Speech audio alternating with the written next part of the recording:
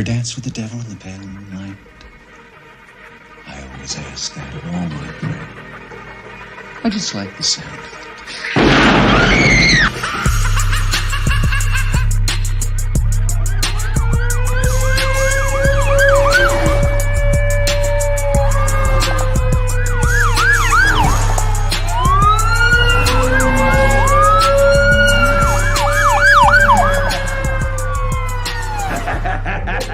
How about it, you creep, you lunatic? What is the deal, Raider Nation? I'm just going live because I can. Because I want to. I choose to. We just left Raider Ben's spot. Hey, shout out to Raider Ben for having us on there, man. Have fun. And I didn't feel like going to bed, so I said, fuck it. Lunatic is about to roam with the ghosts and goblins and the prostitutes and the drug addicts and the homeless people and the retarded people and the midgets and all that good shit. What's up with y'all, man? Hey, I'm up in this motherfucker. I'm tripping tonight. So, matter of fact, let me every good superhero needs some theme music, you know what I mean? So I'm gonna go ahead and throw a little thing on, and then if motherfuckers wanna, you know me, pop up, then pop the fuck up. It's all good, you know what I mean? So let me go ahead and let's play this shit right here, you know what I mean? Shout out to everybody that's in the chat, man. We ain't deep, but we will be deep, and if we ain't deep, we'll be deep up in you. Yes, we will. Welcome to W Balls. Hey, shout out to Michael Guerrero in the house, man. NorCal Raider Jesse. I got y'all up late night with me, huh? Hey, what's up? Close up. Hey, James Walker, what's going on, man? Yeah, we up in here, man. We're going to trip tonight, have fun, talk some shit. Nation Nightmare DSR, man. Salute to you as well. Man, you already know. We just here to fuck around. Fuck it. Why not? Friday night, or is it Saturday morning yet? Nope, it's Friday night. It's still Friday night. So we just gonna just shoot the shit. Motherfuckers want to pull up, they can pull up. The link is in the chat. Man, so we know we got a game on Sunday. You know it's the Raiders versus the Tennessee Titans. Right now it looks like that Josh Jacobs did not travel with the team. They said he's questionable, so he could, like, who knows, fly out there tomorrow. You know what I mean? And if he feels better, I guess it's an illness going on with him. I don't know if it's chlamydia or gonorrhea or, you know what I mean, anything like that. I don't know if it's monkeypox. Who knows? But it's something. It's something. So maybe we'll see more of Zamir White out there running the ball, which I would not be mad at. I would love to see how this young guy can get out there and carry his own. And as far as utilizing his speed as well, I think he has a little more ability over Josh Jacobs running east and west. I remember watching one of the shows that the Raiders put up on YouTube of him mic'd up during the preseason, and where he scored a touchdown. And the thing he said that kind of stuck with me was like, he said, man, I got the ball and was like, oh, a foot race? Oh, I love a foot race. So that's the sign of a motherfucker that like to run. You know what I mean? So let's see if he likes to run on Sunday and get some big yards chunked off against these motherfucking Tennessee Titans. But we're going to find out. Hey, shout out to everybody out there, man. Lord Rachitas, what's going on, man? Top of the, I can't say AM, top of the evening. Fuck it, we'll say the evening. Hey, Graham Cam is in the house, man. Hey, people, everybody pulling up, man. What's the deal? What is the deal? We got Alfredo, man. What is up with it, man? Thank you for pulling up. Like I said, I just felt like going live, man. Now, usually we would do the Dirty Lunatic show on Dirty Raider, but we're not going to do it tonight. We'll do it tomorrow night at 11 on this channel. So y'all be ready for that one. We going in on that shit tomorrow night. But tonight I was on Raider Ben's channel. I'm like, we had fun over there talking shit and watching arguments and shit. So I said, why not go live? Fuck it. Because he was asking me if I was going to go live, and I was like, I wasn't going to, but I'm up. I ain't tired, and I felt like rocking with the nation. So, hey, shout out to Terrence, man. Thank you for pulling up. Wild Wild West. Hey, we got everybody pulling up, man. For real, for real. Man, keep it coming. Keep it coming. But, yes, the game on Sunday looks like we're going to be without Josh Jacobs. Zamir White, like I said, I'm very very intrigued by watching this young man get out there and run this ball. I want to know if that is there going to be a difference, because the way Josh Jacobs was playing this year, man, he's really trying to get that back since he don't have that 5th year on his contract. But it's going to be interesting going up against these Titans. I also want to say on defense, there will be no Perryman. There will be no Renfro. There will be no Trayvon Moehrig. And shit, I think that's about it as far as that's going to be missing from this game. So with Renfro being out, I want to see exactly on game day what is the idea of what does McDaniels and them plan to do moving around the receivers. Are they going to put do you put Adams at slot and throw another receiver out there like Keelan Cole or Tyron Johnson? Put Tyron Johnson in the slot and keep Adams at the 1 and keep Mac Hollins. I think that might be suitable as well.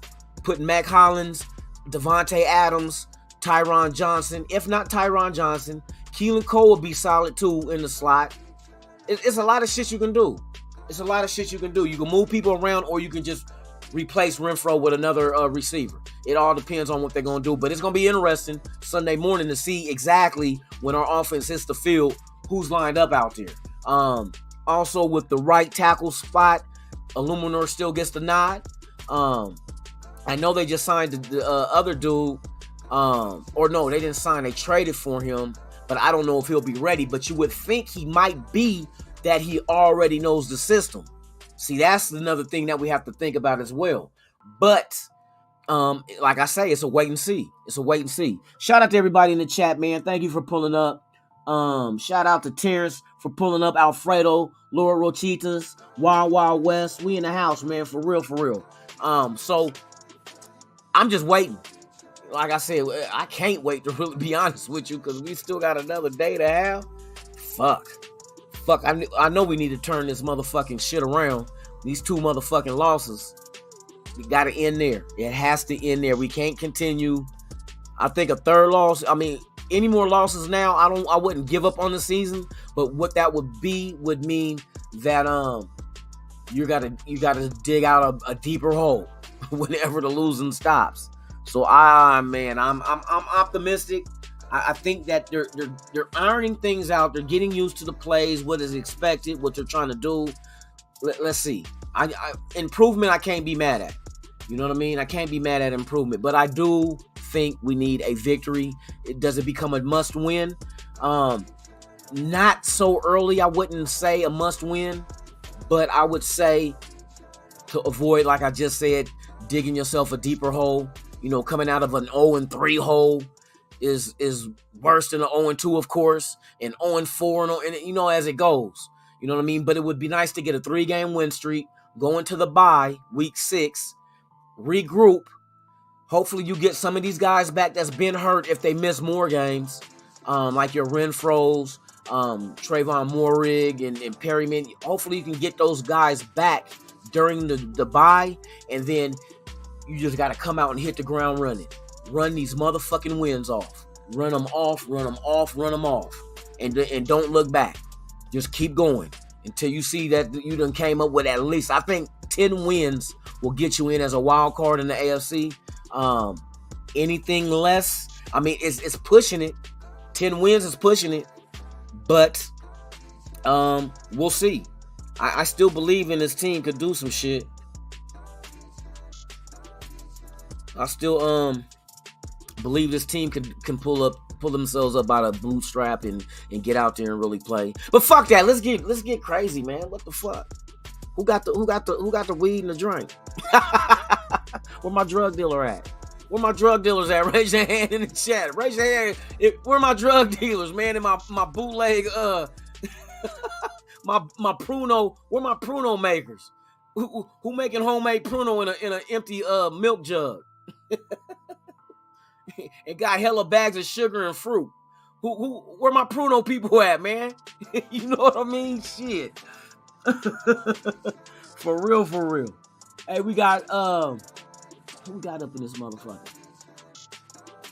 Oh, Derek Carr needs to be a man. Yeah, he does. He needs to step up.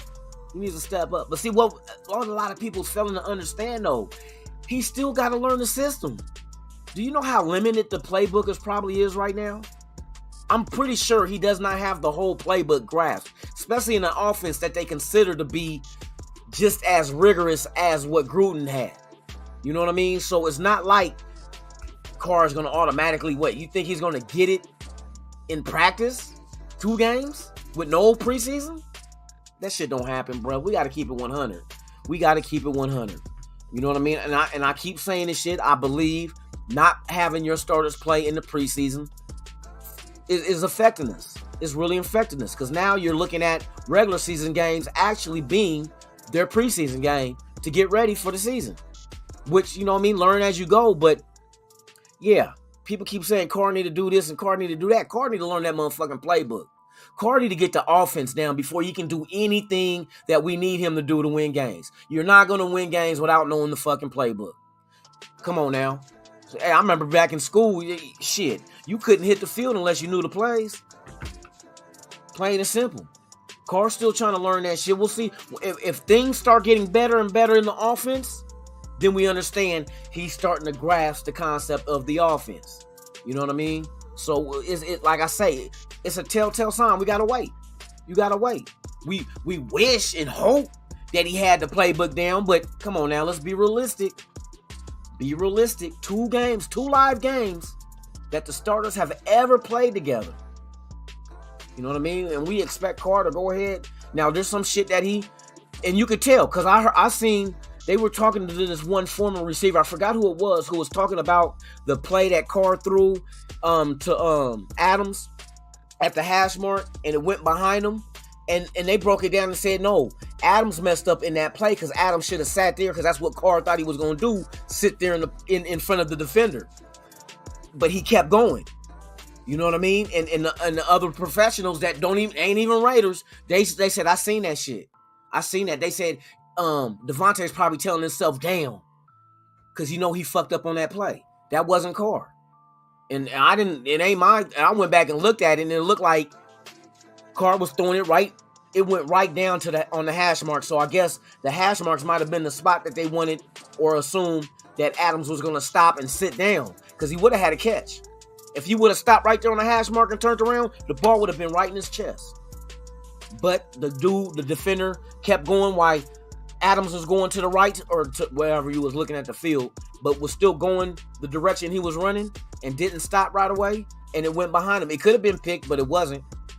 But there's some other things that motherfucking Carr did that he need to clean up as well.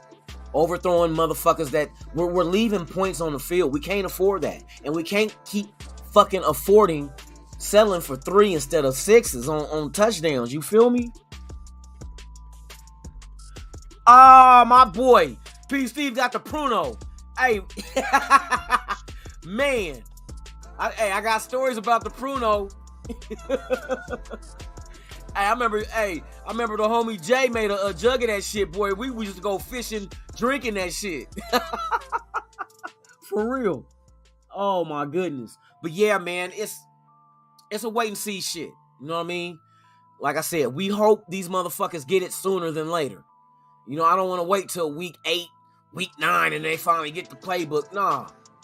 That's why I'm glad that to be honest with you, I'm glad that the bye is coming so soon. After 5 games and we're in the bye, I'm glad. You know what I mean? That's because now you got a whole season pretty much after that you can run these wins off and then go into the bye and also correct everything that happened wrong in the first 5. You know what I mean?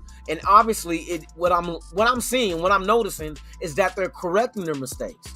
Notice the things that happened in week 1 did not happen in week 2, but a whole new a whole new occurrence of losing a league did. So I'm hoping they learn from that and then carry that to this Sunday where we won't see the same thing that happened in week 1 with the turnovers, the sacks, and the fumbles, and we won't see the same thing as far as losing a big lead like we did against Arizona. I don't expect to see none of that shit happen again. I expect us to go ahead and clean that shit up. And now the offense should be more efficient. I expect them to establish the run because they seen that shit worked. against Arizona, which they did not do against the Chargers. They came out the gate throwing every fucking down. Who the fuck does that? You know what I mean? Not every down. I can understand, like I was hoping, or not hoping, but guessing that what the Raiders should have did in that Charger game, first play of the game, go deep to Devontae. Fuck it. Make that defense, oh shit, we got to play back because these motherfuckers is taking shots. And then you go ahead, and that's when you go ahead and run with motherfucking Josh Jacobs, while the safeties and secondary is going to try to play Devontae and whoever else is out there. Because once we like shooting over the bow, you know what I mean? A warning shot over the bow. Let these motherfuckers know we coming. And these motherfuckers, oh shit, these motherfuckers going deep. We need to go ahead and play back here. And then go and run the ball. On second down, run the ball. See if we get what we get out of it. Hey, maybe that first down bomb might have been complete and bam. We inside the red zone already on one play. Cause I sure the fuck would have did that shit. You know what I mean? That would have opened up a lot of shit too. Cause then if you would have ran second down with Josh Jacobs, just imagine what the play action pass would have did on third down if you needed to go that route. If it was a third and long. You know what I mean? They might be thinking deep, or they know that we ain't gonna run on the third and long, third and short. They might go ahead and try to cheat up. You know what I mean? Cause Josh Jacobs been running like a motherfucker, boy. Hey, somebody been giving that motherfucker a BJ before the games. Cause that motherfucker running like he trying to get back to that mouth. He trying to get back to that wet mouth, boy. Whoever mouth that is that been hitting Josh before the game. Hey, she better travel with the team. But I know he might not play this Sunday. But if he do, he better be on the plane with her coming to Tennessee. Cause that must be some bomb-ass mouth, boy, because that motherfucker running like he trying to get back in that motherfucking. Baby, just sit there and go, oh. Shit. For real. Hey, Raider critique, man, what is the deal? Zamir White gonna be okay, though? No, I got faith in Zamir. Like I said, see, the thing about Zamir, and this is what a lot of people don't understand. A lot of people, they're just looking at the speed difference between Zamir and Josh Jacobs. But you got to understand, what can Zamir use the speed for that Josh Jacobs is not good at doing? To me, Josh Jacobs is not good at going east and west, but he's damn good going north and south. You know what I mean? He's damn good at going straight ahead. But Zamir, he has that speed. We're going east and west. That's his thing. Because like I was saying, I was watching he was mic'd up in the preseason, Zamir White was, and when he got that touchdown where he outrun dude to the corner of the end zone, he said, man, when I got the ball and they flipped it to me and I was going outside, I'm like, oh, there was only one dude. I'm like, oh, a foot race. He said, I love a foot race. That tells me he enjoys running fast and outrunning anybody. So east and west, perfect for Zamir. That's another added wrinkle to this offense in the run game as far as being able to do, because he can go north and south as well. Don't get it twisted. Zamir White is not one-dimensional and just, he's just a fast running back. No. He's a hard runner. His yards after contact are good as well. So to see him get a full load and actually get going, because they only use him scarcely in the other games, not coming out there and running a lot, because that was Josh Jacobs' duty. But now that Josh Jacobs might not be playing, the more reps he get, I see Zeus as the kind of dude as the more he goes, the stronger he gets. He just seems like that to me. He seems like the more he gets comfortable, the more he gets in the rhythm, the more dangerous he becomes. You know what I mean? And now teams are going to have to pay attention to him running the ball, not just sideline to sideline, but end zone to end zone as well, because he does have that speed. And that also, once he gets past the second level, he gets past some linebackers, bye-bye. I don't think these motherfuckers is going to catch him. For real. And I think once he breaks out, because he did it a few times at Georgia. When he broke out, he broke out. He was gone. I was like, and it don't even look like he runs hard. So you could tell a sprinter. Sprinters make it look so easy, like they not really running hard. They got the nice smooth strides. The speed is consistent. You know what I mean? And that's how he runs. When I seen him watch his tape at Georgia, he runs just like that. When he gets through, it's just smooth to him. You know what I mean? So I wonder if there's even an extra gear to go into after that, because he runs so smooth, it doesn't even look like he's running hard. So it's going to be fun to watch this shit on Sunday. I tell you that much. For real.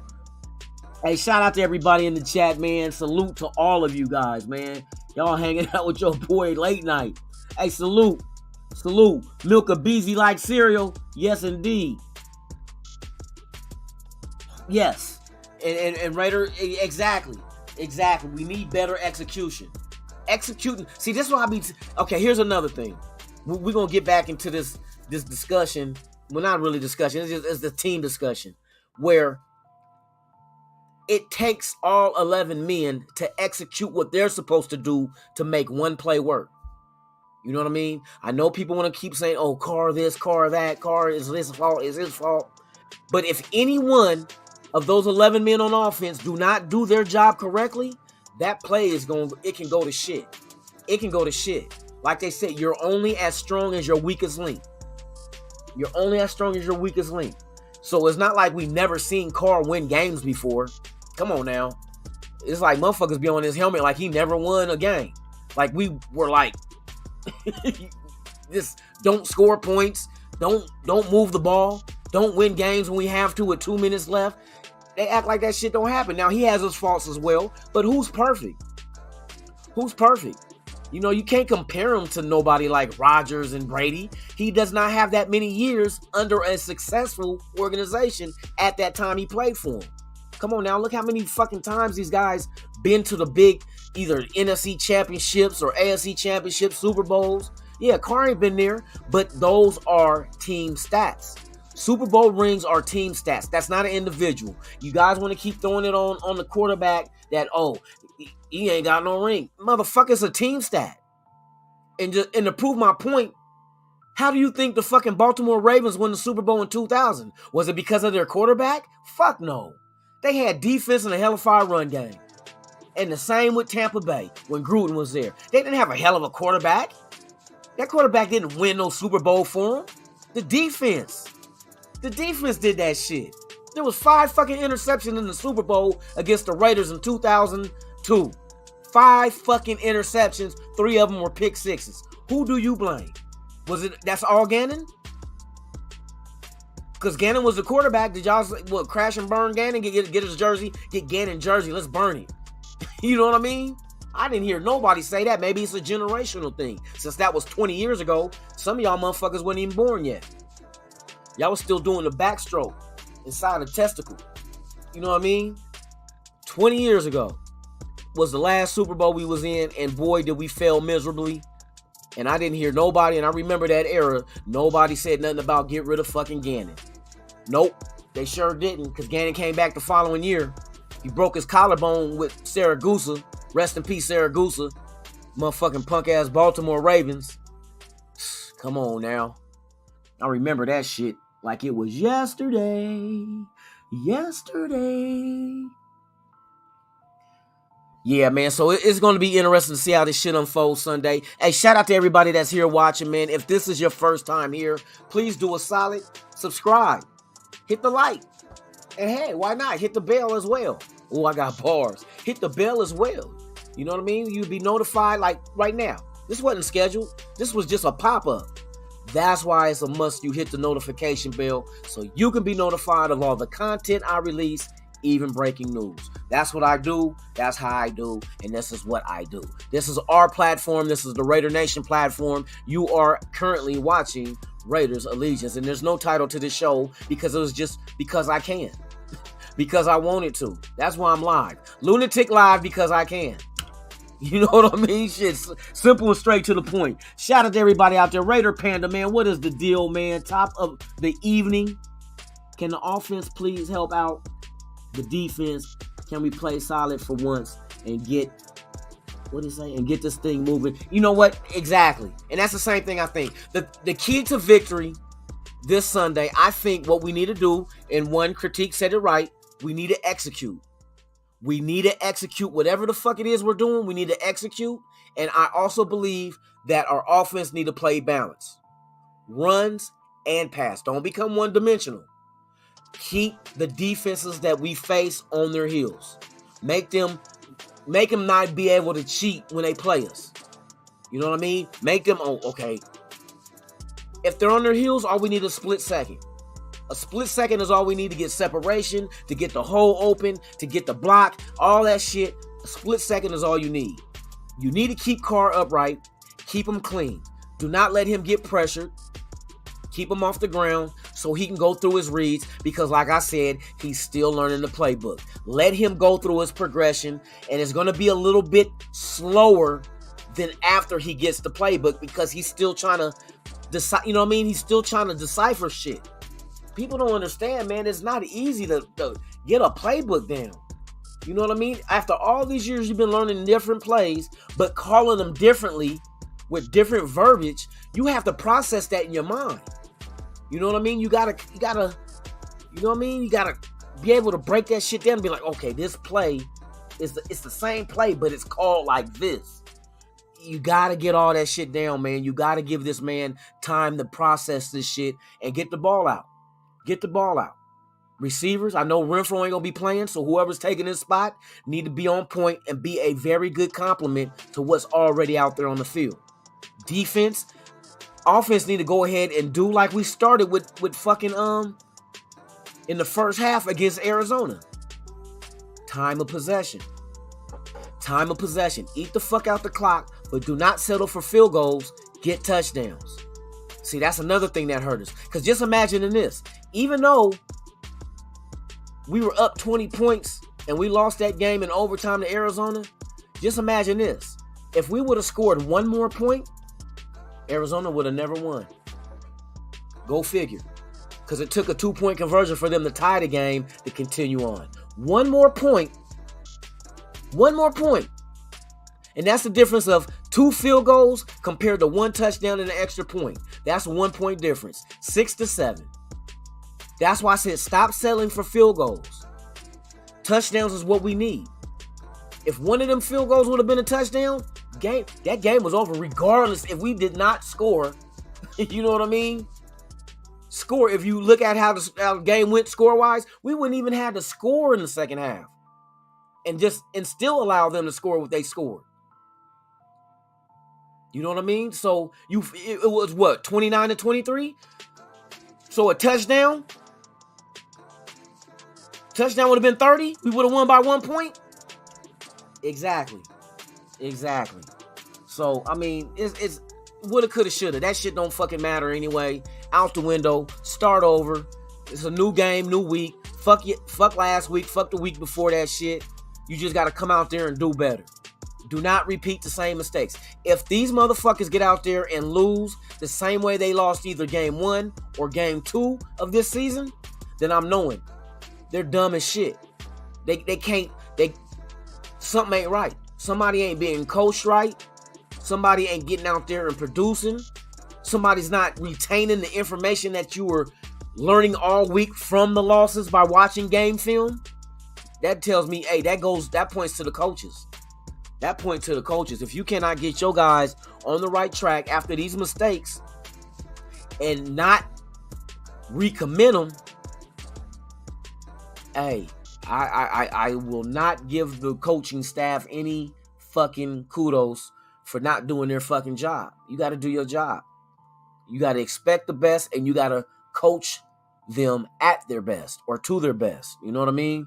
Shout out to everybody out there in the chat, man. Raider Joe's in the house, man. Top of the evening. Got Alfredo in the house. Raider Panda, of course.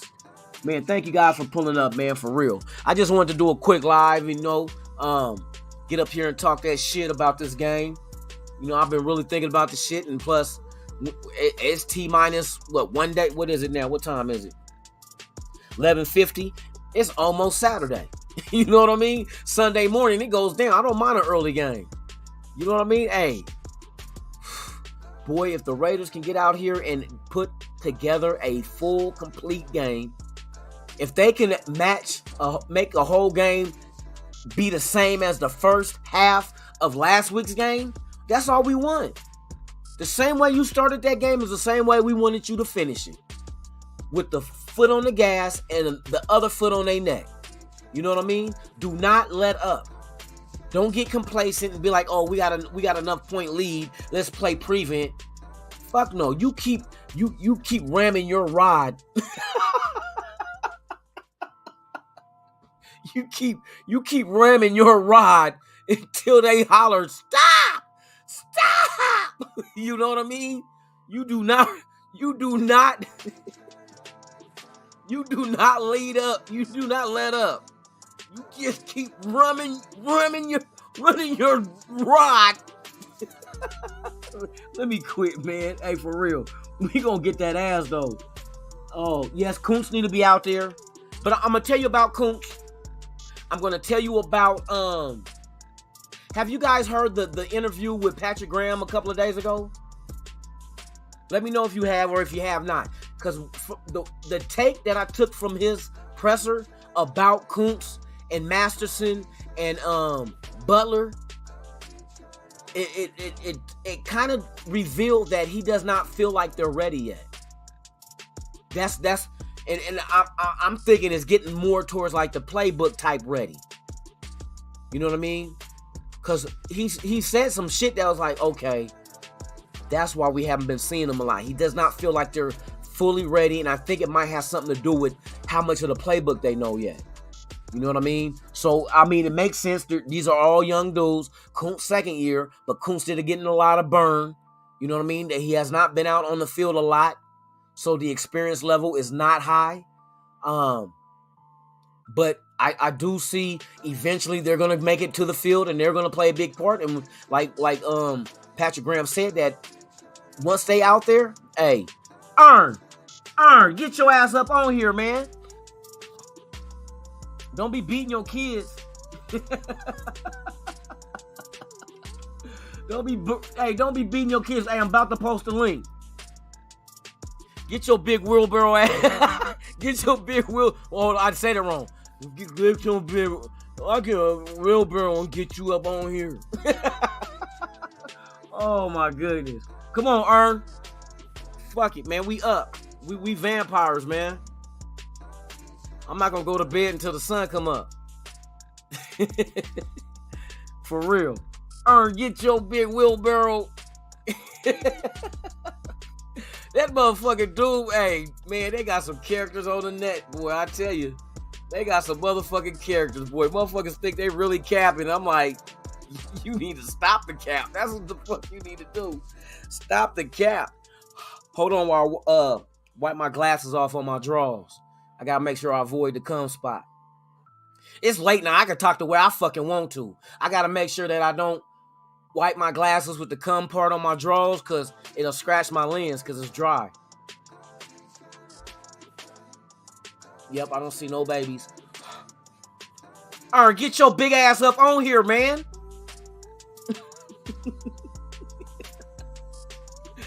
Hey, get on here and blow one. Alright, where your big ass at, man?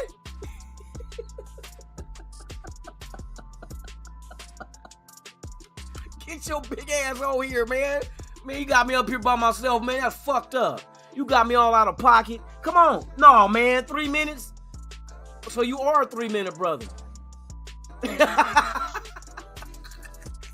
Damn, 3 minutes? Fuck.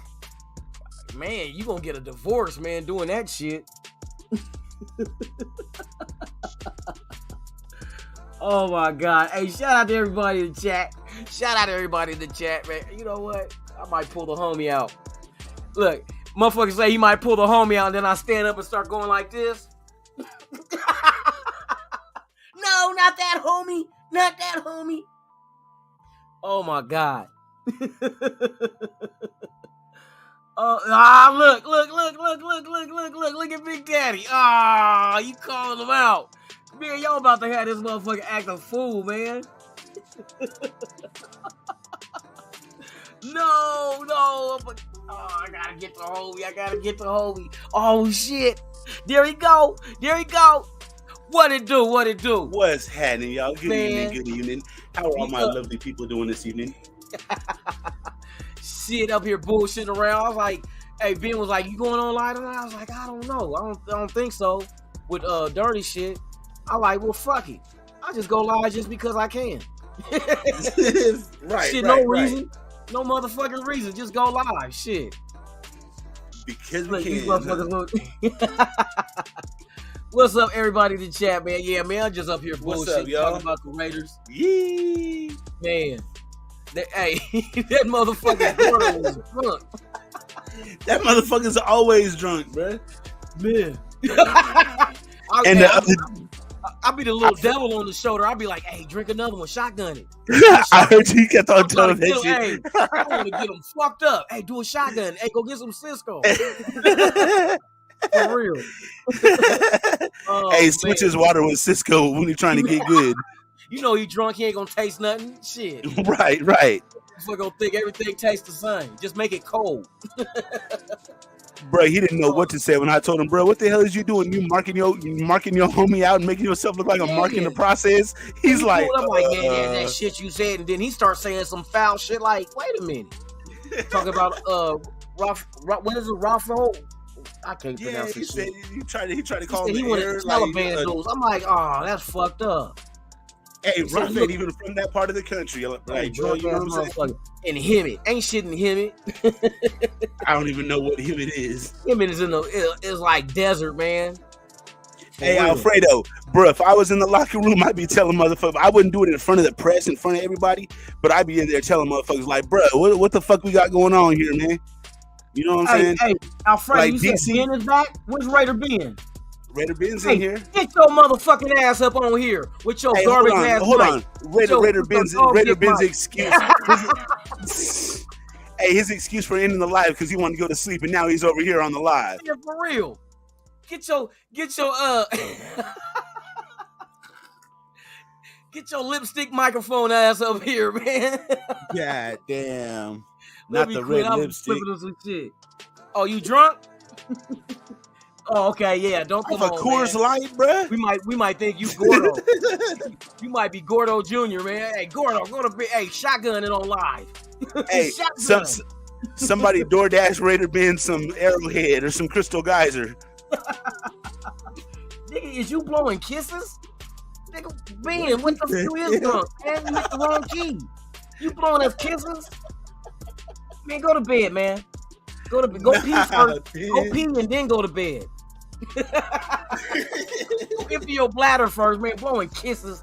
You stop, man. I'm blushing. And whatever you do, Ben, after you fall asleep, bro, if you got to go pee really, really bad, don't do it. Pinch yourself first. Get you a sandwich bag and a rubber band. You tie it around your tallywhacker, man, for real. You can pee all you want. I've never heard that shit. Hey, but don't do it too tight because you'll wake up and the tip of your dick be blue. It'll be numb. It'll be like your leg went to sleep. You be sitting there thumping your dick head. Man, wake up. Wake up, man. You alive? Hey, poking it with a stick like, do something. You ain't like do something. Motherfucker blue. Motherfucker need, hey. Oh, my God. Poor little dick. Nigga got blue balls. Hold on, tink tink. Oh yeah. Hey. Oh shit. Oh my good.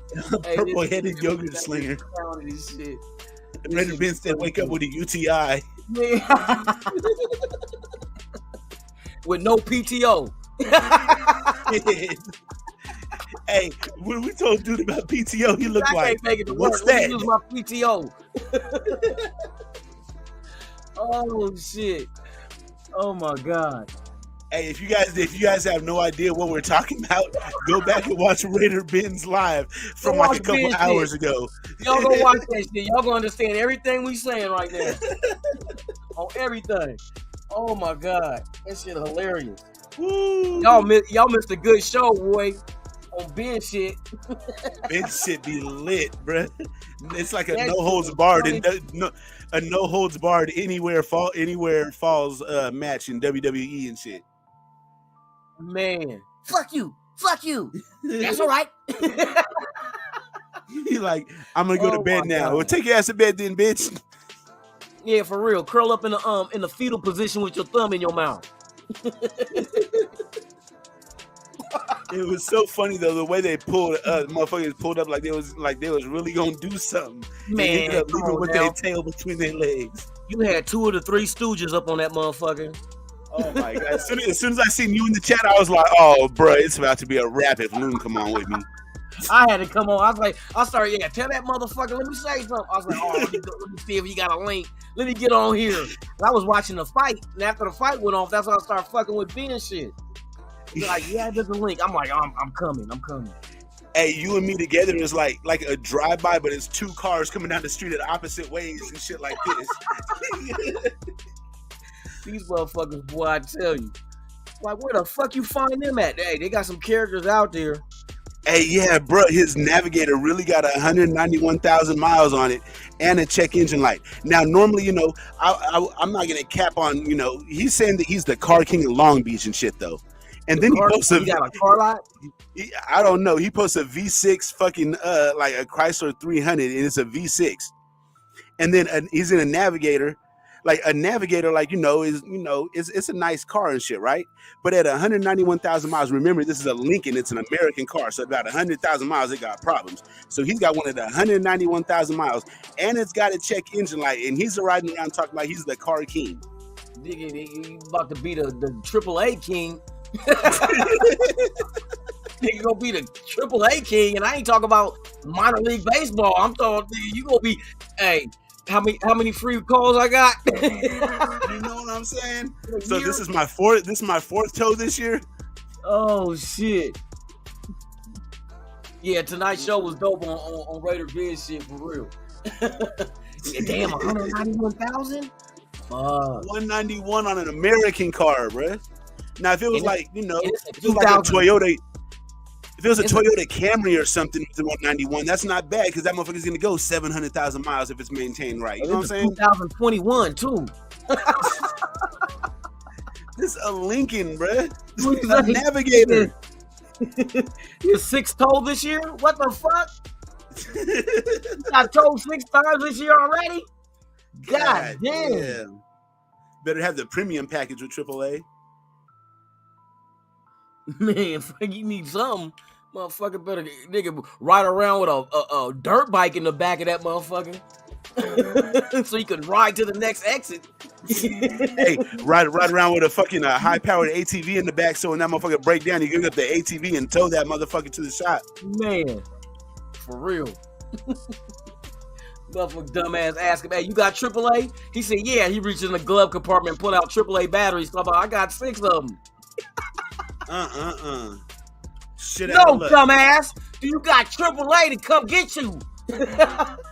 If not, it's gonna cost you a couple of hundred. I got 6 AAA batteries right here. Nigga, what the fuck you gonna do with that?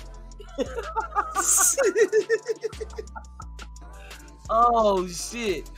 Oh, hey, that motherfucker slow as molasses in January, boy. That oh my god. Wow. Hey, you should see how that motherfucker be talking to his kids on the internet, though. Like, he took his kids with him on a live to go to Walmart to go buy a new controller for his Xbox or whatever. And his daughter's screaming in the background talking about she wants some Cheetos. And he's telling his wife, tell her to shut up. This shit's embarrassing me. Wow. I was like, whoa. So that shit embarrassing.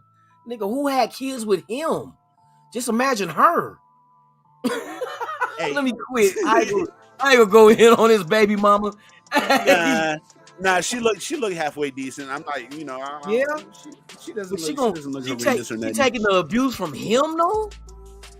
Him? And I ain't talking about crazy. I ain't talking about the male enhancement hymns. Not that kind of abuse. Him. Shit. Damn. He must handcuff her at night in the basement.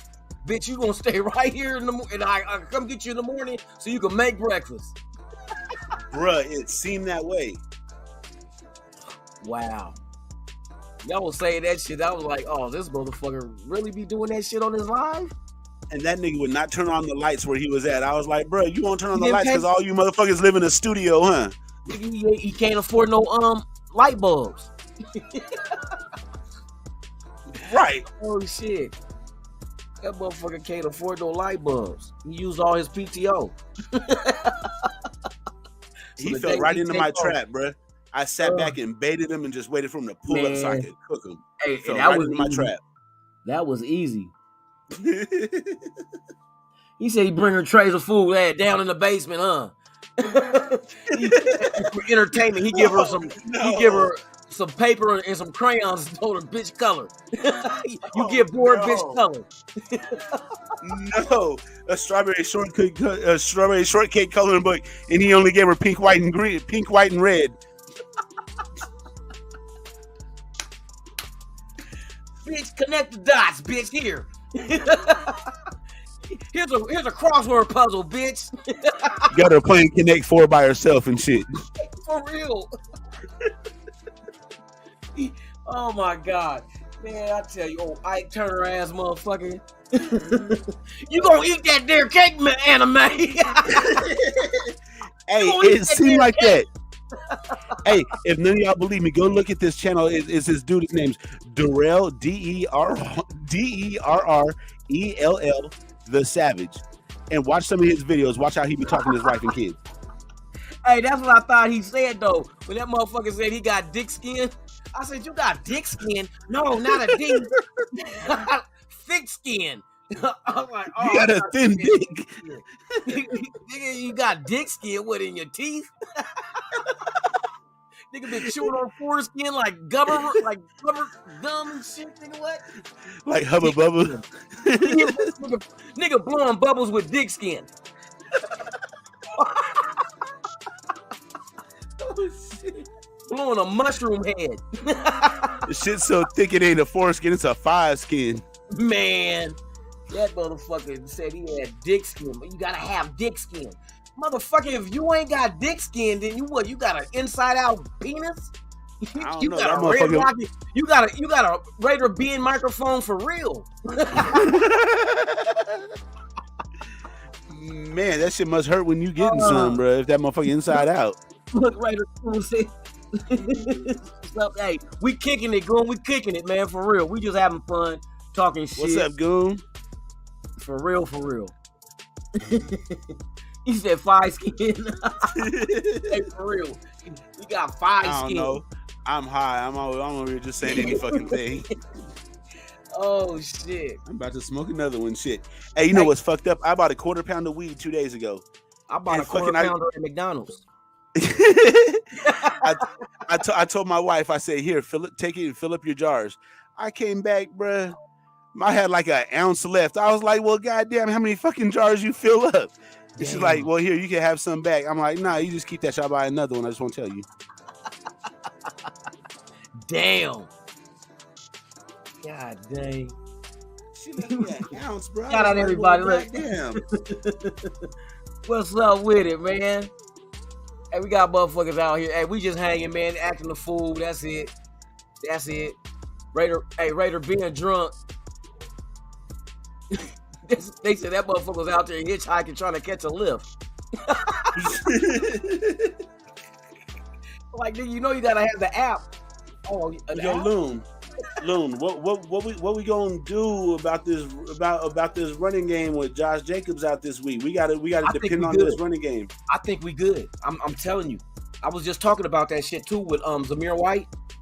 One thing about Zamir White that I like about him that's better than Josh Jacobs, when he runs east and west because of his speed.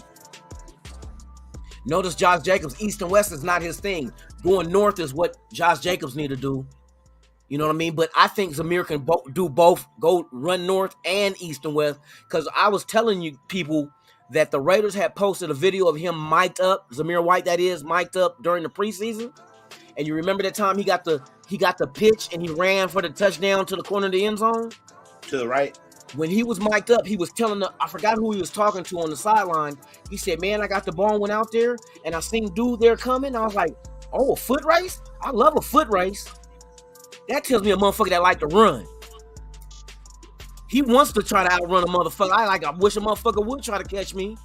That's the way he was talking, like, okay. My question becomes, now we can see what needs to be done, but this coaching staff, they tend to rely on their guys.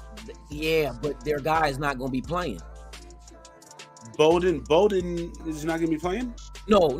Oh, them? No, it ain't going to be Bolden. That's what I'm saying. I hope they don't stick Bolden back there, bro. That sounds like some shit this regime would do, though. But you got to remember, their guy is also Zamir White. They traded up to get him in the 4th round. You don't trade up for no reason. You trade up to go get what you have your eye on. Like, we getting him. Okay, that's so valid. I hear you on that. Exactly. And why not? Let him get his burn. Let him show what he can do. If it don't work, then throw Bolton out there if he struggles. You think my youngster Britton Brown gets some burn? And if you do, how much? I don't think a whole lot, to be honest. So what about 6 snaps? Shit, he might not. He'll probably will be active since Josh ain't there. They're gonna have to probably activate him. But I don't. To be honest with you, I don't see him getting. If you're gonna use Abdullah and Bolton and Zamir White, what room is for Britton Brown? I think Britton Brown is more focused for next year. I think the tandem next year is gonna be this, because Bolton right now is Bolton, Zamir White, and Britton Brown are the only ones under contract next year as well. Bolton, I don't know what the guaranteed money on his contract is. Is he getting it all this year? And next year, if you cut him, you take no hit? Because I think what they're doing, they're trying to have Zamir White, Britton Brown, and don't forget about Sasir McCormick that they stashed away on IR. That's their three. That's the 3 that they're going with. That's going to be their 3 running backs. 3 young motherfuckers. If Josh balls out, that they're going to keep him around? Who? If Josh balls out, that they won't keep him around this year? It depends on the money. Are they willing to pay the money that it's going to cost to keep him? Because you know there's going to be other suitors. What kind of number you think we're looking at to keep him? Bro, I think it might be around the same number that if we would have picked up the 5th-year option, 10 mil. Because if he continues, if he can stay healthy and run like he's been running, he's going to have a bomb-ass year this year. Are they going to... The problem... I don't think the problem is him. I think the problem is them. They're not giving him the damn ball. Fucking Josh McDowell's and them. Who, Josh Jacobs? Josh McDowell's the coach. Josh McDonald's, whatever the fuck. McDowell's? Nigga from Coming to America? So close. Right. My sandwich is just like McDonald's. It's 2 all beef patties, special sauce, and lettuce, cheese. But my buns have no seeds. Oh my god, his buns ain't got no seeds. Oh shit, that was stupid, man. But I think Josh McDowell's. What is Tennessee's defense look like against the run this year so far? When they played the Bills, did the Bills run all over them? Shit, I don't know. I'm not even gonna lie. I didn't really watch the game like that. I watched parts of it. I don't be doing that shit either, man. I'm about to look that shit up though right now. I'm just curious because if they got in their ass on the ground, I'm gonna look at the last 2 games for Tennessee. If they can't stop the run, it's gonna be a long day for them. Alexa, how does Tennessee Titans defense rank against the run this year? This might answer your question. The Titans are currently the 5th worst defensive team in the NFL. They are averaging 31 points allowed per game and 404 yards allowed per game, with 1 defensive interception and 6 sacks. Boy, the 5th worst defense, and they allow 31 points a game. But they got 6 sacks. That's 3 over each game. I mean, it don't sound like a lot, but it's more than what we're doing. Yeah. We only got 1. Right. And we all knew where that sack was going to come from, too. We all knew it was going to be Max. Man, you already know. And that was the only tackle for loss, too, against Kyler Murray. I was looking at the stats. I was like, oh, the defense ain't doing too great, man. The pressure there ain't no pressure. I mean, of course, Max Crosby does his thing, but, man, when he's getting double teamed like he is, what the fuck Chandler Jones doing? How come we're not rotating with Chandler Jones over there? No Malcolm Coons. I mean, is he that bad where they want to hide him and keep him off the field? No, he's not that fucking bad. No, I don't think it's that, because after watching Patrick Graham or listening to Patrick Graham's interview a couple of days ago, they had asked him about Kuntz Masterson and Darius Butler, and the way he made it sound like was he does not think they're ready yet. And I think it's playbook wise. That's the thing I'm hearing. He said, but when they get out there, they'll be ready. That's what he said. What do good coaches do when a player's not ready and they need them? They need them right away. They simplify that fucking playbook for him so they can pick it up on the go. Yeah, but why would you only simplify it for one player when you got another 10 out there that know it? You know what I mean? Why are you going to hamper them because of one guy? I mean, I hear that logic. Yeah. You know what I mean? I understand where you're coming from, because none of them guys had enough snaps as far as, I'll say as far as career-wise, even though this is second year for Kuntz. Kuntz ain't got a lot of burn out there. He ain't got a lot of snaps. You know what I mean? And then to come in and try to learn a playbook that he's not really a veteran yet. And on top of that, he's probably never even played in this fucking kind of complicated system that Graham's going to run. So, and you figure even in the preseason, you're vanilla as fuck. The playbook ain't even being, you know what I mean? It's just line up and go. In the second page, you're not even opening in the second page. You just running basic shit. So I mean, because like I said, right now he said they're learning, we're working their way. He said, but once they get out there on the field, they will be ready. So they're gonna make sure that they're ready when they are out there. What up, Raiders? I understand it because you got two undrafteds in the second year, dude. That you know me and Bauer. But yeah, those two young dudes, shit, they gotta be coached up, man. I don't think they're ready. It's just it is what it is. You know how rookies are. Rookies gonna make their mistakes. That's the only way they gonna learn. You gotta let the motherfuckers turn their hand on the stove. Does it even sound like this coaching staff is like shooting for a big playoff push this year? It sounds like we're doing a lot of rebuilding type of thing. Not rebuilding, but like reloading type of shit. It was reloaded. It was reloaded. Would you call this a full-blown reload? No, because you kept the same players here that were captains last year, and you gave them extensions. And then you brought in veterans, Adams, Chandler Jones. You brought in solid veterans that's been around the game and been successful at their positions. So it ain't like it's a bunch of rookies and, you know what I mean, first-round picks. So that brings me to my next question. So why are we out here experimenting and shit during the regular fucking season if this isn't a fucking reload? Because these motherfuckers didn't do it in the preseason because they are scared of injury.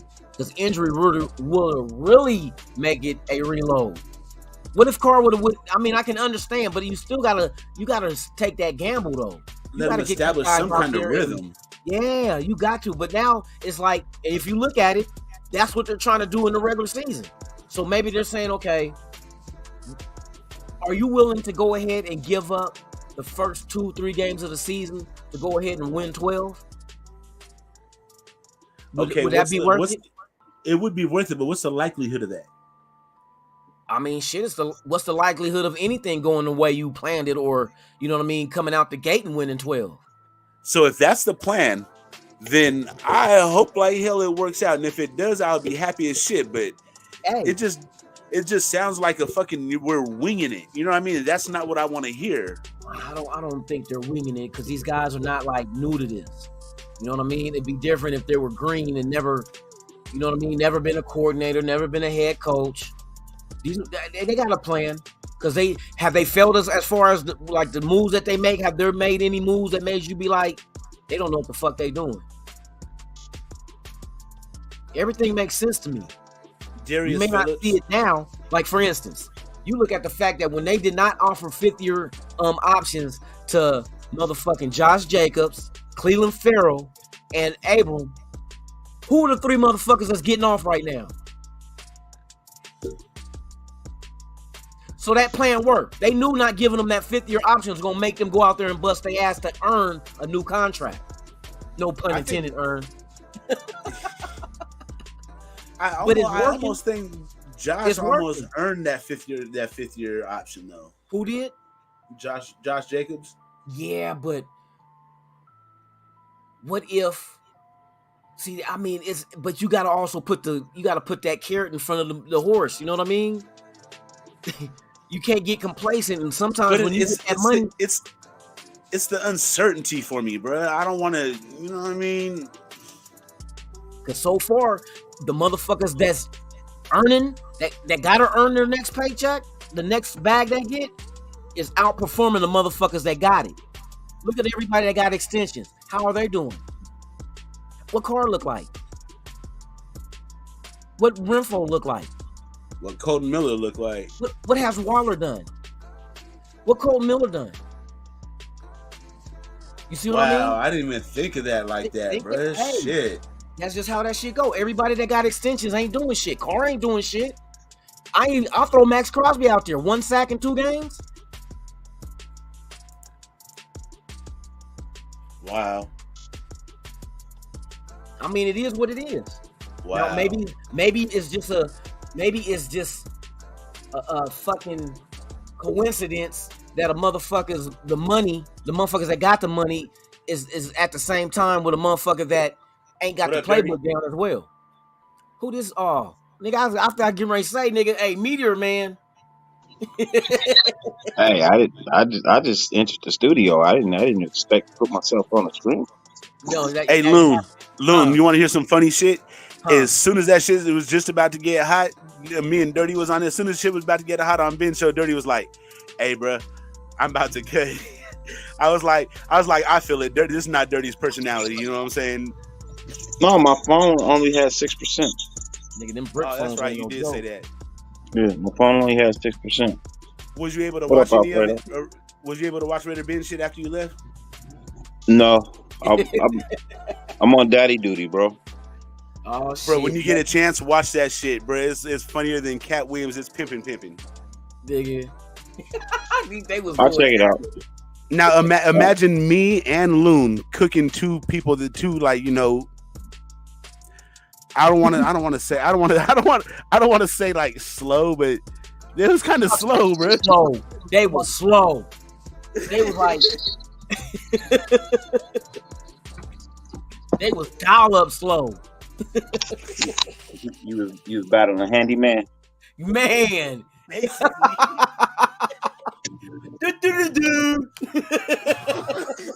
Handyman and J5.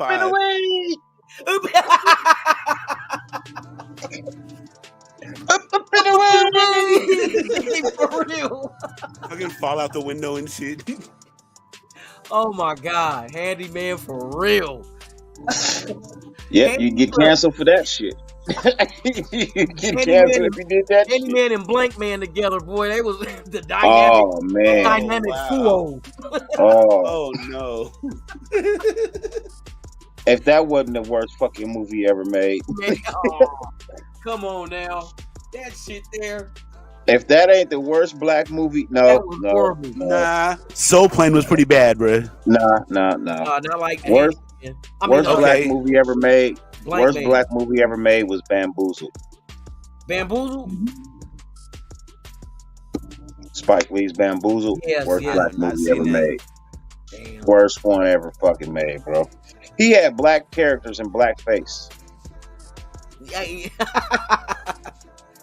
But I think he was telling like a story, wasn't it? Like a historical story behind that? I don't give a shit. You got black people in blackface. That was an actual thing back in the day, Dirty. I don't care. Black people in blackface? Yeah.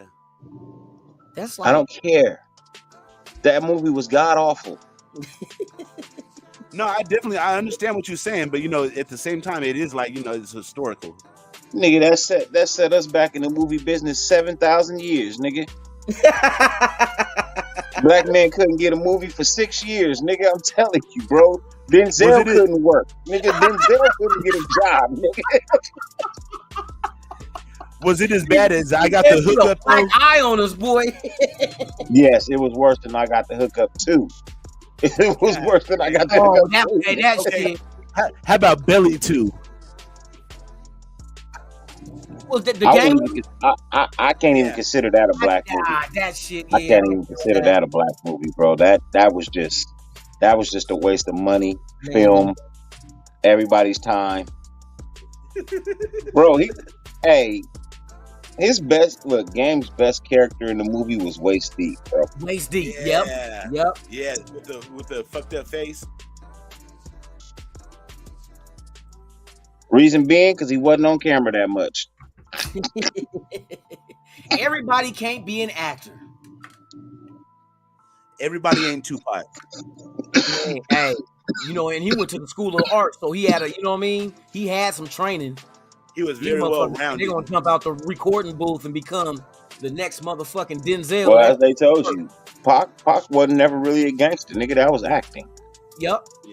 Because they said after he did Juice, that's when everything changed for him. And it was he he was was so fucking good at it. He was Yeah. so good at that shit. Everybody You believed gotta that get was into him. your character. A lot of actors say some of these dark characters they play, it really like kind of turns them dark. Because if they get submerged in that character, they gotta really be that character.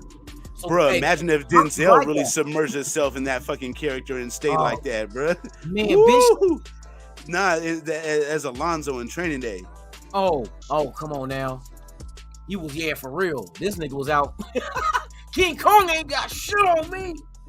Bruh, See, and that's the thing about Denzel, bro. He have so many characters to play, bro. He can't get immersed in just one. Nope. See, some of these other people can't come out of a character because they never get another fucking movie anyway. Or they get typecast where they always play the same character. Or Johnny Depp has always played dark roles. Johnny Depp has never been a real comedian type person. You know, it was shocking that anything in the Pirates of the Caribbean was funny because he's not a comedian. Well, you know, he didn't write his motherfucking script. Nah, they say that he freestyled most of that script though. Yeah. Shit, that But weirdo shit is funny. He on that weird shit, yeah. Edward Scissorhands, Willy Wonka, all that shit. He fit to a T doing that shit though. Yo, shit, Edward Scissorhands was actually a good movie. Yeah, but I mean, he's good at playing those kind of parts though. But he was weird on 21 Jump Street. Oh yeah. Yo, what was the other one where he played like the fucking Jack the Ripper dude in motherfucking England, London? Yeah. He played a good ass part in that shit. I forget the name of the movie though. Sherlock Holmes. That Sherlock Holmes? No, that's the new Sherlock Holmes. Okay. Oh, you talking about? What up, Mike G? What's good with you? What up, Mike Jeezy? West, y'all. I ain't here for long, man. I just figured I'd pop in since it's the Dirty Lunatic show. I figured I should at least show up. No, this wasn't a Dirty Lunatic show. This was just a pop-up. I know, but it's Friday night. Yeah. So, yeah. This is the after party. Yeah, hey, for real, this is the after party. That's fine. It's still Friday night. It's still the Dirty Lunatic show. Hours. So, yeah, that's what I'm going to call it. The after hours at Ray's Boom Boom Room. Ray's Boom Boom Room. Ray's Boom Boom Room. Hey, bro, you got to make you a motherfucking a backdrop for your shit to say Ray Boom Boom Room, bro. Man. This is Ray's Boom Boom Room. Shut the fuck up. Get that Worcestershire sauce, boy. Oh, shit. Hell motherfucking yeah. Ain't nobody trying to hear that bullshit, Ray. Oh, shut up, Claude. You always trying to ruin something. Yeah, Claude always want to ruin something. And then dude burst in. You New York City, stop with all that damn noise. Goon, my dude, what's good, man? Salute. Yes, indeed. Oh, wouldn't be a boom boom room without some dice poker.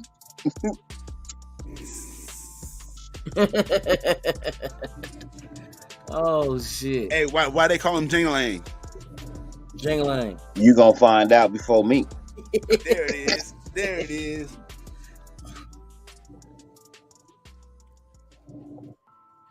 Jingling, what I tell you about pitching Woo on the job, boy? Hey, what was the other one where Eddie Murphy when he was reading people's mail and shit? He's like, hey, so yeah, your dog died and your mom died and your auntie died. Yeah, she died in a hurricane and your sister died.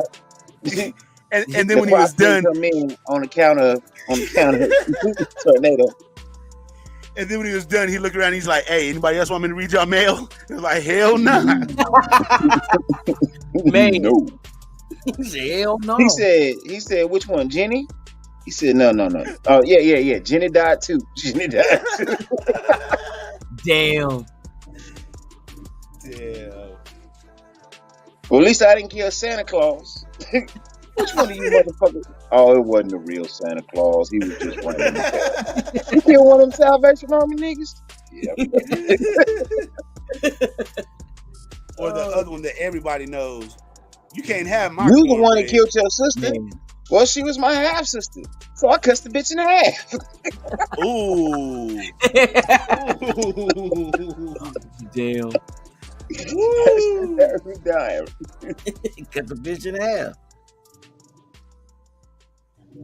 So what? You the one that skinned your landlady and wore her as a coat. Nigga said what? Say some crazy shit up. Hey, you know how many times it took me to see that movie before I realized that was Rick James in the beginning? How many times you Rick had to watch? James in the beginning of what? Life? Nigga, Rick James is the nigga holding the dude. He's the dude that they owed money. Remember the one that sent him down south? That's Rick James. That ain't no motherfucking Rick James. You a damn lie. That's Rick James. Nigga, that ain't no goddamn Rick James. How much one? I'll bet you a Woodson jersey. Oh No, shit. nigga. Shit. Here's the bet, nigga. You bring me a quarter next time you come to LA. Okay, opposed to what? What are you gonna give me if I'm right? I'm about to pull the shit up right now and share. I'll give you a quarter. Quarter for a quarter. Okay. Ounce, not pound. Ounce. Pound, not pound. Ounce, nigga, not pound. Nigga. This nigga said Rick James was in motherfucker. What? No. He's what is the dude that sent them down south? Nigga, that you gonna tell me that the nigga that sent him down south was Rick James? Yes. The nigga that owned the club? Yes. Oh, Nigga, that couldn't have been no Rick James. I seen the movie 15 times. Spanky wasn't no Rick James. Spanky Johnson. shit. Yes, he was. It's in his discography. Spanky Johnson was That was Rick James. that was Rick James? Yes. Hold on, I'm gonna try to share Rick this screen James. for you. Cold blooded. I'm looking. Yes, indeed. I'm looking at it right now. I didn't even know that shit. Spanky in life was Rick James. What? Hold on, we gonna see. Here Nigga, that don't even look like Rick James. Here we go, right here. He put some makeup on? Look, right here on the right side. Oh, it's not even showing it, huh? This. Yep. That's what I was looking at. Right there on the right side. Let's see. Let me get a better look. It's the second from the bottom on the right. Rick James as Spanky. Wow. I can't see it. I'm on my phone, but damn, really? I told you it took me a hella times to see that movie. It took me a hella times to see that movie before I realized that was Rick James. Man, what Rick James was that? That was Rick James with normal looking hair and without all the the rock star shit. I got. Hey, hold on. I'm about to pull this motherfucker up real quick. Can I get a picture? We gonna watch the scene. Man, If I can get it in and get it off real quick. but what that say about you, Ray? Huh? What that say about you? Nigga, please. Spanky, man, you know how it is, man. You know what's on the street. Nigga, please. I spared no expense on your ass, Ray. Look, that's Rick James. Watch. Right. That's not nice. You're right. What do you think they're gonna do? That addition. Over $10.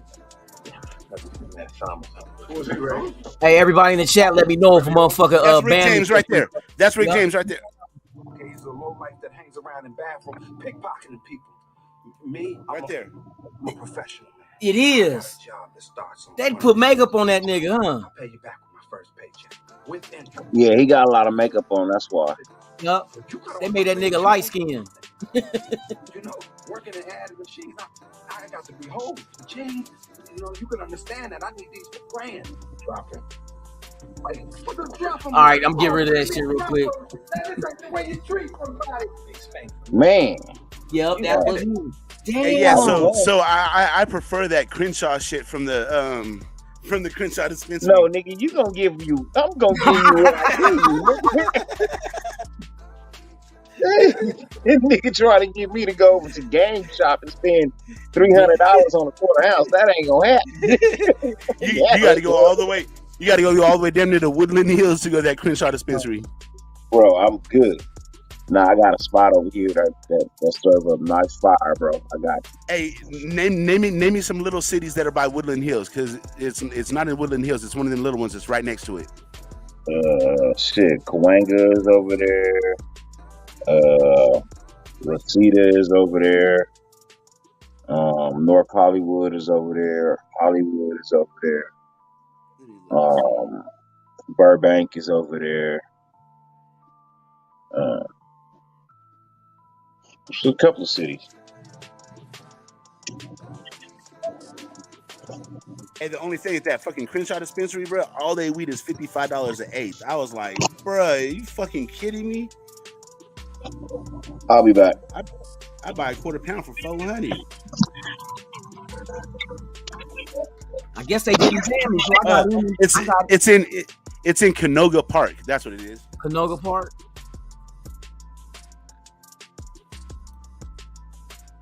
Nigga, your shit froze. Nigga, your shit froze. Ern froze. Look, this nigga either he froze or he went to sleep. Am I back now? Yep, you back now. You was asleep. Right. You fell asleep on the plane. You got narcolepsy? Hey, what was that movie where dude was dating a chick that had narcolepsy and he had to like tie her head up and shit to keep her head up? I'm telling you, that's real shit. I met somebody that had that shit. Are you serious? At my old job, I used to work for Kelly Moore on San Pablo in Albany, and this black dude come in there and he would sit there and he was talk, and I guess he was trying to get a refund. And next thing you know, that nigga starts snoring. I'm like, what the fuck? And then you couldn't wake him up or nothing. Then all of a sudden he'll wake up and be like, yeah, I got narcolepsy, so you know what I mean? Sorry for it. I'm like, this motherfucker really got that shit. Swear to God, he fell asleep on me like 3 times talking to him. Oh my God. He was trying to Loro get some. Cheetahs. It's called the Marathon Dispensary. The Marathon Dispensary? So what they did is, remember how when Nipsey got killed in front of the shop, they had the Crenshaw store right there, or the Marathon store right there, and then that whole plaza got shut down. They moved the Marathon store over to Melrose, like over there, like kind of by Beverly Hills, and then they opened a Marathon Dispensary out there in Canoga Park, because that was like Nip's dream or whatever to own a dispensary. So his brother did that for him. Okay. Yeah, it's quite a drive if you're gonna go over there, bro. But it's some fire ass weed. They got some shit called. I think I still got the bag because this shit was so fire. This shit right here, bro. Look at this shit, Loon. What's that one? This was a motherfucker. Blue bubblegum gelato. Was it good? It was fire. It was from the Marathon. That one was from the Marathon Dispensary. Oh, okay. Let's see if it has a price on this motherfucker. I think it was like $55 an eighth. It don't have a price. If it do, I can't see it with my blind ass. I need to make an eye doctor appointment, bro. I can't see shit close up that good no more. Yeah, but it was fire as fuck.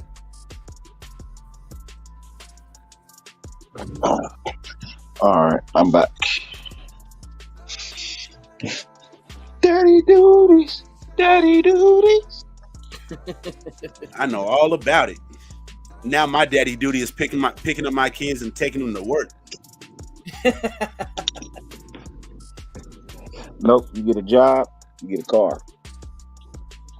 For some reason, my kids don't want to fuck. They have no interest in driving. I'm like, you got me fucked up. Somebody got to learn to drive but me. I'm not going to be doing this, picking up mama at 2:00 in the morning shit forever. My Make them 22-year-old like that, brother. make them get Uber. Nah, I put Get I you put an X on that, nigga. That shit expensive, nigga. shit. If they going to work, nigga, they let them pay for their own shit. Right. Well, this nigga ain't going to Sure. work. Oh well. This nigga Ubering to the gym. I don't think so. No. And your mama pay your gym membership, nigga. Nah.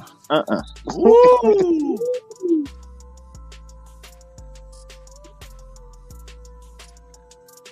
I've been to a couple of these shops, bro, but I ain't bought nothing out of them because they got tax on them. Yep. You know what Have I you mean? been to any downtown LA? Yep, I've been in and out, There's one bro. called. I'm not paying the tax, bro. Is it called For Best what? Buds or something like that? My nephew works security there. I'm just saying, why would I pay the tax It's when there's bro, you spots get right better here by my deals. house with the same herb with no tax on it? You Man. get better deals if you go through your homies on the streets, bro. For real, I buy a You quarter ain't pound for lying. $400. Bro, I deal with a shop that don't have tax. They pay the See, tax for you. I remember I bought an ounce of fucking oil, Yeah, MedMen, that's what it is. and them Sorry, go motherfuckers ahead. hit the tax alone was what. Not an ounce, but Bro, a gram. That bro, shit I hit went into one of these spots, $75. bro. I went to a spot to pick up a $40 eighth, nigga. When I got to the counter, it was $93. See, yeah, How, that's it. Sway? What was it before the Exactly. tax? What was the What? tax? That's bro. That's like 100. Bro, that's like 105% tax. Oh no. That's why I will not go to these places that have tax, bro. This is one place I ran into because I was in the area and I was out of herb and I was about 45 miles from my house. I went in there and they had all their tax was labeled. You know what I mean? What each one was and what the tax would be. And they had some 21%, they had some 2%, 3%, 7% tax, like different, you know what I mean? But they also had the THC counts on each package. Damn. So it was kind of cool. I got a $25 eighth for like $23 because I was a first time member, so I had a 15% discount. What percent was the THC on it? 73. 73% THC on bud, or are you talking about on a vape? No, on a bud. Wait, hold on. 73% THC on a bud. Mm-hmm. So it's more THC than it is bud. Don't know how that works, but it was fire, my nigga. Listen, 73%, bro. 73%. I don't know how much. That means it was 20. It was 27% weed, 27% bud. That's a lot of THC, bro. Bro, it was a heavy weed, bro. I would bullshit you not. Motherfucker was heavy, bro. It was heavy. That sounds like some $100 eighth shit, bro. It was heavy. It was maybe it wasn't 70. Maybe it was. I don't even. Hold on.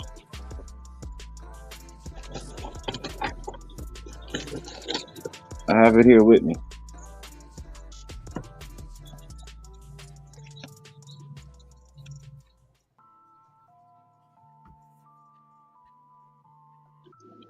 I apologize. 30.94. That's still pretty good. We got the old connoisseur. Hey, since we're talking percentages, I want to ask you. I want to bring a question for the panel because I see some shit going on in the chat about will Carr win a Super Bowl ever or not. So, what do you guys think the percentage chances are that Derek Carr wins a Super Bowl on this contract that he just signed? 27%. On this contract? I'm gonna say he has a 25% chance of winning. 25? It's 4 years. That gives him 25% a year to fucking get it done. I'm gonna go a little higher. I'm gonna say in the range of 30 to 35. I think a little bit, yeah. Just because what he has. If they get this motherfucking shit, if they start clicking, they got opportunity. I think their offense will match up with anybody. But it's all about win. All right, so this thing has 30% THC, 30.94, right? On the CBD, it's 0.06. The CBS is 36.66, and the terpene is 1.9. Terpenes, yeah, that's how you make the oils. You do the oils that way too. The cannabinoids, the CBS is the one that that they count now. And the like we look at it, we look at the THC, but you like all the newer, what do they call them? The new hipsters, all of the motherfuckers. They're looking at the cannabinoids. Yeah, this is 36.6 on the CBS, and it's called Outer Space Smalls. Outer Space. Outer Space. Let's see what that is. Outer Space Smalls from Firecut. The company called Firecut. Wait till we get the motherfucking It's a dope ass package too, bro. Terpenes, We the people. You use the terpenes when you make the oil too, because we that's a gangster ass package, bro. Yeah, that's the taco package. That's gangster. Damn. Okay, so that one's a sativa dominant strain. It's a cross of Island Sweet Skunk and Trinity, and is known for cerebral and creative effects. I love that one. It has a citrusy odor and that is strong and produces a flavorful smoke. Great as a daytime medicine. Oh, sounds kind of kinky. What the fuck? Ooh, late nights. What up, Son? We see you. How you doing this evening? We the people. What's good, Cash Lord? What's good, Salt? What's good? What's up, Cash Lord? Salt never sleep. 3 times. Yeah, what's good? M85. What's good? Captain Point, my dude. What's good? Captain Point beat me last week, bro. Whooped my ass in the fantasy football. In the crazy scoring shit? Yeah, he whooped my ass. That's what you get for making them crazy rules. Ha. I had 30% battery. This bitch is down to 5. Damn. I told you them brick phones ain't no good, man. I ain't got no goddamn brick phone. So, pull up the links in the chat. This nigga going live on a SkyTel. What up, Cash Lord? I posted the link. Hey, you know who's Alfredo? We just shooting the shit. Hey, nobody's talking about Shakur Stevenson fight tonight. Nah, I watched that. That's what I was came on there late tonight. I was watching that shit. Me too. He dominated him the whole fight, bro. Like it wasn't even close the whole time. I would have liked to see him knock him out, but I really don't like seeing people get knocked out, honestly. Ooh, kinky. But hey, Sultan, you don't know who's Alfredo? Alfredo? You know Gordo? You know who's Gordo? Darrell the Cabbage Patch Kid? Hey, Loon, I'm gonna share this page. Now this is what his cars look like. You shut the fuck up. Is the real car? They look halfway decent, but this is what. Oh, so he has a car lot? No, this is his Navigator with 191,000 miles and a check engine light. Oh, his car.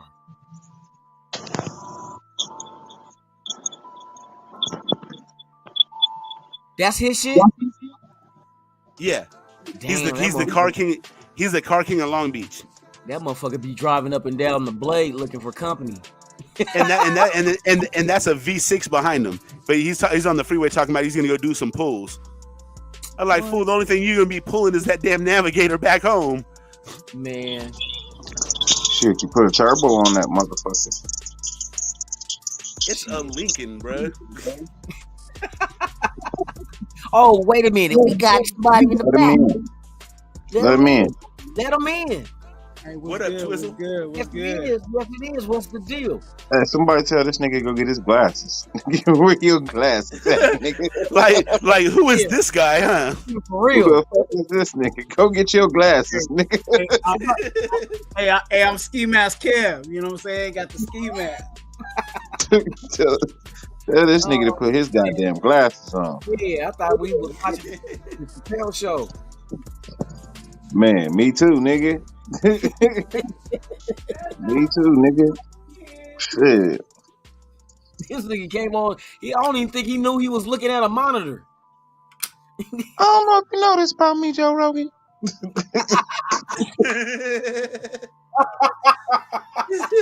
Oh shit! Peanut butter and crab That shit got me banned. Can you turn off the lights for me? Take me a nap. Oh shit!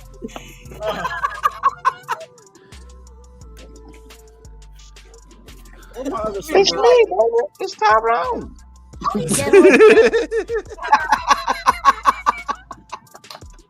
No, I would say that. never do that to you. I would never do that to you. Remember they told him he got to eat some, what was it, goat penis or cow penis or some shit. He said he eats a lot of penis in his line of work. I said, oh my god. I would have mimicked the fucking skit, but I'm not finna not finna say the words out of my mouth. You know what I'm saying? I don't know if you know this about me, Joe Rogan. This ain't the first time I had penis in my mouth. yeah. That's what that motherfucker said. He said, I don't know if you know this about me, Joe Rogan. This ain't the first time I come across a penis in my line of work. What? Anybody want a cheeseburger? You know what he talking about. Oh, that shit was funny as shit. There's some double cheeseburgers. Man. Y'all don't want no burgers? I got them from the dough feed. Man. Oh, man, this nigga tried to come on and with a V-neck t-shirt and no glasses, like we wasn't gonna recognize. Nigga, you don't put your shit on, nigga. That nigga was in full disguise and shit. Hey, you know I keep a V-neck. You know what I'm saying? Incognito. This nigga. Who's this nigga at the Ahern? Who that nigga on that neck? Yeah. This nigga got a V-neck and a man purse, nigga. No, not a purse. He said a Dooney and Burke. Old Black Fabio ass nigga. Old Black Fabio. Y'all remember Fabio? When this nigga used to walk down the street with a purse? I blame this nigga for all this bullshit, bro. Talking about bad shit. I got a Ziploc brown crackers. That's it. Brown crackers. Oh my god. Oh yeah, he got him in. Fucking Fabio. Him and Right Said Fred, nigga. I blame him, Right Said Fred, and Boy George for all this bullshit going on. I'm too sexy. You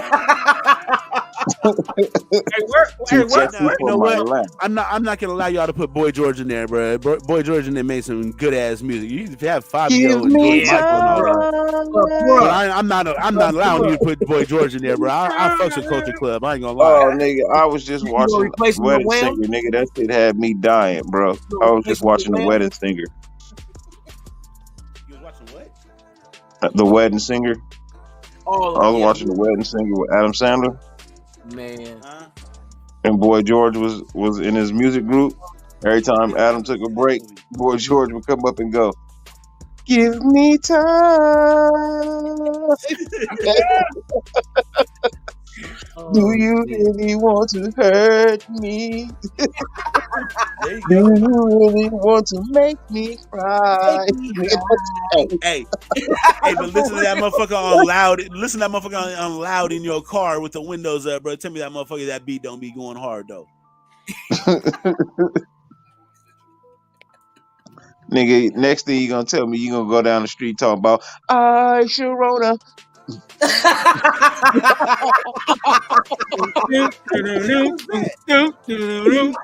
I'm lost, bro.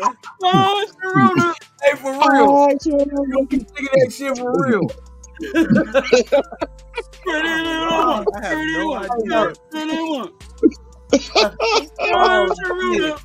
Hey, look, he ain't saying shit because he do. You do be listening to that shit, huh?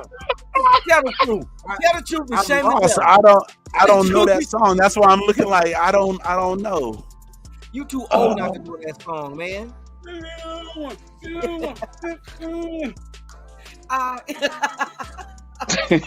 My Sharona. Nah, but I ain't gonna lie, bro. If you guys really listen to it though, I already know you motherfuckers about to cook me, but I don't give a fuck because it is what it is. And Lizzo got some good ass songs though. I knew that was coming. I knew that was coming. I am not gonna lie. I be riding around in the car. I don't bump the shit with the windows down. I make sure I roll the windows up. You know what I'm saying? Nah, That's even more embarrassing. You said you was bumping some Taylor Swift last time. Nah, never that. Yeah, Maybe. it was somebody. It was. I like Ariana Grande, that side to side shit. I like Katy Perry, that Teenage Dream shit. I like Britney Spears, that Give Me More. But you don't know who Imagine Dragons is. I've heard that name. I heard of them. You should heard of them. They from Vegas. Man, that don't mean what the fuck that means. I know. I'm just saying they from Vegas. That's their hometown. Hey, Alfredo, you gonna leave my Lizzo alone, goddammit. I would just assume that, you know what I mean, like they'd be on billboards there in Vegas, you know what I mean, being their hometown, like performing and shit. Yeah. Hey, Ern, you take that down, huh? What? Lizzo? Lizzo? You know what? Okay, Yeah, I'm gonna keep it 100 bucks. I'm gonna keep it a buck because you know what? Check it out. You guys already know I am not a person that lies. I'm not a person that fronts. I'm a married man, but if I wasn't, nigga, I would clap Lizzo like it was a standing ovation. Wow. Let's go. Damn. Let me come back. I'm not Pinocchio.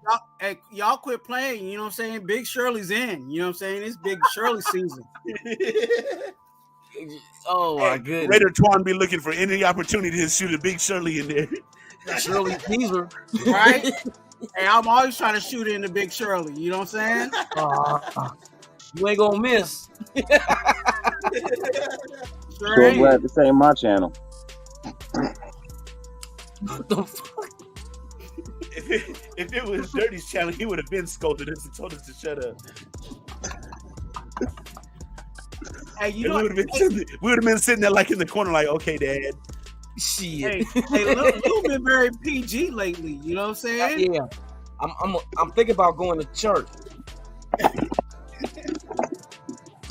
You been real PG no. lately.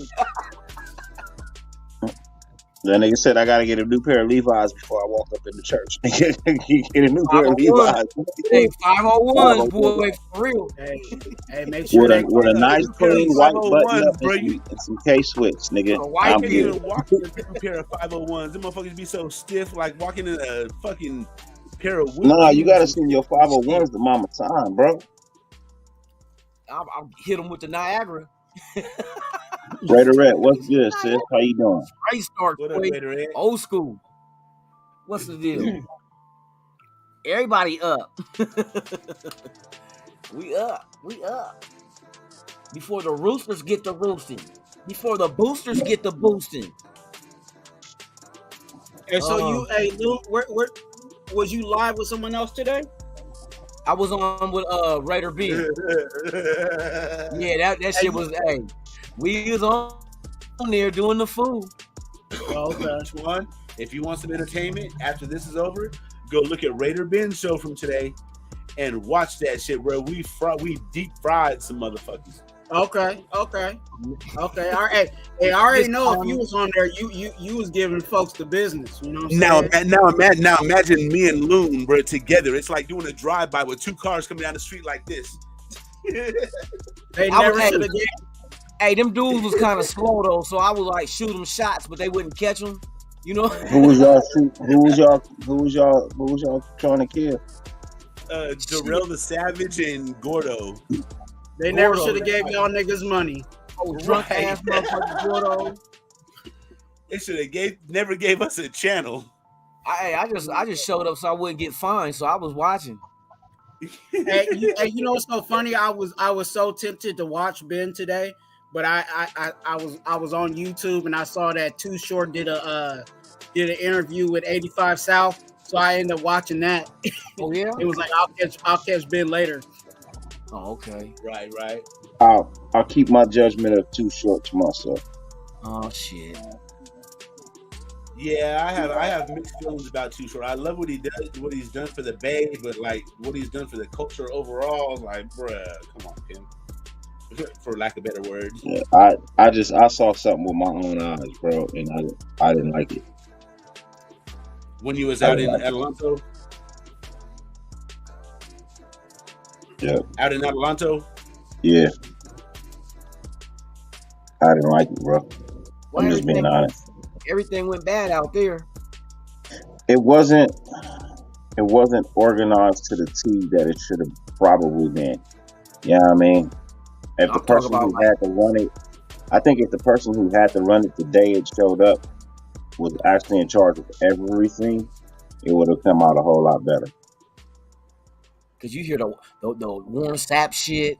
Well, I don't know what happened with that. I believe if the person who had to run it that day, the day of the event, if they had to take control of the whole thing from go to end, it would have been better. It would have been different. I fuck with MC Hammer. Manuel, me too. My cousin used to work with him. He was like they engineer. Hey, MC Hammer a real one, bro. Hammer from the streets, bro. Bro, go ahead and diss Hammer if you want to. Hey, motherfuckers, they'll tell you the story on his ass, man. Redman, you heard the one with Redman? I heard the one with MC Search where he was running off you know how they say you should never meet the people you want to meet. It was one of those. It was one of those, bro. You should never meet the people you want to meet, bro. Damn. Or you would like to meet. I don't even want to meet nobody. But it was like, okay, cool, I get a chance. Cool. But let's just say it's true. You should never meet the people that you think you want to meet. Because they're not really those people. Or might be those people. I know 40 cool. 40 cool shit. It's that, but people, if you really like someone, you know what I'm saying? Sometimes you put them higher than, I don't put nobody extra higher than nobody else. Twan, it's just I look at people as I give people the benefit of the doubt for being people until I meet them, right? Like I don't look at any star as being nah. But I just want to see what type. If I get a chance to meet you, I just want to see what type of person you are. You know what I mean? That's all. I just want to see what type of person you are. But there is people that are like that, like like for me, like one of my favorite artists is Stevie Wonder. You know what I'm saying? So if I run into Stevie Wonder, you know what I'm saying? I've been to a concert, but I never really met him in person. You know what I'm saying? I probably would. I'm just being honest. I probably would lose it because I think of him so highly. You know what I'm saying? So if he just had a rough day that day and kind of came off cold, then again, that impression kind of, I could take it as, oh, that fool's an ass, you know what I'm saying, or whatever. It wasn't my event, so it ain't for me to just make any statements. I'm just saying for me personally. Yeah. Me personally, my personal encounter in their interaction just kind of left a sour taste in my mouth. That's all. Yeah. He was a dickhead. He wasn't. Nah, Loon, read between the lines, bro. What is Too Short known for? He was probably over there having like his bitches walk on leashes or some shit, you know, and like people like me and Dirty don't look at that shit as being okay and cool. Nah, he didn't have no bitch on a leash or nothing like that. But I'm just saying it could be something like that, you know what I'm saying? At least he showed up. Man, I hear that shit too. Hey, so I have a story almost like that. Hey, Twan, look at my face. Twan, look at my face.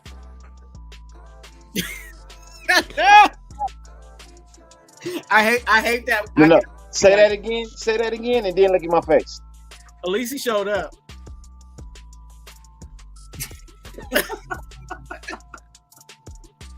Wow.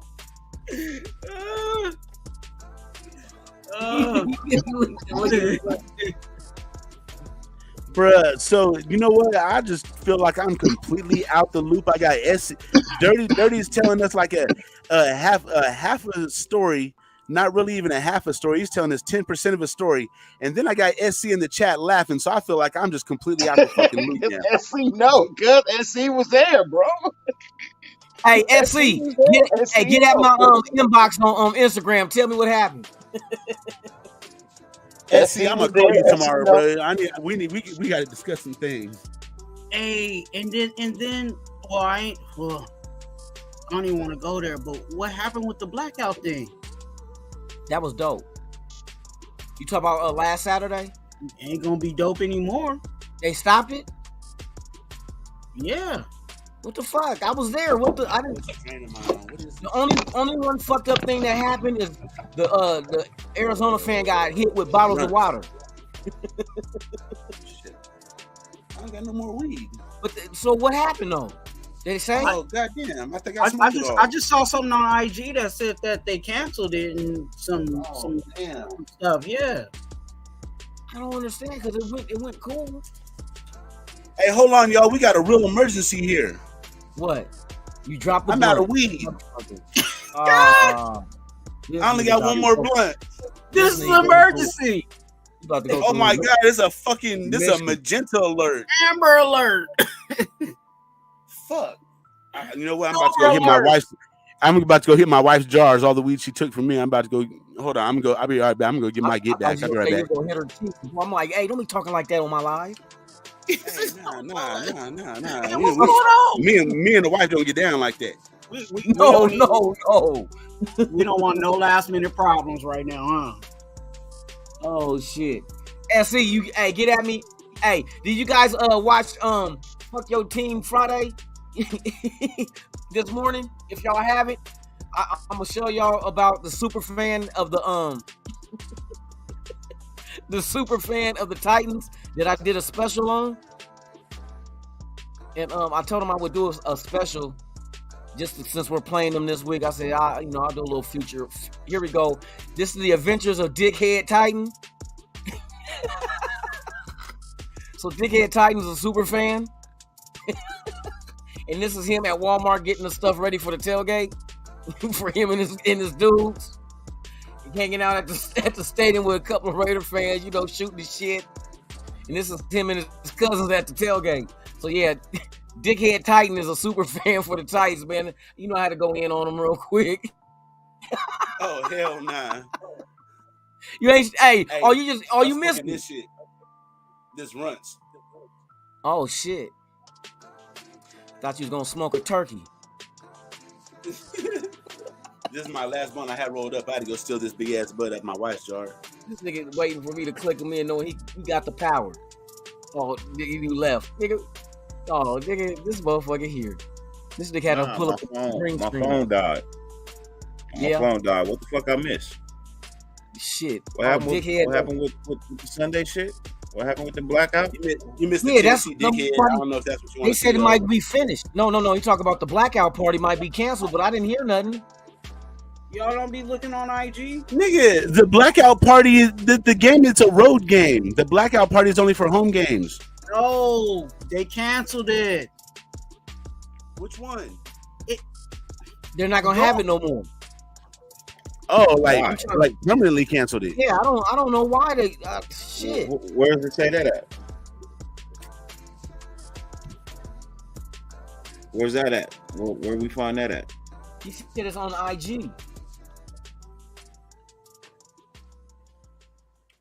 Who posted it?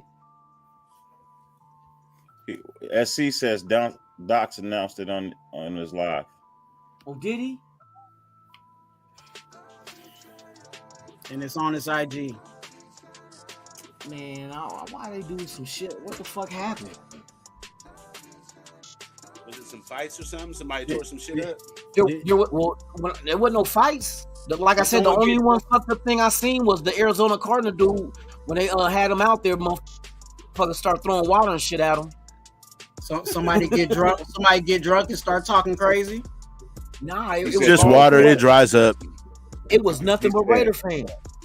Nothing. He said the hotel was weird. Who? The hotel was being weird. Oh, the Virgin was? Yeah.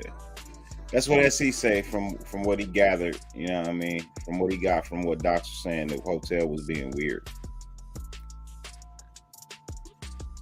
Wow. So be glad you slid old girl that weekend. Cause I think that was the only weekend you was gonna be able to slide him, Loon. What? You said you slid old girl over there. Yeah. I took the little chick with me. You may not be able to do that again. You ain't gonna be able to do that again. I'll take her down the alleyways. No, let me quit. Hey, do what you gotta do. It's all good. It says it's canceled on IG. Well, they saying that basically the hotel don't fuck with us like that. Fuck. But I thought it was set up that do every home game. They didn't like the man. The what's it called? The owner must be a Kansas City Chiefs fan or something. They didn't like the fans. They didn't like the fans. That sounds like some racial shit to me. They thought we was gonna be. I just don't know how you could be a hotel in Vegas and not fuck with the Raider fans. Man, it was business. There's a lot of black and brown in that motherfucker. Hey, look. Wow. These motherfuckers. I would never step foot in that motherfucker again. I know somebody that run hotels in Vegas. And I'm pretty sure I can get them a meet. I'm pretty sure I can get them a meeting. I'm 99%. I'm 97% sure I can get them a meeting.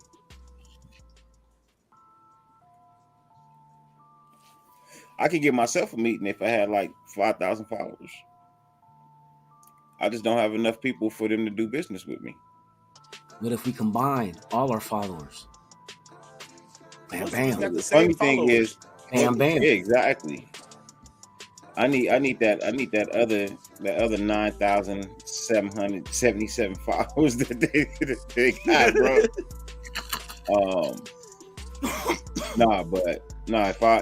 If I continue to just keep doing what I'm doing, man, I'll get to that point at some point in time. But no, I got a connection out there. My best friend's pops runs 4 hotels out there. It goes both ways, you know what I'm saying? Negotiations and how you negotiate. You know what I'm saying? Sometimes you say the wrong thing and you out. Funny thing is, he's a long-time Raider fan. Long-time Raider fan. That's one of the things we got in common. That and we both play golf. Yeah. And I play golf because of his son. Okay. Yeah, his son is the whole reason I even play golf. Because he was a golfer. And that's my best Brody. And yeah, so he got the plan and I was like, fuck, I want to learn how to play. And then I got the plan and yeah, now I'm better than him. And he good. He real good, but he lazy. Hey, you ain't never lied, Alfredo. Hey, always, man. We all got to stick together, regardless of what your color is.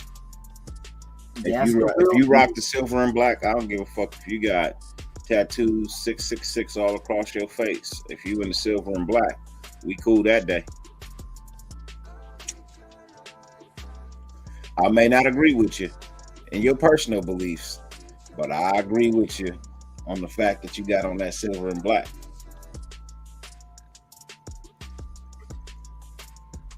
But no, in general, man, like, I don't know if y'all saw my post today, bro. You know what I mean? My 8-minute post, bro. But I was serious about that, bro. Motherfuckers gotta stay off their phones while they in behind the wheel of a car, bro. Bro, I was watching that while I was riding down the freeway, bro. No, I'm playing. I'm just being for real, bro. You know what I mean? Seriously, on a real note, bro. People gotta stop being behind the wheel and being on that phone, bro. It ain't that important. Plus, who car and who phone don't have Android or Apple Play?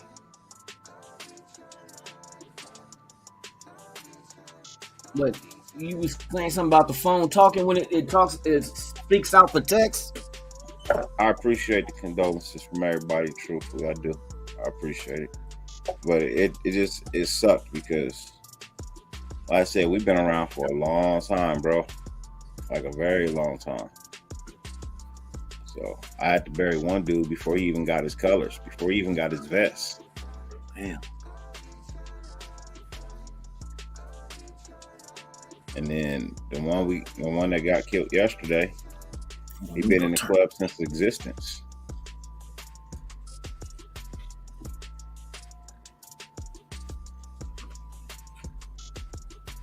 Hey, the drinking and driving's got to stop. Texting and driving has got to stop. You know, all the bullshit behind the wheel, man. You are behind the wheel of a deadly fucking weapon.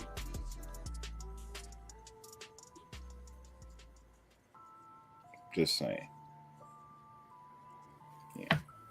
I appreciate it, but his wife needs the condolences. His kids needs the condolences, like, for real. You know what I mean? So I'll relay those over. But I just need people to stop. Just stop for a hot second and realize that one wrong mistake behind the wheel of that vehicle, behind that steering wheel, can cost you your life or somebody else's. And even if you don't die and you kill somebody, your life will never be the same. It's a tough situation, man. You know, because a lot of the reasons why these people do what they do, you know what I'm saying? The people that are using their phone and driving or drinking and driving is because they haven't made up in their mind that that's not going to happen to them. You know what I'm saying? They're not going to hit anybody. They're not going to, you know what I'm saying, endanger anybody by doing what they're doing. And then they get hit they get smacked real hard with the reality when their number gets called. You know what I'm saying? And that's the sad thing about it. Nah, it's crazy, bro. Like, I see these people out here street racing, bro, and it makes no sense because you're racing in traffic. You're street racing in traffic. That doesn't even make no sense. You know what I mean? That's just stupid. The shit that you see on TV, they be at closed courses with them cars. When they're doing them reviews and telling you how fast the cars is, bro, they are at a closed course with insurance and nobody on the track. They wearing helmets, got cages in their car, the whole shit. Bro, these motherfuckers want to get out here on the freeway and do that shit. Look, I'll race you, but it's got to be about 2 o'clock in the morning. That freeway got to be motherfucking empty. And I do mean empty. And I mean empty, bro. Like, I don't need nobody out there. But that was back in the day. Now, and I admit I'm not the greatest driver behind the wheel of a car all the time. You know what I mean? I get a little impatient. I just want to go to wherever the fuck it is I'm going. And I may go a little fast every now and then, but I ain't cutting people off. I ain't riding nobody coattails.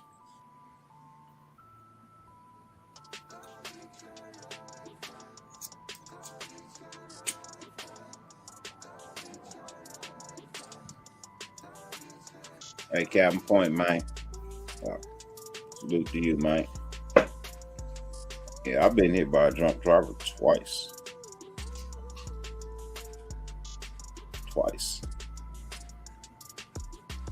I never been hit by a drunk driver, but my last accident benefited me a new car. So shit, my last accident benefited me a 3-month trip in the hospital. God damn. And after that, I still had 2 legs. Because they was trying to save the left one. Mm.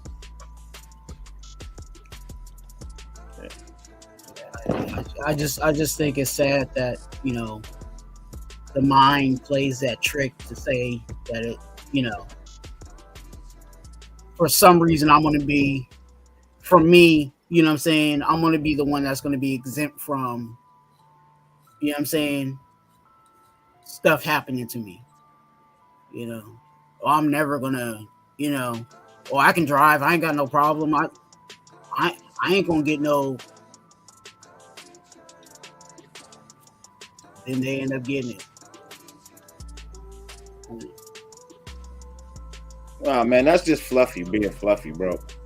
That's basically his way of saying hello.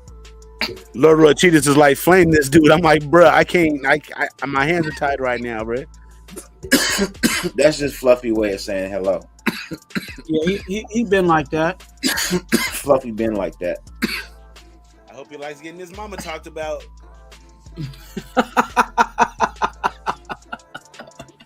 This nigga stupid. Nah, and even in my video, one of the biggest points I said in my video, bro, and this is true to the day I die, bro. This motherfucking police officer set a bad fucking example. This motherfucker was always on their phone driving. Always.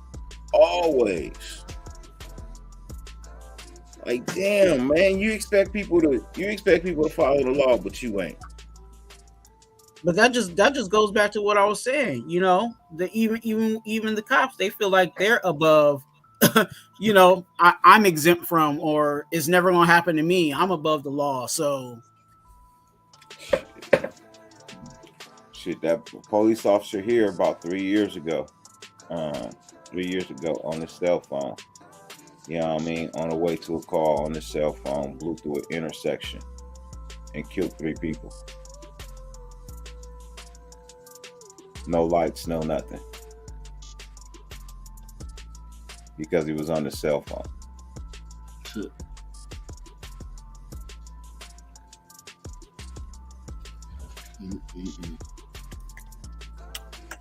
At 2 a.m. And if you in this city, that means you was on your way home. Because ain't nothing in this city but houses.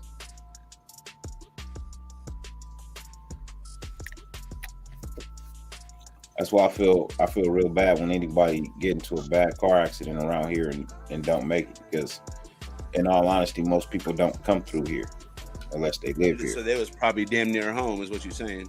Yeah. My city ain't that big. You know what I mean? It's maybe 7 square miles. And that's really not that big when you put it in square mileage terms. You know what I mean? It's really not that big. You know, there's maybe 3 exits on the freeway.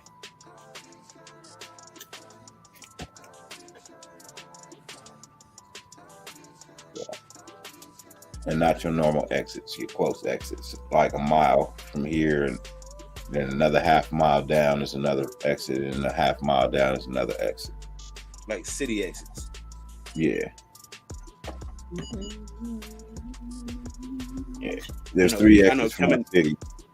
You can get off in the middle of the city, you can get off the beginning of the city, you can get off at the end of the city.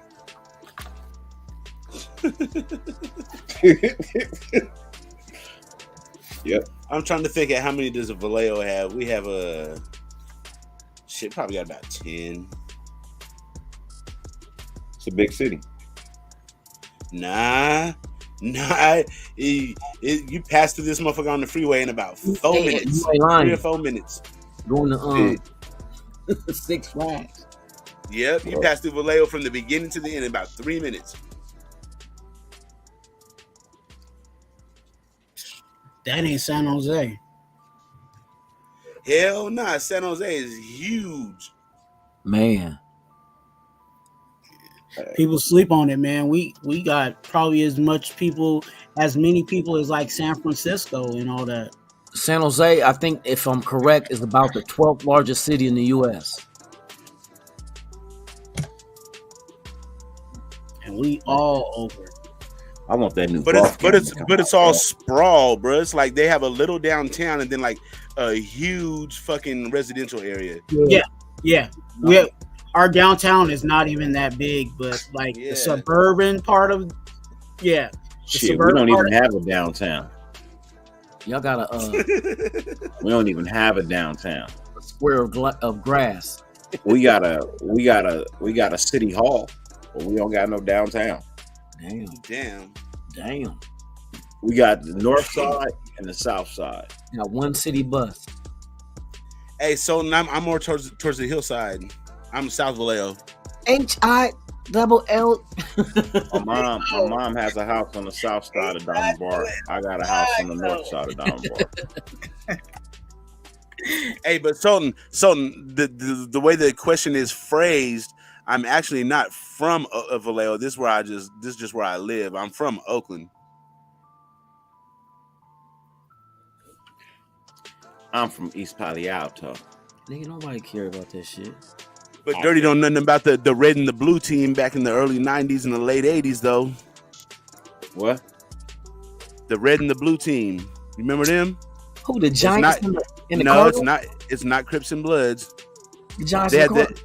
Nah, back in the day, East Palo Alto used to be the murder capital of the country. Oh, yeah. They had a task force. They had the blue task force and the red task force. They call them the red team and the blue team. I remember it was bad there. And you know what's crazy about it though? That's like the freaking smallest city in the freaking. The motherfuckers like 1 mile. It's like 1 mile. Red team handled murder suspects. The blue they team might have 2 cross lights. Yeah, bro. One main street and 2 It's cross not lights. quite. It's not quite that small. You stop that. We have one stop light and 3 stop signs. Dirty, one stop light and 3 stop signs. Dirty. My stepdad and stepfamily are all from East Palo Alto and East Menlo Park. There's PLRs, and my son was born at Stanford Hospital. I am a product of Midtown Hogs. I'm a product of Midtown Hogs. I'm in the middle of East Palo Alto, the heartbeat of it. That's why motherfuckers called Midtown. That's where you guys used to sell weed and you used to have cars come through. Car would stop and 100 niggas would run up to the car trying to sell somebody some weed. I used to be there every summer. Look, I used to be there every summer from when I was 2 to when I was 21. I'd be there every summer. No, not 21. I'd probably say 15 because I had football practice. You know what I mean, during the summer. So I would. You remember Whiskey Goats, the KFC over there? So right when you go on the other side of the overpass, you talking about on the other side? That's not East Palo Alto. Yes, it is. It's still East Palo Alto. Right back there on O'Keefe Street and all that shit. It's still East Palo Alto. It is and it's not. You know what I mean? It is, but it's right up against the border of regular Palo Alto. It's really on the border, and it wasn't called East Palo Alto though. You know what I mean? They didn't call it East Palo Alto. They called that. Tell them motherfuckers from over there that they ain't from East Palo Alto. I dare you. No. I'm not saying that. That's not what I'm saying. You know, every part of and that's the thing. Each part of Palo Alto, East Palo Alto, has a section. You know what I mean? You got the Gardens, Midtown. You got Menlo. You got Gardens. You got Menlo. You got the Ville. You got Midtown. You know what I mean? Then you on the other side where you got the projects. You know what I mean? So you got O'Keefe that Street over there. O'Keefe Street, which is they own separate. That's over there by Whiskey Gulch. That's the area I'm talking about. Yeah. That's O'Keefe Street back there by the Popeyes chicken. Even though it's East Palo Alto, they all got their own name for where they at. You know? Yeah, bro. Hey, Stu's in here. Hey, send him the link. Stu don't fuck with me. No, I only got like 45 minutes until my wife get off work. Send Stu the link. Ram Cam, I was Stu, born pull your ass up, Stu. So let me address Grand Cam real quick. I got some questions that I need a player's perspective on. Yeah. That only you can answer. Ram Cam said I thought Dirty was from South Central. Hey, look, so here's the deal. I was born in Oakland. I moved to LA when I was 2. And my summers were spent in East Palo Alto with my family. Now, everybody remember growing up, our summers was long as fuck. We got out of school in May. We didn't go back until September. I don't know what school you went to. Bro, we got out at the end of May. Alternative. We got out in the beginning to mid-June, like the 9th or 10th. Yeah, we got out at the end of May. End of May was like May 24th was usually our last day of school. You know what I mean? So I would go to East Palo Alto from June till the end of August.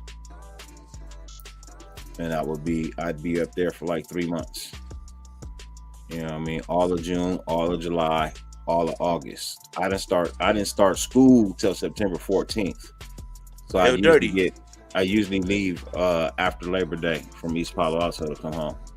I'm gonna ask you a question that's gonna tell me if you really spent time in East Palo Alto. If you hear gunshots out, if you're in the house and say you're watching TV and you hear gunshots outside, what do you do? You see what Stuart said? Not a damn thing. So he said Dirty was in the special. Man, school. you stayed in Diamond Bar. Stop. What I'm supposed to say? Hit the floor? Yes, indeed. I remember. Look. I go to my auntie's house over there in East Palo Alto. We hear gunshots outside. I sit on that couch. I get hit with a fucking broomstick. Boy, you know you hear gunshots. You better dive on that damn floor. In our house, here's how it worked because we were there so long, bro. You knew where the gunshots were at. You could tell from where they were. They weren't in front of the house. We was trained from a young age. Any gunshots, you dive on the floor. Half the time, we knew who was shooting. Hey, for real. Again, I'm just saying, bro. Like you gotta think, bro. My grandmother had 7 kids. She had 7 kids in one house. My grandfather is a founder of Soul Brothers, one of the founding members of Soul Brothers, which started in East Palo Alto. Yeah. You know what I mean? So my uncles were badasses. Out of them 7 kids came like 15 grandsons. Them grandsons all grew up with the people that was causing the ruckus if the grandsons wasn't causing the ruckus. Because I got some cousins that caused some ruckus, bro. You know what I mean? Like, they did some shit. You know what I mean? But for me, like, bro, like, I knew who was behind the trigger anyway. What the fuck story is Dirty making up right now? Hey, Stu, I got a question I've been itching to ask you, bro. I love you, Dirty. Love you too, man. What in the hell? Stu. Yes. What is this locker room like right now, bro? I know you're not actually in there, but bro, what is this locker room like right now in your opinion? So he took glasses off. I gotta believe that in this, like, in this time, this era, they're all probably just cool with it. No one wants to cuss anybody out, man. No one wants to like put somebody on the fucking, like, yo, bro, like Renfro, the fuck, man? Why you fumbling the fucking football, dog? Or hey, Crosby, make that fucking tackle, dude. I don't think anyone's testing anybody. I don't think anything's going on, man. Damn. Would you say that Derek Carr, in your opinion, would be in a position where he can challenge the authority of Josh McDowell's? Like, they send in a play that he doesn't like, and he can just look at it and be like, man, fuck that. Like, okay, how Tom Brady used to do. If a play comes in that he didn't like, then Tom Brady would he'd get pissed off and call timeout and look like he goes storming over to the sideline. Does he have a rapport like that where he can get away with something like that when he's basically on a year-to-year contract because he can be cut at any time with no repercussions? Dude, listen, Derek Carr is a 9-year veteran. That motherfucker has status, dude. Yes, he can definitely be like, I XO that fucking play. Like, yeah, absolutely. But look, would he be able to do that if he does not know how quick can a player know a playbook? I mean, if he doesn't know, then you better shut the fuck up, right? I mean, but so we were talking about that. Was it yesterday, right, guys? How extensive this playbook is, right? Weren't we dirty? Didn't you say that it's? Yep, that's a pretty good book. See, I said this a couple of hours ago on Ben's show. I don't know if anybody saw it or whatnot, but I said, you know what I mean? DC is just waiting till he knows the book before he can actually check out of anything. Because look, his contract's not guaranteed. So right now, he's kind of got to go with the flow. Because if he makes any checks and it's fucking wrong, that's ammunition they're gonna use against him when it comes. Bro, think about it. He's got the longest tenure besides Mark Davis. I understand that, Stu, but at the same time, I would be like, motherfucker, this is what we're doing. You can't ask a man to be anything different than what he's been in 8 years. Well, he's been this way for 8 years. You expect something different all of a sudden? When you start questioning motherfuckers, you've been questioned for 8 years. You expect anything different from a motherfucker? He always looks, Stu. The way I look at it is, every year he gets better. He doesn't regress. I know, but I want somebody to fucking step up, dude. And I want a coach to stay here longer than 3 years. Is that the longest it's been? The longest coach he's had is 3 years. Is that Gruden? And that was Gruden. Everybody else has been 1.5 years to 2, maybe. 5 coaches in 9 years. Watch this. Alexa, how many coaches has Derek Carr been through in 9 years? How many coaches at Derek Carr sucked their cocks?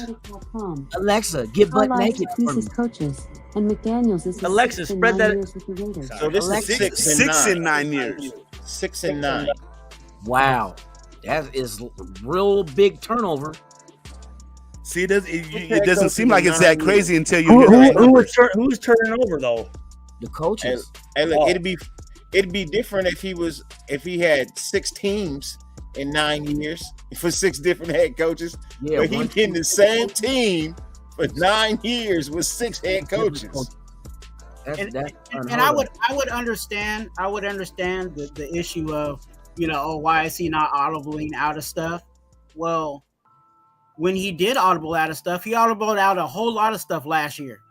You know what I'm saying? And that's what got us to, that's what got us to the postseason. But guess what? That was his 3rd year in that playbook. Last year they gave him the freedom because they were like, you know what? Fuck it. We don't know what the fuck we're doing. Derek, you go win this shit for us. But this coaching staff is more like, you throw it where we want you to throw this ball. Let me say this. Regardless of the playbook, regardless of the terminology, if you've been in the league 9 years, you know your shit, man. It's you like X's and O's, man. Like, dude, like it's not that complicated, man. No, the X's and O's are the same, but the way you call it, you know what I mean? But if you've been playing that long, man, like if somebody in here said, well, he had 3 months to study the playbook. Well, let you take French for three months and see if you talk it fluently. Guys, let me just say this. Hold these motherfuckers accountable. You guys are giving these dudes fucking excuses, man. No. There's excuses and then there's reasons. What's the reason? Dude, a playbook's a playbook, bro. Like, it's not that hard to pick up. It's not hard to pick up, but don't you have to remember and get out of what you already know? If you had 6 different coaches, that's 6 different playbooks with 6 different verbiage that you use to call the play. Don't sometimes it takes time to get muscle memory down with how to play that. But again, bro, 6 different schemes too. Man, come on now. Hold on a second. Again, remember though, he is a 9-year NFL professional. Yeah. He's never had any continuity his whole career, Stu. But don't give him a pass because he doesn't understand the playbook. That's not the problem. No, it's not a pass. It's more of like, we're just being realistic and we see what the cause is rather than the effect. Guys, I'm going to tell you, it's not that hard to pick up a new playbook, dude. I'm just telling you. He's a smart kid. He's a smart fucking motherfucker. You're not in the league 9 years if you're not smart. I beg to differ. Because we had a quarterback here that everybody was ranting, oh, Mullen should be here. Mullen couldn't learn the playbook. But who did? You know who did learn the playbook? Chase Garbage. Who the fuck is Mullen? Chase Garbage. Mullen? The quarterback that we traded. We had that we traded away. That was bad. Never heard of the fucking guy. Nick Mullins. We traded him to Minnesota Vikings. Remember that game when we played the 49ers on Monday night and they cooked this hell bad? I know who Derek Carr is. I've heard of him for a long fucking time. The dude knows his shit, man. He knows his shit. I'm just saying that he knows Gruden's playbook real well. But I don't know if he knows McDonald's playbook yet. I'm not throwing salt on fucking his game. What I'm saying is the playbook is not. There's another reason why shit's not popping. It's not the playbook. It's the continuity of the team. They're not ready. They haven't had any time. See, I'll back that. I will back that. They haven't had any time on task. That's why I say give them some time on task. I think they could be one of the best teams in the NFL. Once they get their shit together, once they figure everything out and how everybody works with each other and what goes here, what goes there, man, they'll be perfectly fine, bro. And I think we taking some steps there because they finally let us know who was going to be our right tackle. We don't know that yet. Jamarcus Thayer Mumford. Guys, trust me. Having that much coaching carousel is not easy. It's not. But it is. I mean, how many players really have that consistency? Think about it. What players have that coach that's been there for fucking 8 years? Tom Brady. Pittsburgh, not that many. Peyton Manning. No, I know. So Pittsburgh, New England. Russell Wilson. Pete Carroll, and when he was. Hey, you know what? You notice a theme here? It's all the teams that have coaches that have been there for a long time that have successful quarterbacks. Because there's not a lot of good coaches. It's not a lot of good quarterbacks either. That's what I was gonna say. Dude, ain't a lot of good quarterbacks. No, you're right. No, you're absolutely right. No, you're right. Okay, that's why I'm on a bad team. At what week? What point of the season does friction and they start to cannibalize each other? What point does that start happening? Ooh, cannibals.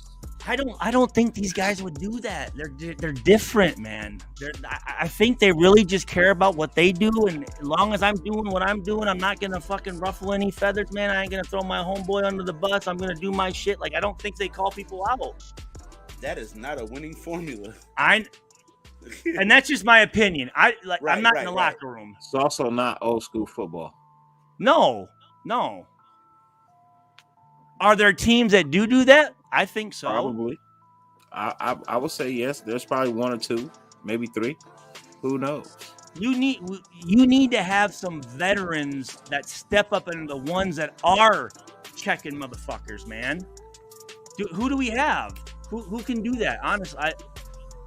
Honestly, I know. Okay, so SC talks about that we don't have no leaders. We have a leader, but the leader, you have to lead by example, and our leader is out with an ankle all the time. You know what I'm saying? No, Denzel Perryman is our leader, but if he's not, if he's not on the field, you can't make the club in the tub, dude. You can't. Right. Nobody's gonna listen to you if you're not on the field, actually out there with them.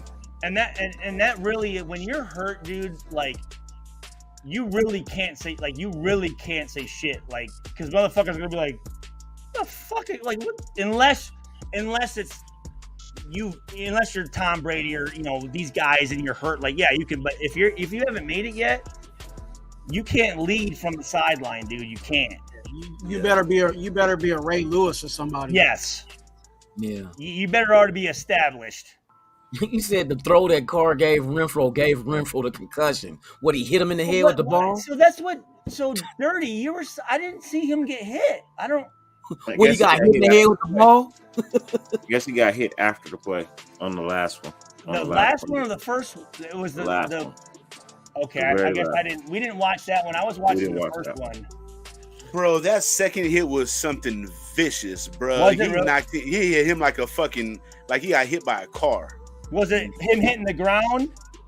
No, so he was fully extended, like horizontal to the ground, like trying to get some more, and he got hit like in the ribs, like full impact, like T-bone in the ribs.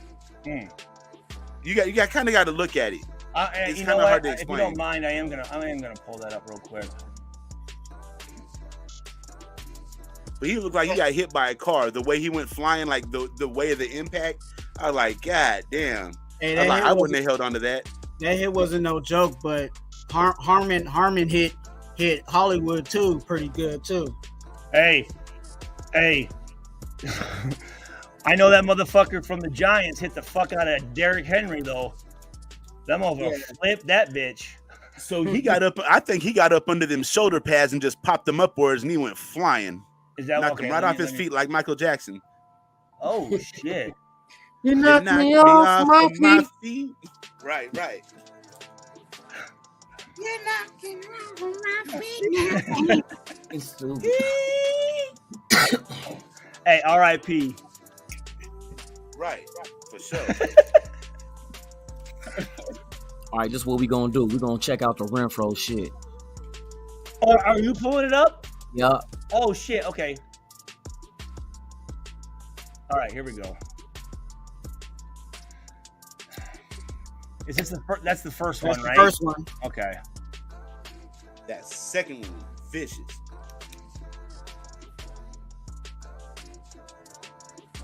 I'm still convinced that last play was a design play. Yeah, no, dude, it absolutely was. Look how fast he throws that fucking thing. The player hit him in the head on that one too. Now if you look down here, Waller's wide open. That pass had nothing to do with that man fumbling and getting no concussion. He had look at Waller though. Look at Waller down there. If it wasn't if it was a read play and it wasn't already predetermined, he would have threw it to Waller down there. He was wide open in the bottom. Play it again if you can. The second one? Yeah. Yep. Now look at this. He even made a dude miss. That ain't had nothing to do with the pass. But it was kind of behind him though. But he caught it. And a little low. But his momentum. But that did not cause him to get hit though. Loon, what they're saying is like if he would have caught it in stride, then he would have had better field vision and better balance. Yeah. So if he caught it in stride, you don't think the first tackle would have been a successful tackle right there? If he throws that out, if he throws it in front of him, it's a pick. So really, I don't know where you could throw that. Who knows? I mean, you were right in front of him. You're splitting hairs on that one. Who knows what the fuck? I still don't see what the fuck happened though. See that first one he missed right there. Mac Hollins missed the block. Then he spun around. Is it that hit right there? That got him? Right there. That's that T-bone hit right there. The second hit. Or no, the first one was the miss, and that one right there. Is it even hitting his head though? No, he hit him in the ribs. I think it was from the whiplash effect. I think he hit his head on the ground. Do they show? They don't show another angle? Nope. Nah, they didn't show another angle. They did on the game. Oh, did they? Yeah, on the game. So that play was supposed to set up Renfro to get the yak, but Hollins missed that. I looked at it right now. Hollins missed that block. The block, because he missed that block, Renfro wasn't able to get the yardage that he was supposed to get on. Now let me ask you a question. If we're what, 3 yards? How many yards were we away from the red line? Oh, on the play? 4. Okay, three. No, we were. What's wrong with bringing in Jacob Johnson and running an I form, one run up the middle. I mean, you're already in field goal range with Carlson. If that there's no rush. There's no fucking rush. They are in field goal range. If that red line is his field goal range, remember Carlson hits it a little bit longer than the actual red line, so you're in Carlson range. Yes. So all you got to do is basically set it up for field position. They could have kicked it from where they were already at the 39. Dude, that's what I'm trying to say. 10 with 4.5 minutes to go. Like, we had plenty of. Because that'll probably be about what, a 56-yard field goal. He already made one from 55. We talked about that yesterday, right? We have time. Yeah. What's the rush? Yeah, that didn't make sense. Running the ball would have been perfect. Because at that point, after really thinking about it, what could DC have done different in that? You know what? He only had one running back out there, so we don't want him running a single back set into. It was a bad play call. It was a bad. So the easiest thing to do. What would Tom Brady have done in that situation? What would Tom Brady have done right there? He would have looked at somebody else before he just decided to throw the ball anywhere. I think Tom Brady would have looked at the coaching staff. He would have been fucking Giselle Bush. Look. He would have looked at the coaching staff, had a scowl on his face, and angrily called a fucking timeout. He would have threw it to Gronkowski on a little fucking quick slant on the backside. But hey, it was a design. It was that chemistry with Waller. It was a design look. Because again, there was no that just fumbled. There was no reading the defense. It was give me the ball and get it out now. Which I don't know why. There was no read. Why is it, what's the hurry? That's the thing I don't get. Is like, just slow it down, man. Just, fucking, hey, like Dirty. You said, run the ball. Hey, Stu, you know what? You're the defense guy. What look were they in defensively? That's a good question. What formation? What would you even say the play call was? Who? Arizona's defense? Yeah. Yeah. Hold on, guys. My fucking dog. Hold on. You gotta blow some weed in his face. It was a design play, so that was called from the headphones. That okay. So on that play, that's a wide receiver screen. There's only one option on that play. Yeah.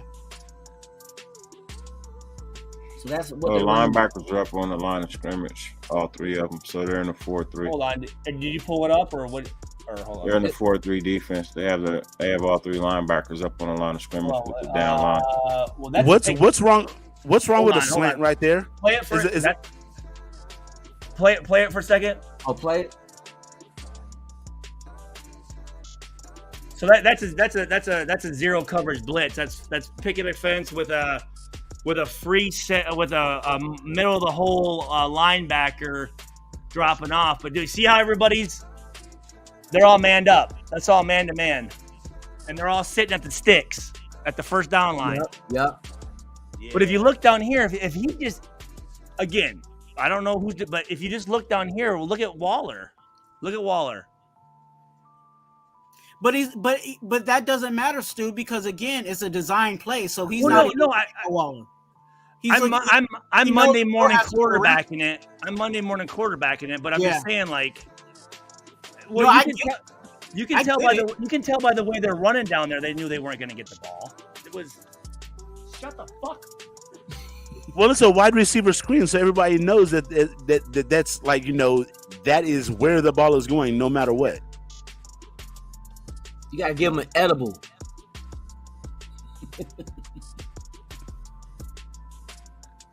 Yeah, man. Stu, don't do nothing to the dog, bro. He's just being a dog. You know what?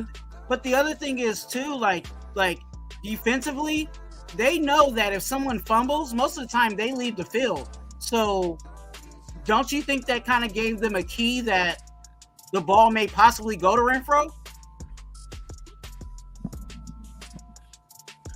It's all. What'd you say? You know how we talked about if someone fumbles, most of the time they go out. Oh yeah. So if that player stays in, isn't that a key for the defense to look at? Okay, maybe the ball might possibly go to that same person that didn't go out when they were supposed to. See, I would think if that guy fumbled it and he's still in the game, they're definitely not going to throw it to him again. That's what I would think. Like, well, isn't the thinking offensively if somebody fumbles, you go right back to them to not let their confidence get fucked up? I do understand the game situation is in overtime though. Well, no, see, that's the thing too. That's a good coaching point as well. Like, that's the thing, guys. Like, we don't fucking know. Like, fucking, you could. Yeah. We're splitting hairs, man. Yeah. See, I think the thing that hit was him trying to pull away from that defender. Good night, Dirty Raider. Love you, Dirty. Love you guys too, man. All right. Ready to go to sleep. I'll let y'all look like it. All right. Yeah. Hey, Ern. Yep. I was going through some of my old podcasts, and I pulled up some podcasts, and you were cussing the fuck out of some dude. That was tonight. You cussed somebody out tonight? Oh, bro, you gotta go look at Raider Ben's podcast from tonight. Me and Loon just got done doing a double drive-by like this on a couple people. Now imagine me cooking somebody. Now imagine Loon cooking somebody. Now imagine me and Loon cooking somebody. Well, dude, I mean, you got the tank top on, bro. I ain't fucking with you, man. God damn, bro! I had that. I don't even drink, and I had to have something to drink for that one. So I was really damn. No, it was it was like a long-haired white dude. You remember that? And he came in just Eric. You seen what I sent? Yeah, I remember that one. You were cussing him the fuck. I was laughing my ass off. I was like, he's trying to get on me about calling somebody, telling me to ride on a little yellow bus or something. Yes. And then he said he's like I take offense to that because I have a little brother who's he's slow. I was like, bro, how you gonna get mad at me for saying little yellow bus and you damn near called him retarded? And you got a little retarded brother, for real. That was it. That was it. What's good, y'all? What's good, y'all? Though. What's good? What's up, E? How you doing, sir? What's up, Stu? What's up? What the hell? It is 2 a.m, bro. You better not get caught. Your mama's gonna beat your ass. Shut your ass it's up. Friday though. It's Friday. He gets to stay up late on Friday nights, doesn't he? That boy Ern tripping. Don't listen to what Ern got to say. Fuck this guy. I can stay up and watch the TV all night long. He's trying to say, hey, that boy Ern has the world record to fight the most dudes over DC. God damn. I remember that time. You fought like 5 dudes in the matter of a week over Derek Carr. Because look, bro, my thing is this. Like, I understand you criticizing the quarterback, but for you to be saying like, we need to get rid of him, but you ain't got no plan to, what we can do moving forward, or if you're gonna sit there and call Derek Carr a bitch and you're just gonna say all these things, it makes me wonder who's really your football team, bro. Who said that? Bruh, Stu, you gotta look at some of these chats in these damn lives, especially over this last week. This shit is wild. Yeah, you better have if you're gonna motherfuck the guy, you better have his replacement. You better have a plan in place. The only plan the motherfuckers be having is, we could just draft the quarterback. I'm like, that is not a plan. Put Stidham in there. That kind of shit. Really? You gonna fuck around him? You gonna be fuck around and do another 10-year rebuild? They're saying put Stidham in. I had motherfuckers say that. I have seen it today. Stidham would have been 2-0. That kind of shit. I think Stidham. I think he's overrated. Really, Stidham is a backup. That's why he is a backup. Come on now. Yeah, that shit crazy. I'm gonna tell you. I guess you never know, but I'd rather stick with DC all year. Until you got 4 flat tires and the windows gone. Yeah, and here's the thing too. Like I've told you guys, man. There's so much that goes into it. You just don't know where to. Like you can't really pinpoint it. You know what I'm saying? Like, was it the coach? Was it the call? Was it the throw? Was it the receiver? Was it the all of the above? Yeah. All that shit plays. All that shit. See, people act like only one thing could be blamed for a play going wrong. All 11 motherfuckers got to do their job at the same time for one play to work. You're only as strong as your weakest link. One motherfucker fuck up the play and it's over. You know what I mean? It's not just Carr. Like I said it's Carr, the play calling, the offensive line, the defense, all that shit. Who calls the plays? The coach, head coach. Not the Okay. coordinator. Josh McDaniels calls the offensive calls. Sorry, Play. hold on one second. I believe that too, but are we sure of that, Loon? Do we have like confirmation? Come on, were we sure with Gruden doing it? But I mean, I believe that. I believe that too. But do we have confirmation? That's what they said he was doing. He's calling the plays. Even in interviews, they said, we know you're calling the plays. He's probably the last guy to stamp on the play call. One of these damn reporters need to flat out ask him. So who is calling these plays? Somebody need to flat out ask him that. They ain't gonna do it, bro. Collective. It's gonna be by collective. Me and the offensive coordinator get together. I'm the last one to go ahead and put the stamp of approval on it. Yeah. Shit, you calling the play? That's the way it should be. It should be the offensive coordinator calling the plays, but then the head coach is listening. And if he hears some shit that sounds like, nah, bro, we ain't gonna do that, then he can veto it and overrule it and be like, nah. That's the way it should be. That's exactly the way 100% it should be. But that's the same as the coach calling it. Because if you don't like the play, it's more of him like it ain't gonna continue. He's the final stamp of approval. Like, okay, you know, if I don't say nothing, then it's all good. But if I don't think that fits, then no, you gotta run that back. Whoa! Hold on. What are we doing here? You know, yeah. But if he doesn't say anything, that means it has his blessing. Exactly. That's the thing that makes football so much fun, man. There's so many moving parts, dude, and like so many things have to line up, have to work for. Yes. That's why I said there's no sport like football.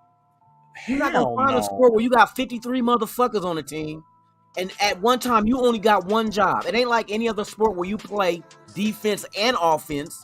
You're playing one position. That's your only job. And literally, every win or loss comes down to Mark Davis and the fucking intern on the sideline passing out water. Like they all have a hand in it, dude. Yep. Everybody plays a part. Because you know what? This is the thing that opened my eyes to Mark Davis. We played a part in it. We fucking lost. Man. Because when Mark Davis won a championship... I'm blaming you, motherfucker. It's your fault, dude. Hey, bro, we all gotta eat some crow sometimes and take the blame and man up and be like, it was me, bro. I'm gonna eat some bird, but it ain't gonna be crow. What the fuck? Spit shine. Nah, bro. You eating tuna, bro. Stop. Whoa. Hey, the sandwiches be hitting. Shit. Ain't nothing wrong with it. Hey, Eric, I know you're a little young, but tuna is like, motherfucker. I knew you were going to say some dumb shit. It's like another word for fish, and fish is like pussy. If it smells like fish, take what you wish. If it smells like cologne, leave it alone. I like my fish nice and squirmy. Yeah, don't be kissing with no. He said he like it squirmy. He like it alive. He went into the neck roll. God damn. Hey, yo. Not the neck roll. Did somebody say neck roll? No, not the neck roll. Oh, shit. So I'd say this, dude. Hey, let's switch the topic on something else. What else can we talk about? Shit. Talk about SC. Damn. Not the school. South Carolina? Hey, undefeated. USC is? Yeah. Who they played? Nobody. Nobody. They played Stanford and motherfucking Northern North Dakota. They played Listen. Stanford beat us last year, all right? We were going through it last year. So for us to get our get back, it's actually a plus. It's actually they played Uncle Ben. And then we just came off of smacking Fresno. Oh, they got beat by the Cardinals too? Fresno State? They got their ass whooped. They got their ass whooped by who was it? Hey, Raider Twan, I have to correct you on that one. It's not the Stanford Cardinals, it's the Stanford Cardinal. And it's not a bird, it's a tree. Well, no, it's a color. No, the Stanford Cardinal is a fucking tree. That's why a tree is out there. It's this big huge tree on campus. It's been there like since forever. Oh, and like even their mascot. If you look at the Stanford mascot, it's a fucking tree. Dumbass Christmas tree running around. I thought I thought it was the color cardinal. I didn't know it was the name of a fucking. Well, their color is cardinal as well. Yeah. So wait, hold on. Wild Wild West said, "Hold on, Stu, you still in love with Jerry Rice, dude? He's one of the best ever, man. He's the GOAT. Yeah.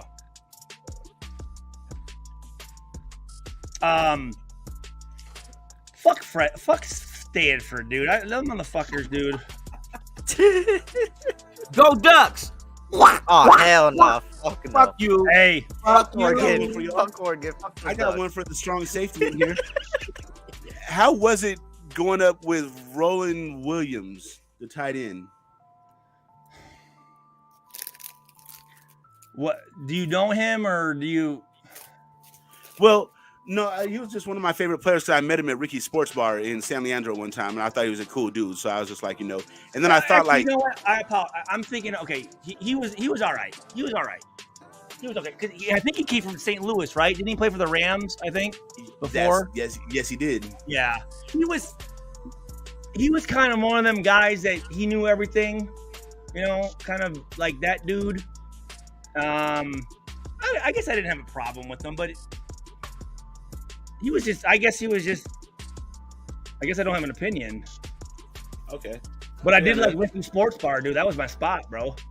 Ricky's, you go in there and get like the John Gruden nachos, the Charlie Garner cheeseburger. Tina and Ricky Ricardo, dude.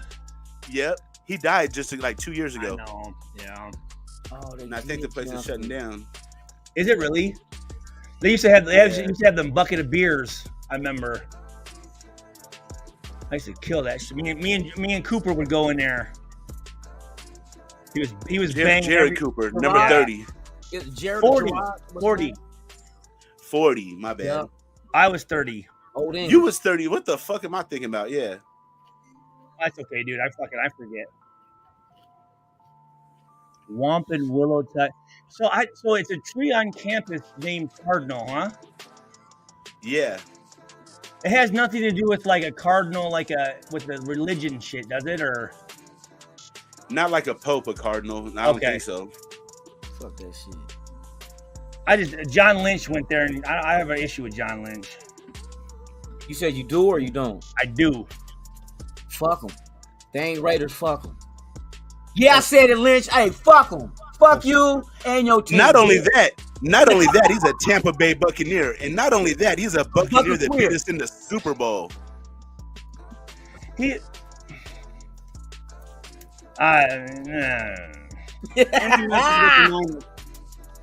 Stu, tell me my ear. I'll say it.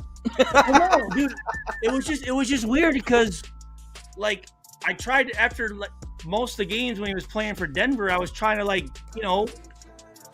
give him his respects, and he never showed any love at all. And I'm like, well, you know what? Fuck you then. I didn't like you when I grew up. I mean, dude, I was a fucking Jason Sehorn fan anyways. Fuck you, man. Nice. I'm trying to pay respects to, obviously any white skilled player. Like, we come up and dab each other up like, hey, and he wanted nothing to do with us. So I'm like, you fuck your square ass, chin ass fucking head, motherfucker. And you're from Stanford? Blow me. And you fucking, the GM for the fucking 49ers? Fuck out of here, John.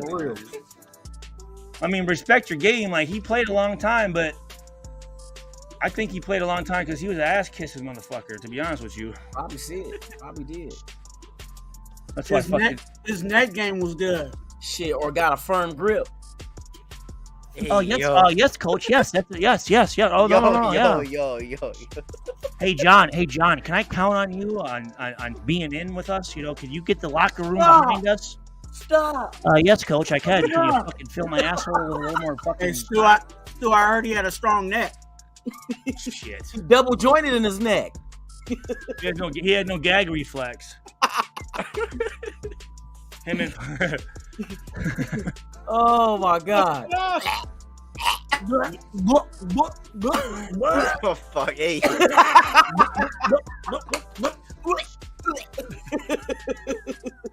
He got the Gluck 3000.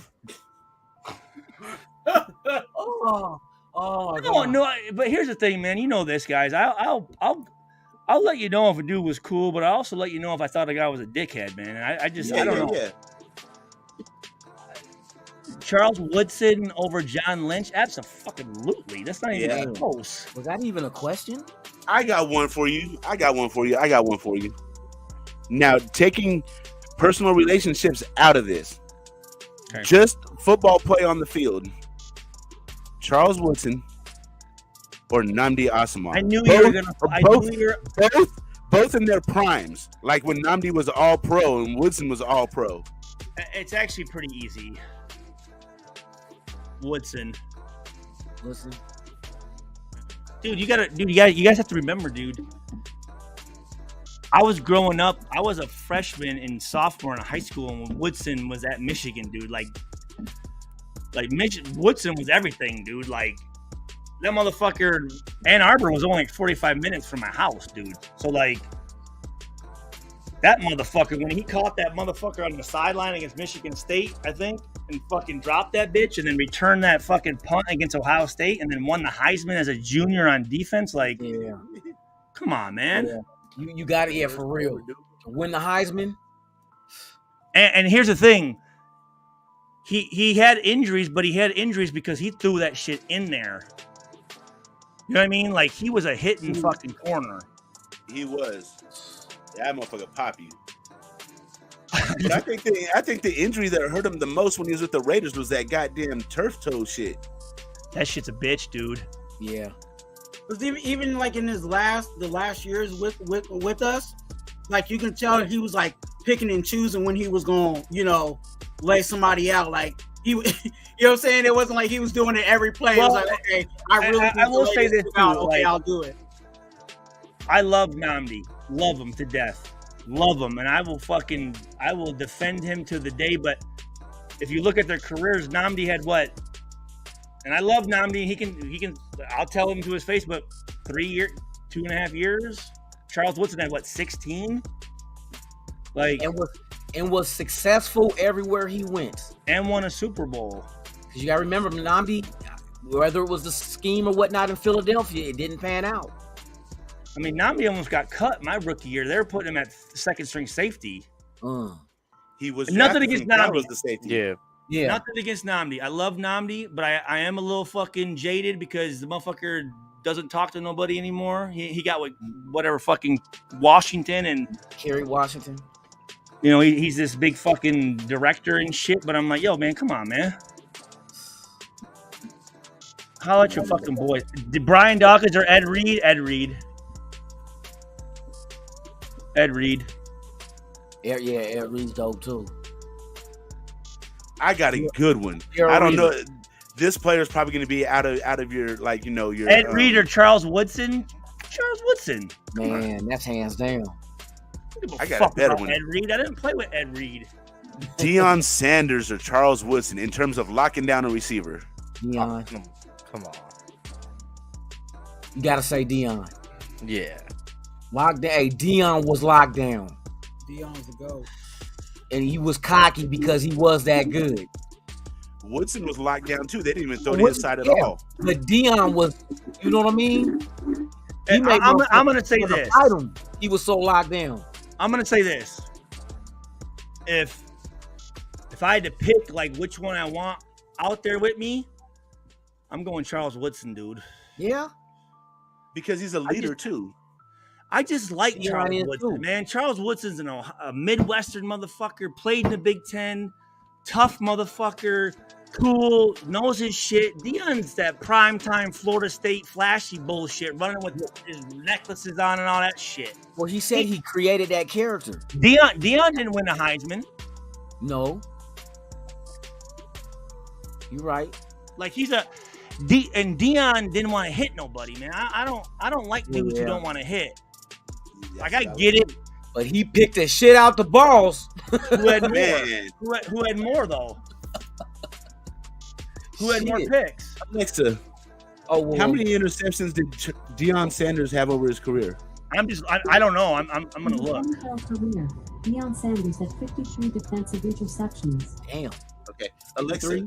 Did he just ask Alexa? How many interceptions did Charles Woodson have over his career? This might answer your question. In his NFL career, Charles Woodson had 65 defensive interceptions. Damn. Yeah. Yep. Yep. Fuck yeah. There it is. And he hit him. Eric, the reason I always ask Alexa because nobody could debate that shit. Nope. And Charles Woodson used to get fucked, still does, gets fucked up, dude. And I like that shit. Yeah, I do too. Man, for real. Dion, that's why he came out with the Woodson whiskey. I mean, I respect Dion, don't get me wrong, but I don't know him. Yeah. Like, yeah, I don't give a fuck about Dion. I got a Charles Woodson story for y'all. So I used to work at the office building right across the street from Raiders headquarters on Harbor Bay Parkway, right? So on lunchtime, I would grab my lunch and I would go sit in the players' parking lot. Just go sit by the players' cars and eat my lunch because it was open back then before they put that gate up. Yep. And Charles Woodson came out one time, and I had a paper I was giving my mom an autograph. So I asked him for an autograph, and he's like, while he's signing the autograph, I tell him they were playing Kansas City that week. I told him the stupidest shit. I was like, hey, bro, good luck against Kansas City. Go ahead and take out Derek Alexander for me. I meant to say, like, shut him down, but it came off as take him out. And then he just looked at me like, what the fuck, bruh? And then I was puzzled, like, why would he look at me like that? Come to find out, they're college teammates. Yeah, yeah, he's from Michigan. Stupid afterwards. I was like, oh, damn, that came off totally wrong. See, I thought he was gonna give you shit like take him out. Like, what the fuck? What you mean take him out to dinner or some shit? What the fuck? Lewis or Urlacher? Urlacher. Ryan Urlacher over Ray Lewis? What? Stu. Stu, that's the first thing I've heard you say that's like truly questionable. But I'm gonna say, here's the only reason I'm saying it. I thought Ray Lewis was too cheerleading.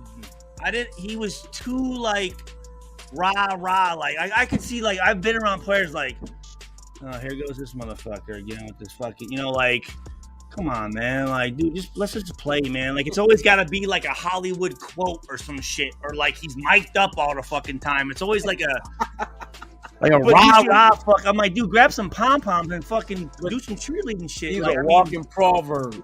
But that's what worked for his team, though. He's the quintessential leader, bro. Like, he's somebody that talks his shit, backs it up. You know what I mean? And he can tell everybody else, get your shit together because his shit's together. But pause. It felt like he went a little too like Disney with it. Like, you should be in like Remember the Faggot Titans or whatever. Sorry, Remember the Titans, like that type of shit or something. You know what I'm saying? Like Patrick Willis or Teddy Bruce. Patrick Willis all day long. Teddy Bruschi's a bitch. Patrick Willis is a motherfucking dog, dude. I think the better comparison is Patrick Willis and Ray Lewis. I'm going with Patrick, dog. Ooh. Yo, I got a good one. I got a really good one for had y'all. the same agents, but that dude came from literally like the backwoods of Mississippi. Like, he came from the mud, like, for real. And that dude was a fucking dog. I think Teddy Bruschi was on another level, though. Teddy Bruschi's a fucking bitch, dude. Tell us how you really feel, Stu. That's why he's sitting in front of ESPN with his notes and shit, fucking sucking fucking Kornheiser's dick. Oh shit! I don't like fucking the head coach of the Titans either. That Ohio State bitch. Vrabel. Mike Vrabel. Yeah. Vrabel. He keeps going for 2 points like a dumbass. He loses every time. Hey, I got one I've never heard nobody ask. And this is going to be like, this could be a 50-50 when I'm pretty sure the panel's going to be split. Lawrence Taylor or Reggie White? Fuck Taylor. Come on. Well, Reggie White was a monster. Reggie White was a fucking preacher. But it don't matter. I want a motherfucker doing cocaine fucking with some fucking... Well, you need Michael Irvin. Bring me out Zeno. Michael Irvin and Janet I want a motherfucker doing dirt, dude. I don't want Janet motherfucker reading the club off of X. Still want some motherfuckers that does cart toppers and shit. I don't need to read me Bible scriptures, motherfucker. I want to, like, come on. Stu wants somebody that ain't got a septum in their nose no more. Hey, when they breathe in their nose, they whistle. It whistles when they inhale. I mean, So you go for Lawrence Taylor because he does cart I don't want toppers. Artie Lang, but I mean, I want a motherfucker that's doing some dirt. Like I want a motherfucker. Like I don't want Taylor this. was a monster though. He was a monster too though. I respect Reggie White, but I mean, I just don't fuck with dudes that are like that, dude. I just don't. I don't fuck with them religious motherfuckers, dude. I guess we're not winning the Super Bowl with. I got another one. Sean Taylor or Ronnie Lott. Well, there's actually someone that said Sean Taylor or Bob Sanders, and I liked it, Bob Sanders a lot. I ain't gonna lie, I'm a little biased on that one. Man. You talking about micro mini pimp, Bob? Wait, hold on. Ern, what'd you say? Okay, let me rephrase. I liked it. Bob Sanders play a lot. No. Before that, you asked Sean Taylor or Ronnie Lott. Respect to Ronnie Lott, but Sean Taylor was a bad motherfucker, dude. R.I.P. Dude, that motherfucker was. R.I.P. Fact, yeah. That dude was 6'4", 230, and fucking mean. He didn't like nobody, not even on his team. He didn't give a fuck about no one, dude. Yeah, true. We did talk about Renfro. I remember at the NFL Combine, we're taking the Wonderlic test, and it's, we're in this little like side meeting room or whatever, and they have like just these little tables where it's like 2 and 2, right? And it's me and Sean Taylor, and they start passing out the test, and he had his hood up or whatever, and he's like, "Stu, what's that?" I'm like, "Dude, that's the Wonderlic test." He goes, "Man, I don't give a fuck about that test," and fucking put his fucking thing down and passed out. And I'm like, "Well, Sean, I need to take this test because it's important for my draft status. I know that you're a fucking top 10 pick, but." He goes, "Good luck." Stu was like, "I already know you're going to win." You know what I'm saying? Yeah, I need to pass this shit. Hey, like, Stu, can you really tell us what the Wonderlic is? Like explain it in your experience. It's just like it's just like a fucking, I think there's. You got so many minutes per question, and it's they say if you don't know the answer, keep moving. Yeah, it's weird. Yeah. It's like 70 or 80 questions. Yeah. And apparently, I mean, you don't get marked if you don't. I don't know, dude. It's like if you don't know the answer, keep it moving. Don't put a yeah. It only matters to people if it matters. You know what I'm saying? Like, they had to take that shit. They put I you was in the whole room wondering because I had a conversation with. I actually had a conversation with Sultan about the Wonderlic and was just trying to really wonder what questions were they asking. You know what? I honestly, I don't remember. It's just, I think it's like IQ test type questions. Like, did you guys ever take the ACT or SATs? Yeah. Yep. It's like that shit. Some English, some math, some science. Like just how fast you can process information and come up with an answer. That's why it's on a time base. Yeah. How quick? Yeah. No. Yeah. It is timed. It is timed. Yeah. Rod Woodson. Yeah, Rod Woodson's the fucking. Yeah, he's dope too. That's that Purdue boy, man. That's the Purdue motherfuckers. Rod Woodson, he still has track records here. Hey, you guys want to see? You want to see Stu get pissed off? What you want to see Stu? Watch this. Stu, take personal feelings out of this one. Oh shit! I already know where this is heading. I need you to woo. I need you to woo-saw on this one before I ask it. Tony Gonzalez. Woo-saw. Yeah, he already did. Look, he's getting up in his seat already. He's ready to fucking punch the camera. Hey, that asshole tightening up, boy. But I really need an honest answer without no personal feelings. Who did you like fear? Not fear playing more, but who did you know that could cut? I don't know. Ask the motherfucking question, motherfucker. Stop talking. All right. Chat dancing like a motherfucker, boy. Antonio Gates or Tony Gonzalez? Damn. Who was better? Well, what's the question? Being that you're a strong safety, you know what I'm saying?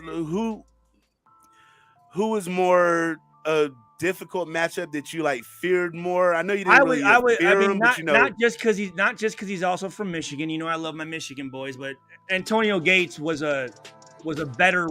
I had more problems guarding Antonio Gates than I did with Tony Gonzalez. That's what I'm I trying don't to know say. if it was a mindset or if it was just whatever, but also Antonio Gates had Drew Brees throwing the ball. So that's a little better than fucking Trent Green. So it was, Okay. Yeah. But I didn't fear any of those motherfuckers.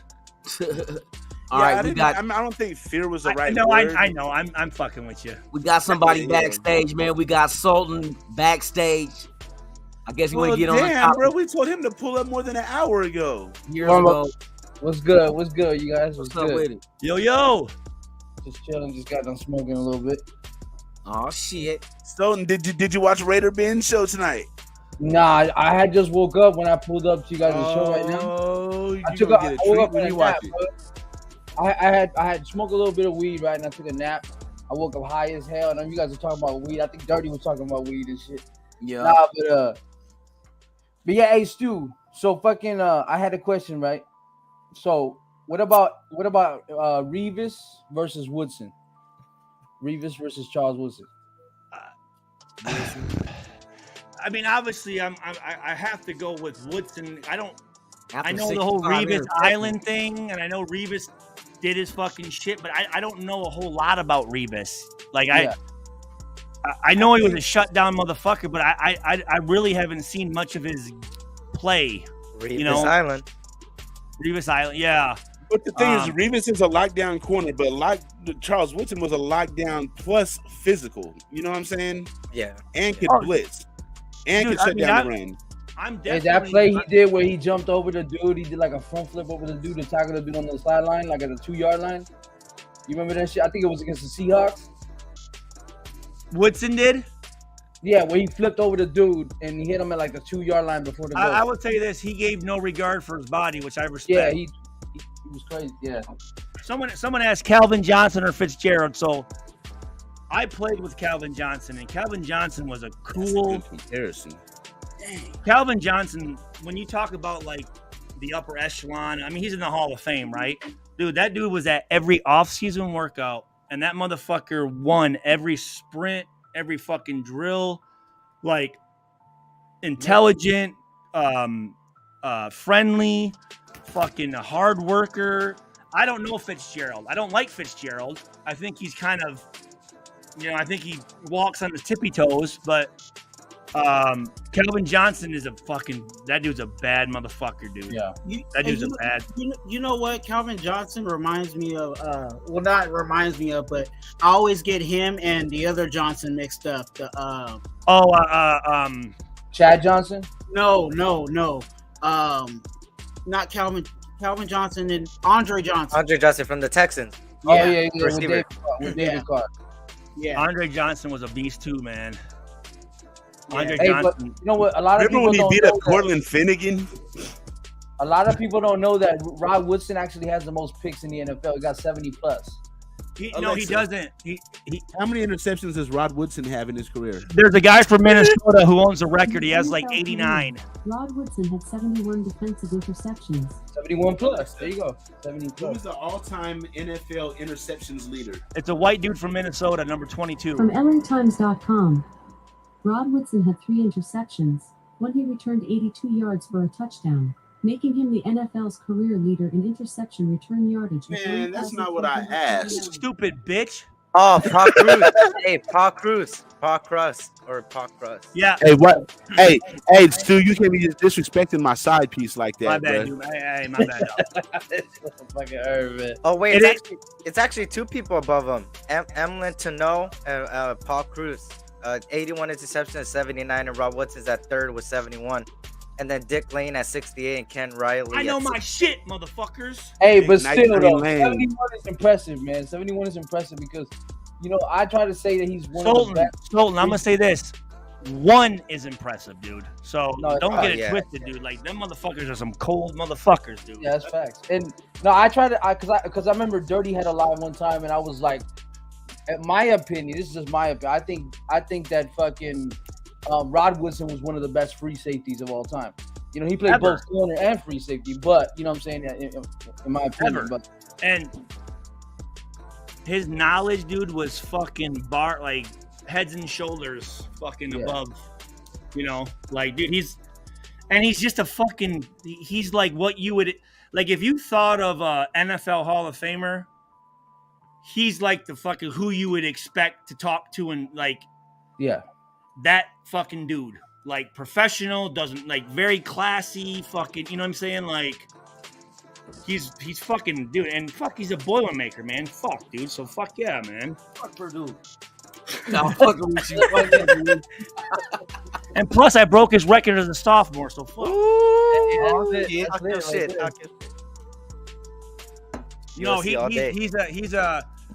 I've always had the utmost respect for fucking. He's a bad motherfucker, dude. He's a bad motherfucker.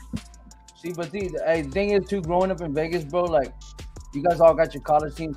Man, UNLV was always ass, bro. Let's face it, bro. Like, they were never anything. So I never had a college team growing up because they really wasn't doing shit. The basketball team was cool, but I was gonna say you had the basketball team there, and in the early 90s. The Rebels was my shit. Stacey Augman, Larry Johnson, man, Reggie Phoenix, Anderson Hunt. Come on, bruh. That was my shit. I tell you, the best game that I ever seen in college basketball was when UNLV played Loyola Marymount when they had Hank Gathers and Bo Kimball before Hank died, and it was like 130 something, 120 something against it. What team is this? It was Loyola Marymount. Oh shit! And they played UNLV back in the day, and they had the score up high. They was going at it. Yeah, my pops went to UNLV. He didn't play sports though, but he went there. Oh, okay. Yo, fucking Running Rebel. Are they still called the Running Rebels? They're not. Yeah. Are they? Basketball team, yeah. I mean, in America nowadays, you'd think they wouldn't allow the Running Rebels as a mascot, you know? Well, yeah, because the Rebels. Like, yeah. Ed is still a little dude with a big ass mustache and a rifle too. Yeah, from Bugs Bunny. No, are you serious? You fucking full of shit. From Bugs Bunny. You look like Yosemite Sam. Yosemite Sam. You look like Yosemite Sam's grandpa. Yeah, except he got white hair instead of orange, red. Yeah. Jerry Tarkanian, boy, I tell you, the Tark the Shark. Chewing on that towel all the time. No, that's Fresno State. Oh no, he was at UNLV and went to Fresno State. Yeah, he went to yeah. And then what? San Antonio Spurs in the pros. UNLV mascot. Tark the Shark. Yeah, dog. I had like 20 UNLV hats growing up, bro. Like a lot of them. Lost them though. That was my shit. Running Rebels was hard, boy. Ugh, that motherfucker is fucking hard as shit. That logo is hard though, bro. That logo is hard though. Remember Stacey Ogden? I wish we just had some talent though. You know, from the football team though. Yeah. What they doing this year? I ain't even really kept an eye on them. I know they won. Hey, they ain't doing shit but having fresh ass uniforms. Oh, they changing up their uniforms too, bro. Hey, I put Oregon for starting that shit. USC undefeated. Who said that? I did. Hey, this says this for all these reasons and many more, we will continue to be known as Rebels. As it relates to the mascot itself, hey Reb, my predecessor, President Marta Mina, essentially addressed this issue late last spring when she had a statue of the mascot removed from the main campus. Oh shit! Hey, get his ass down then, I guess. Get his ass down. God damn. But rest in peace. Little shout out real quick. Rest in peace to the old homie back in the day, Peoples, man. He was a running back for UNLV, man. He passed away. Oh, all right, for sure. Yeah. Actually, I lost a teammate of mine last week. A guy named Jesus Christ. You played with Jesus? No, I didn't. God damn, Ern. Hey, I was undefeated. Offensive lineman Jason Isley from Ohio passed away last week. So. Oh shit. Yeah, not good. Not good at all. Horrible. My condolences, bro. Rest in peace. So they call him Hey Reb. Dude, that dude's a removal of the Hey Reb statue in front of a damn dude. Like, yeah. I knew it. I was gonna say I know that motherfuckers will be mad at that shit. Well, we gotta take him down. Man, they gonna have to change a whole lot of these mascots. Man, that's just our way of life. You coming down here messing with our way of life.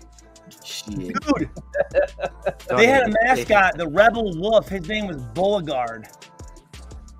That's fucking... Beauregard was a cartoon wolf with an art style not unlike the early works of Walt Disney. He wore a gray Civil War era military field jacket, a Confederate hat, and a mischievous little wink. Oh, shit. Oh, man. Fucking Beauregard. What name? God damn. There go one for you in the chat, Stu. Eddie George or Sean Alexander? I'm gonna go with Sean. Bro, you must not ever seen Eddie George play. I've seen Eddie George. I've seen Eddie George, bro. I wasn't a fan. Eddie George was Derrick Henry before Derrick Henry. Man. Eddie George all day. One, because he's from the Big Ten. Tennessee. I don't like Ohio State. And Sean Alexander always seemed kind of like a fucking Seattle. Like Sean Alexander from Seattle. Like he seemed like that dude like you don't want to really do any dirt with. Like he's like the fucking ops. Yeah, the black or what? And plus he played Michigan played Alabama in a bowl game with Sean's last year, and I think we won. Or they won. So fuck Sean Alexander. He's a fucking. I just didn't like Eddie George. But I don't know why. I don't know. Man. Eddie George is a fucking cornball too. I'd love to knock his fucking chin through the back of his head. Hey, Stu. He died, bro. Eddie George? No. Yeah, rest in peace, man. Rest in peace. Wait, no. Didn't. Wait, I was saying Steve McNair. Hey, My bad. He died, bro. What the fuck? Yeah, come on, man. Come on, we can't be killing people on the live, man. We can't be killing people on the live. Yeah, that is totally my fault, bro. I'm so sorry. Man. Come on. I put that up there with the Woodson story.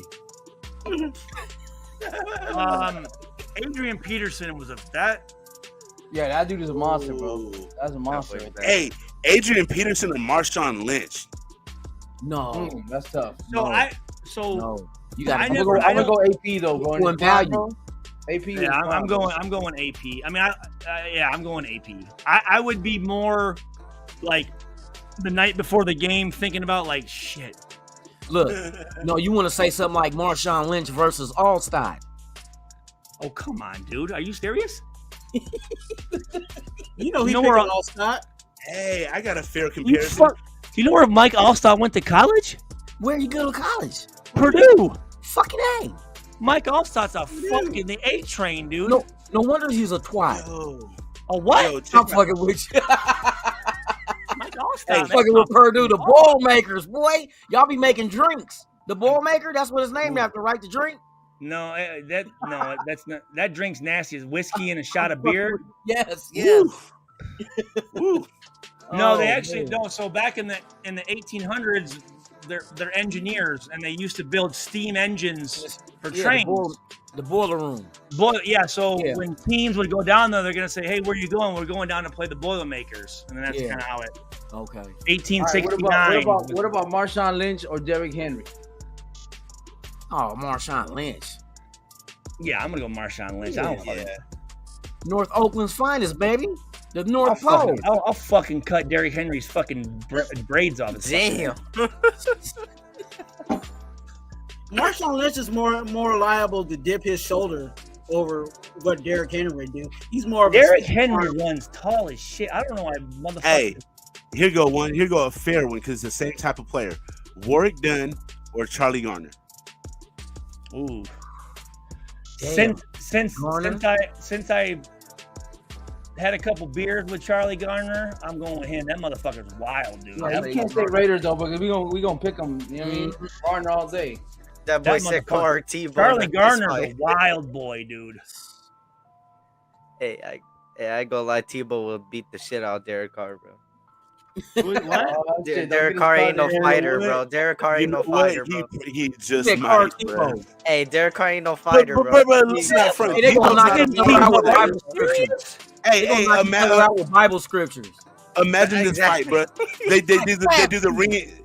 They do the ring entrance into everything. They get into the ring, the music plays, they do the announcements and everything, and both of them go to their corners and kneel and start praying. Motherfucking fuck Tim Tebow, dude. Yo.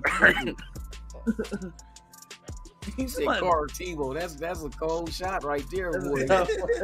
Are you going to go with Tebow? Hey, I just don't think Derek Carr is a fighter, man. But if we saying they go in the ring together and they're both willing to fight, then I'll say DC. Let's say this.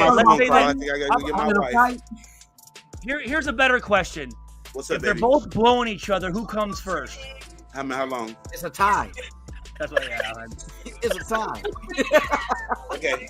All right, here I come. Oh, yeah. Hey, y'all, I'll be right back. I got to go make a run. I'll be back in 15 minutes. We know. All right, Dirk. Yeah. Curfew. Oh, he had.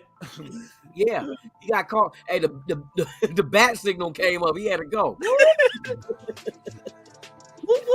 Oh shit! Warden called. Okay, what? Ron Dane and Brandon Jacobs. Ron Dane, boy, the great Dane. He passed away too, didn't he? I don't think so. Ron Dane. Man, you want a lot of people to be dead, don't you? No, that was Aaron. God damn. I'm pretty sure. I think he did. Damn. I'm gonna tell you this. Ron Dane's a fat piece of shit. Oh, don't say that shit. The former professional American football running back who played in the National Football League for 8 seasons.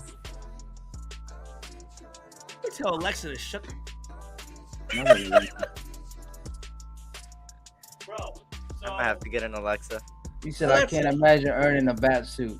I guess he still. I thought he passed away. I don't even want to imagine it, bro. So, my senior year of high school, I was the Detroit Athletic Club Male Athlete of the Year, right? Oh shit! And they had a huge event. Kathy Ireland was the MC. Brian Gumbel was the fucking host. Drew Brees got an award. Tom Osborne. Tom Osborne. Who was the Nebraska quarterback? Tommy Frazier. Right? Oh yes, Tommy Frazier. The blood clot called him. He had to retire, huh? Drew Brees was there, right? So I had this ball, and I'm fucking like 17 years old, right? And I'm like, man, I kind of want to get this shit signed by everybody, right? And Ron Dane sitting at a table by himself, fucking twiddling his fucking thumbs. And I'm like, all right, I'm going to go up. And I'm like, hey, man, can I? And he's like, nah, man, I'm busy. And I'm like, you fat piece of shit, motherfucker. Like, so every time we played the Houston Texans, when he came in, I was trying to fucking break every bone in his fucking body. Hey, tell me why they had -6 yards and we still lost, bro. The defense -6 passing yards. But Ron Dane, for whatever reason, had his best game every time he played us. He's a fucking piece. He's a piece of shit, dude. He's a piece of fucking dog shit. He is, dude. He's a fuck. Brandon Jacobs. When I played for the Giants, Brandon Jacobs. He's a good dude. He's a good dude. Hey, Loon. Now we have to. I forgot. You got to introduce. When you introduce Stu, you got to call him Hall of Fame. Hall of Famer Stu.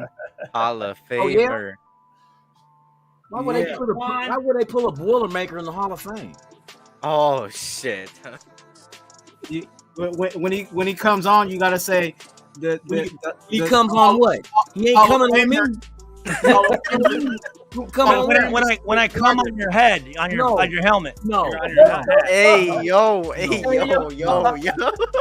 No, that's fucking nasty. You're fucking nasty. Really? Cam Newton or Ben Roethlisberger is a fucking. I know. Damn, everyone you've been talking about, I don't talk shit about a lot of guys, but Ben Roethlisberger's a piece of shit too.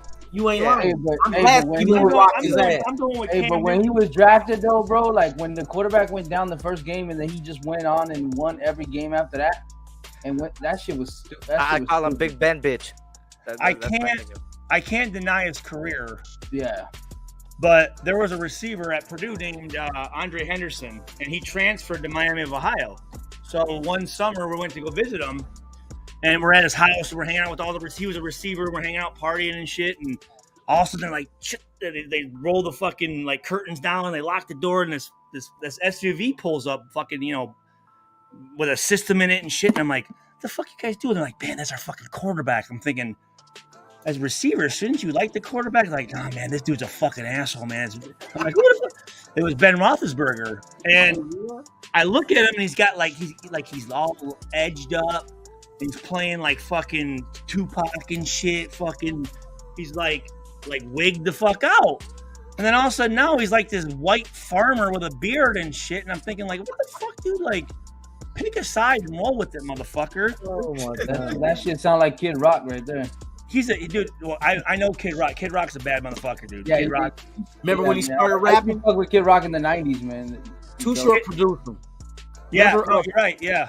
Fish. What was it? Fish sandwiches and grits or some shit like that. Kid Rock. His name's Bobby. He's a cool motherfucker, dude. He's a good dude. He's a good dude. And he's a hell of a DJ. Like he fucking can fucking mix up some shit, but he transitioned the same way. Like he did hip hop with ICP and shit back in the day, and then he went on to do like rock and roll. Yeah, that was back when ICP was the fucking inner city posse. Yeah. Dude, I've been a juggalo since fucking '94. I've been a gigolo since '98, bro. '98. I've been a gigolo since I was 18. No, juggalo. Juggalo. I'm a gigolo with all these gigolos, boy. Slinging that pole, boy, for a little something, you know, get a little bit of change. Do something a little strange for a little bit of change. Yeah, first tape I heard was Riddle Box, dude. That shit, man, that shit was. Oh, fucking Dead Body Man, fucking Chicken. The show must go on. That the beat was hard, man. The show must go on. That's my shit, dude. I was in 7th grade in art class. Remember back when you guys would? I don't know if you guys remember when you used to do the pass out. Yeah, pass out game. Yeah. Or what was the other one where you take so many breaths and put your hands on it, push your chest against the wall? No, that I think they did that too. Thing. Passing out. Yeah. Fucking dumbasses, man. Yes, you were. Hey, what you were doing the same? What do you mean me? What you talking about? Fucker, you were doing the same shit. No, I wasn't. I seen him do it. Arnett or Andre Walter? Who the fuck is Andre Walter? Bachelor. Who? What? He would bring up something like that. Arnett ain't did shit, man. Cadillac Williams. I remember that motherfucker, man. And Deuce McAllister. Okay. Well, we go old school. I'm going Deuce McAllister. And Cadillac Williams didn't do shit. Man. Cedric, Ronnie Brown was the fucking dude that had a better career. Yes. Ronnie Brown. Auburn, right? They both went to Auburn. Remember, it was Cadillac Williams and Cadillac Williams and because they would run the Wildcat with them. What they call it? In the pros. Oh yeah, with Nick Saban. Okay, yes, that's right. Damn. Hey man, I'm done answering questions, motherfuckers. Jesus Christ. So, hey, what happened? What's this whole thing about? Because I heard some people talk about it, but I don't know what's going on. What happened with the whole Brett Favre situation? What's going on with that? What, the EBT? Yeah, some shit about charity. That's all I heard. I don't know too much about it. What happened? So what I got from it was that he was funneling some money to his daughter's volleyball team through his charity. I don't know. He scammed something. I think it was like EBT or something like that. Welfare type shit. I think it was. Yeah. He was using EBT cards. Shit, I wish I had a plug on that shit. No shit, that motherfucker get like $700 a fucking. Hey, everybody out there in the Vegas area, you got EBT? I'll shoot you 200 for 400. What's the deal? What's the deal? Hey, it's almost wintertime. I gotta get ready for this gumbo. It's gonna cost. You said get ready for this gumbo. Man, I need the crab. Gumbo is expensive, man. Man, that shit run me about 200 to do it right. Man, to do it right. Lobster tails in it last year. You had what in it? Lobster tails. Oh yeah, you was really doing it. Man. Yeah, that's a lot of money. Went to Costco and grabbed everything: the chicken, the sausage, the shrimp, crab, everything I grabbed here. Made a big ass pot. You got to get the right. You got to get the right sausage too. You know, like the andouille. Yep. Yeah. It's all about that sausage, huh? Yes, you like that shit. You like that shit, man. You a sausageologist. Hey, spell that, motherfucker. SAUSAGOLOGIST. Wrong. Sausageologist. Mississippi welfare scandal spreads well beyond Brett Favre. Oh, so they okay. You see it? I mean, the nation's poorest state instead of Who was in a EBT ring? Hold on, millions earmarked for the media. Hey, I'm kind of. Hey, you know, all this stuff Brett Favre be doing, he might need to get his card. You know what I'm saying? He over there giving. You know, he was over there giving ARP. He over there giving diverted federal welfare money to build a volleyball stadium that cost more than $5 million. Damn, he's scamming, boy. Doling out funds meant to go to welfare recipients in the nation's poorest state. If you were to pay, motherfucking Brett Favre. Hey man, hey, whoa, hold on. Y'all motherfuckers are judge, jury, and executioner over here before you fucking want the fact. Off with his head. Motherfucking Barack Obama motherfucking coming down here for promotional efforts. He old now, so it ain't gonna. Obama ain't doing shit. I'm just saying Obama used to fucking pass judgment on people before he had the facts. You supposed to. Is there any... You supposed to shit. That's a human defensive mechanism. You assume the worst and hope for the best.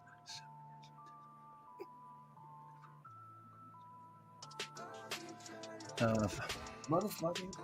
That's tough, bro. Because all I heard was there was a lot of people were like, kind of like saying, "Why is the media not getting after them for this shit?" You know. And I didn't know what the story was though, but shit, you know, they got people they love. Man, I don't like hearing that. They stupid motherfuckers, man. That was diverted to Ted DiBiase, the fucking $1 million man. Oh, for real? The wrestler? Yeah, much of the money was fictitious. Much of the not Virgil. Tell me not Virgil. Please tell me not Virgil. He said, "Tell me not."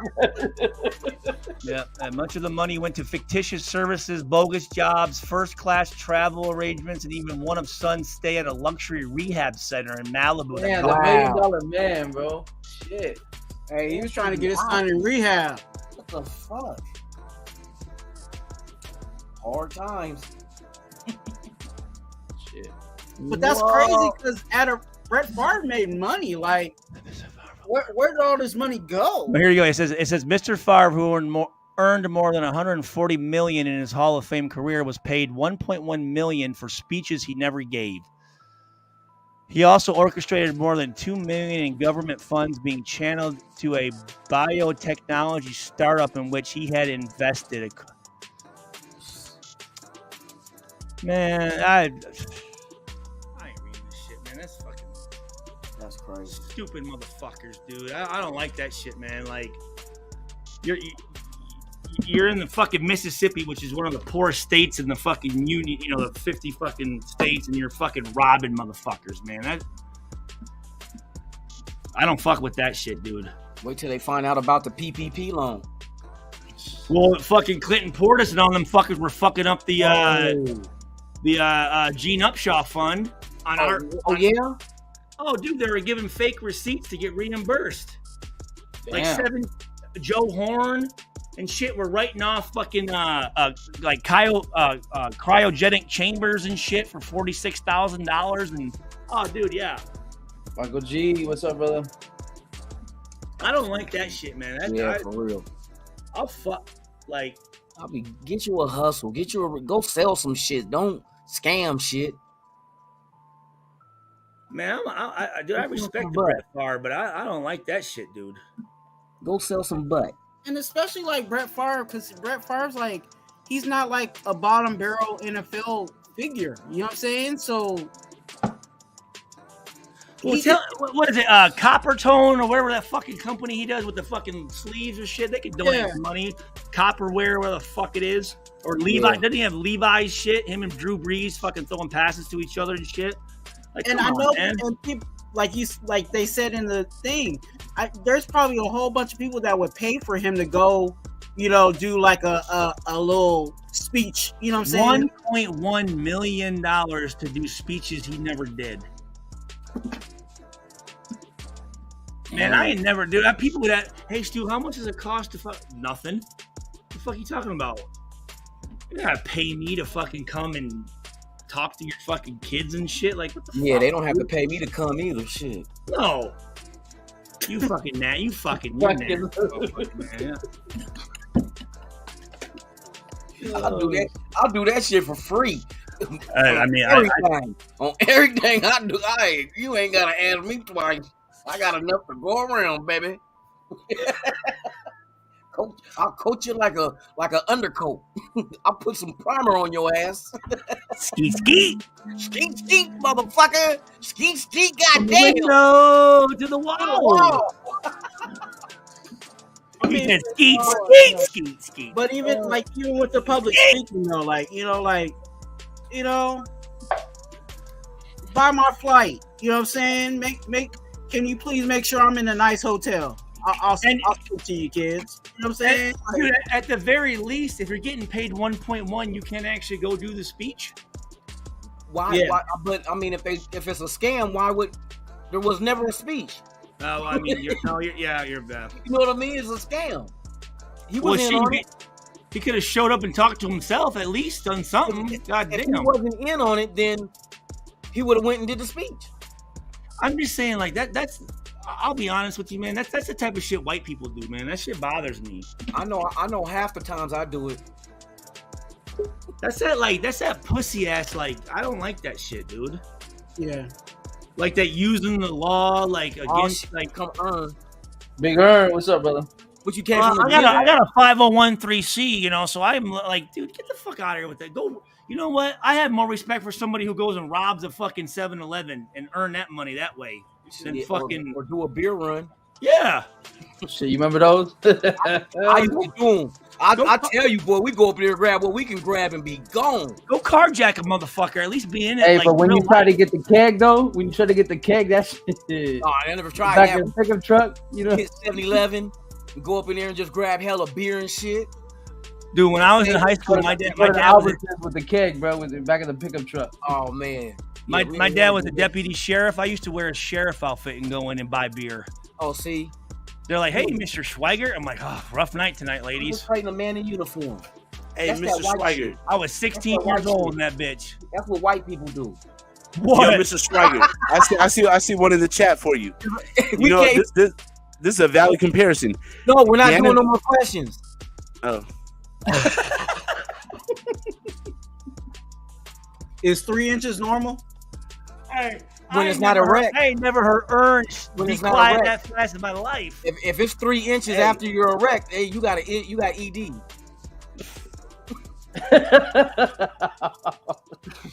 I completely forgot what the fuck I was gonna say now after you said that shit. You need hymns. You said it's 3 inches normal. Them commercials. Who said that? Who asked if 3 inches was normal? I'm like, shit, if it's hard to see. Oh, you said it's copper fit. That's it. Yeah, the copper fit shit. Yeah. Oh shit. Where you came? You came from the gym? Nah, I go pick up my wife and daughter from work. Oh, cause I thought, man, I was like, what? They sell nachos at the gym? What you eating, a chicken leg? Hey, Jack in the Box is open. And motherfucking teriyaki bowl sound kind of good, but I ain't gonna do that right now. And you better get those 2 tacos. That sourdough. Hey, that sourdough. Tacos with this much meat in it, in the middle. Hey, but if you be high and hungry, you be fucking that shit up. Hey, you put enough taco sauce on that motherfucker, it'd be fucking wonderful. Hey, motherfucker, be in the car parked in the back of the parking lot, just knocking down all the ketchup packets. Hey, that Jack in the Crack tacos, man. Shit, man. Hey, Ern, you put that taco sauce on anything, you munch that shit up, won't you? Bro, ice cream. Taco sauce is amazing. I put hot balls on ice cream. Nah, you put that taco sauce. You know those chicken sandwiches, the little cheap chicken sandwiches from Jack in the Box. You put that taco sauce on that shit. That shit's fire, bro. Yeah. I can't do the hot shit no more though. But you got what you got? Acid reflex. Acid reflex. Yeah. Yeah, that shit killed, motherfucker. Boy, that shit. I know that shit hurt. I knew somebody had it. My wife got my Versace glasses. It's been a minute though, man. They don't got. I don't think they got fucking Taco Bell. Hey, they spelled it wrong. That's the swap meet version. That's a Versace. Versace. That's the Versace. This is just the case. Yeah, see, they got you. Yeah, got you. He got the Versace glass. What that say, Versace? You bought Versace and opened it up and it was fossil. No, those Versace. Stu our safety. Yes. Don't tell me anything. Now we're gonna be looking for everything. No, for real. So is the other one in the bag from when we went on vacation? It's right there, Dad. Hey, I'm having a technical difficulty. I'll be right back. That ain't technical. She's trying to. You about to have a physical difficulty. She's trying to find that hot sauce, that taco sauce. Down the crack of the ass. Somebody gonna be put on If you time got out. hemorrhoids, don't do that. If you got hemorrhoids, don't you put no. He said, "Yo, hey, baby, I just bought these Versace glasses, man. This shit's dope. Look at them, man. There ain't no motherfuckers in that motherfucker. What? Where they at? You just bought the case, player. Man. What credit card did you use? Yours? Maybe it's under the seat in the 460. What about the 360? 380. Shit, bruh. 180. No, I think that this case is the one from your Versace glasses. Should have just went to Walgreens and got some aviators. That's what I think mine are in the Versace cases. Probably got kicked into the seat in the car or something.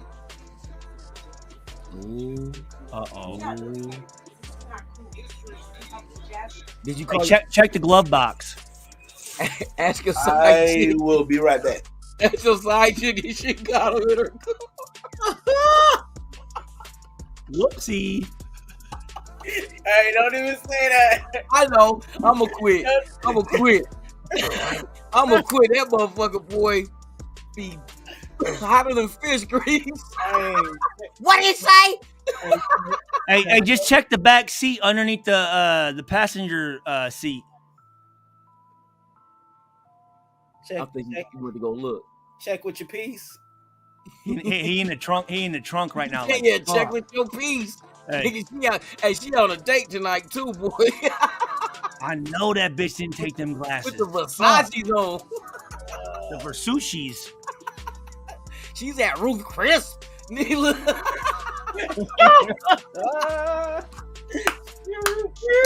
She got them Versushis on. Nigga, she had PF chains, nigga. Like, ugh. With them that bang bang. What is it? Bang bang. Doing the most. You ain't doing the way most. Boy, she out there doing it. Showing cleavage and everything. Tough as hell in that bitch. Oh shit! With them bang bang. No, don't they have like bang bang egg rolls or whatever the fuck it is? PF chains. Hey, you guys ever see that Nims? Thang Long? We going to Thang Long. Hey, you guys ever see that Nims Don't Ever Disrespect Me clips? Who? Which one is it? On YouTube, Nims Don't Ever Disrespect Me. He goes, hey, yo, don't ever disrespect me with Versace shades on. You heard? Hey, man. Here, dude, you ever go and they do that dumbass shit? Egg roll, the egg roll, you know, and they fucking have I'm a fucking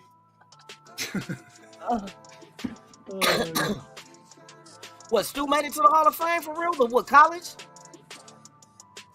Man, you better get your facts straight, cuz. Hey, put respect on my name. College? I'm asking though. Is it college? Purdue? It's not middle school, motherfucker. Yeah. No, it could be pro. I'm asking. I didn't know because I seen somebody put it in the chat. Don't. Come on, man. Pro Hall of Fame. Come on, bro. Why not? Yeah, I ain't able to find them, yo. I think they got to be somewhere in the car. I lost one until they on vacation. Check the console. Your head, console. Yeah, console and glove compartment. But I think my wife gave them to me when we was on the road when I was driving on the freeway, and then I didn't want them, so I think I gave them back to her. I don't know. I be high than a motherfucker, so I can't remember shit. I be remembering my football shit though. They might have fell out the window. You gotta start putting a ribbon around your finger. But you get the chains on them.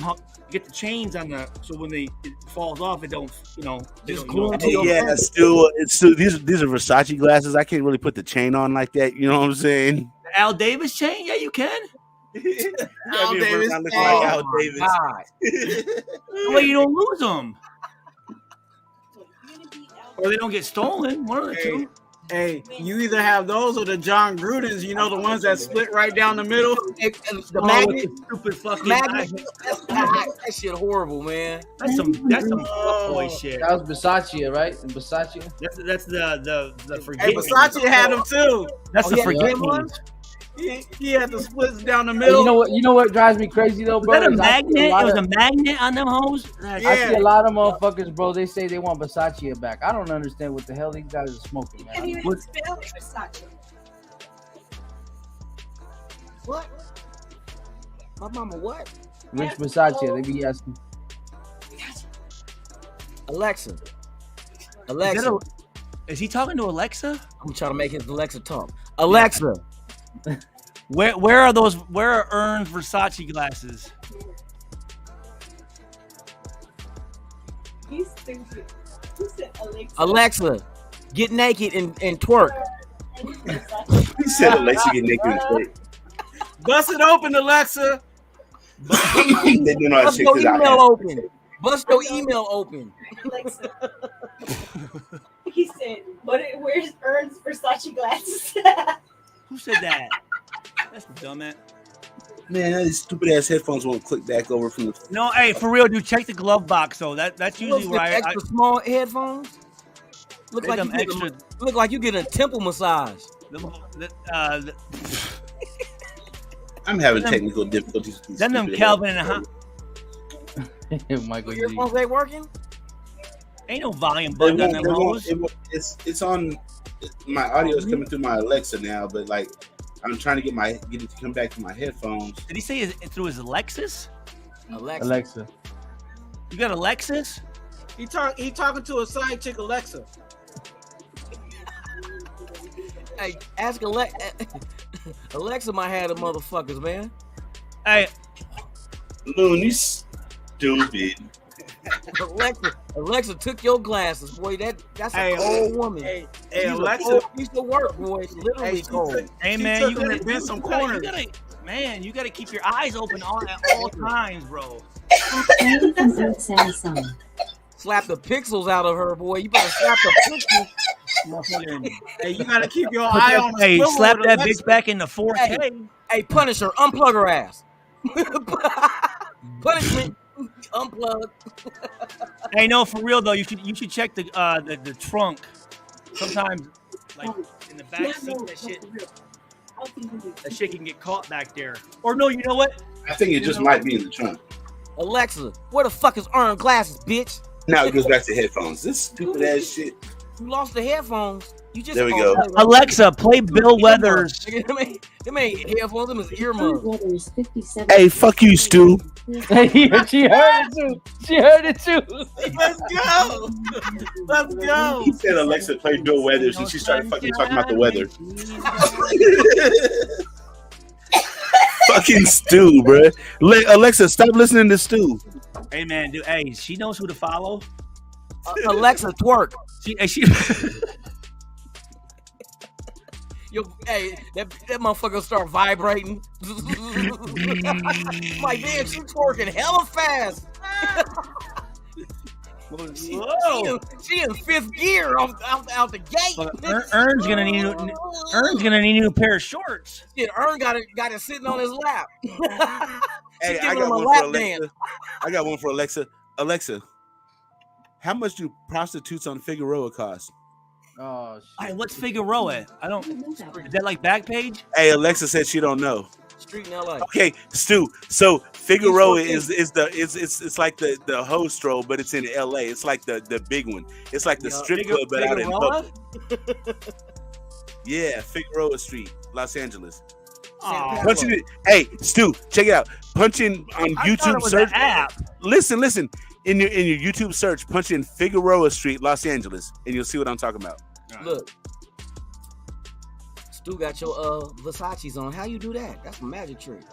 I'm like David Blaine, cuz. I don't know about David Blaine. You look more like Oh, you know he got a residency out here in Vegas now?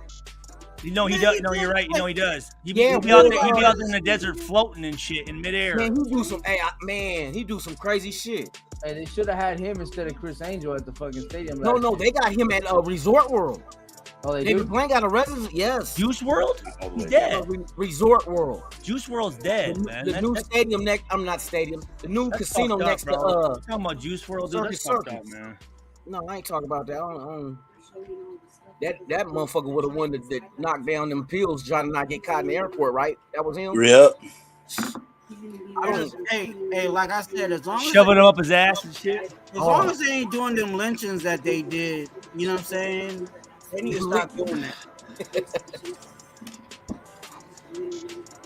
Why? I mean, you had to turn the fan on.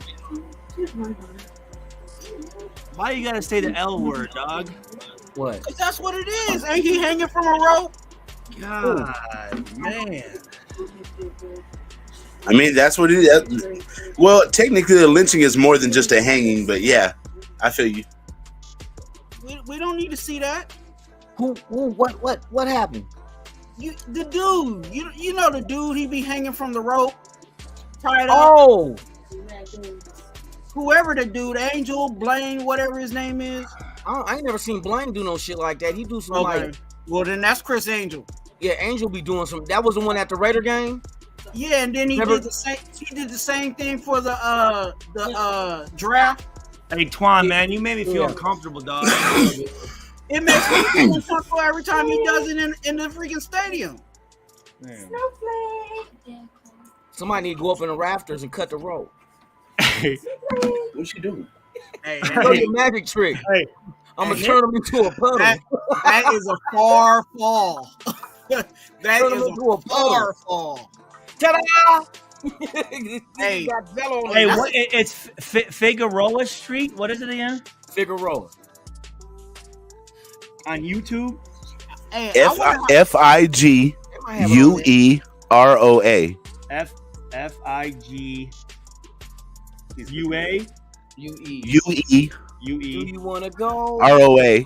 To Figueroa Street, Los Angeles. It should pop up like autocomplete or whatever. That's Man, I apologize. So VIG. No F. Listen, F. Fig. Okay, like Fig Newton. Okay, Fig. Yeah, that's what you call the hoes on Figaro. You call them Fig Newtons. There's a rapper named Fig Newton. I like strawberry Fig Newtons. Them bitches are fucking fire. Man, tell me about it. Hey, them bitches slap, cuz. Man. Hey, Ern, they got strawberry out there for you. Bruh, I was out there, bro. I seen strawberry Fig Newton. I was like, ugh. Wait, hold on. It's a bunch of dudes, man. What the fuck you? It ain't a bunch of dudes. The fuck? What the hell? Fuck did you what say the hell is you looking at, Stu? He's looking up gay porn. I don't know what the fuck. Figueroa. Wait, hold on. That might be. Do that. Look, hold on. I'm gonna pull one up and I'm gonna share the screen. Hey, man. I don't want you caught up, dude. Don't be sharing that shit. Hey, she's all right though. Oh, you see he's like, ooh, she's all right though. Hey, they be lined up for it, huh? I'm telling you. How much? An There's one dude card. Hey, check it out.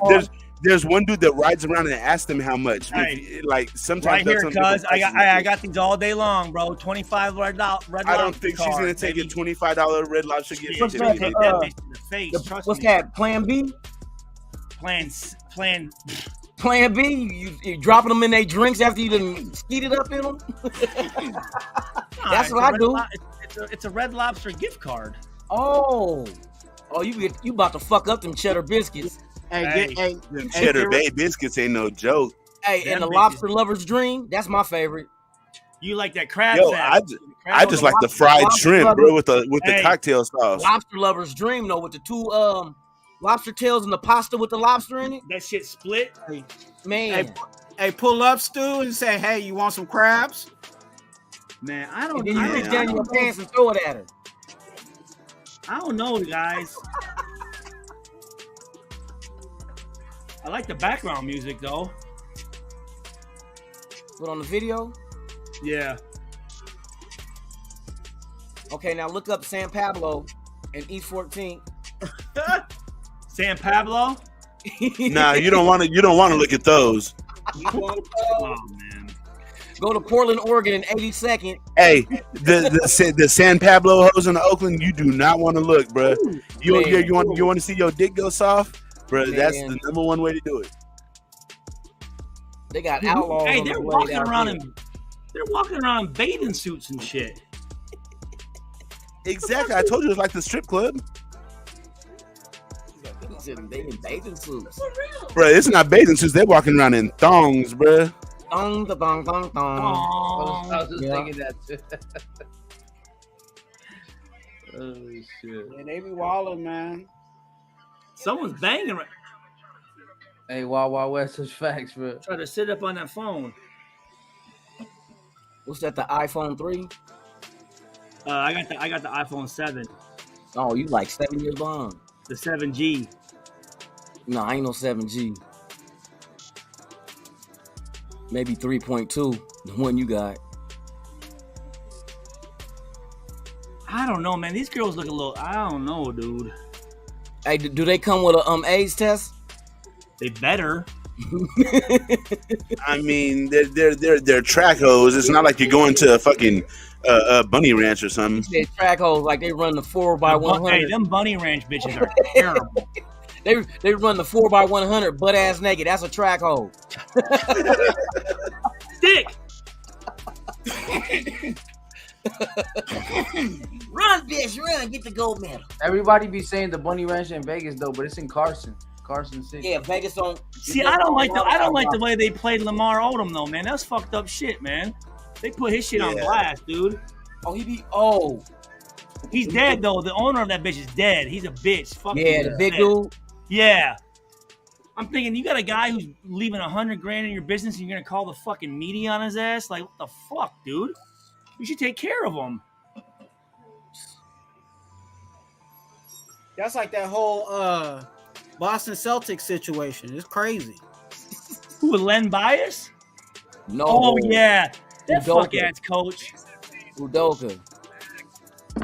Who was he, fucking an intern or something, right? Wasn't he? See, that's some fuck ass shit. Man. Keep your business and your fucking private life separate, dude. Be a professional, man.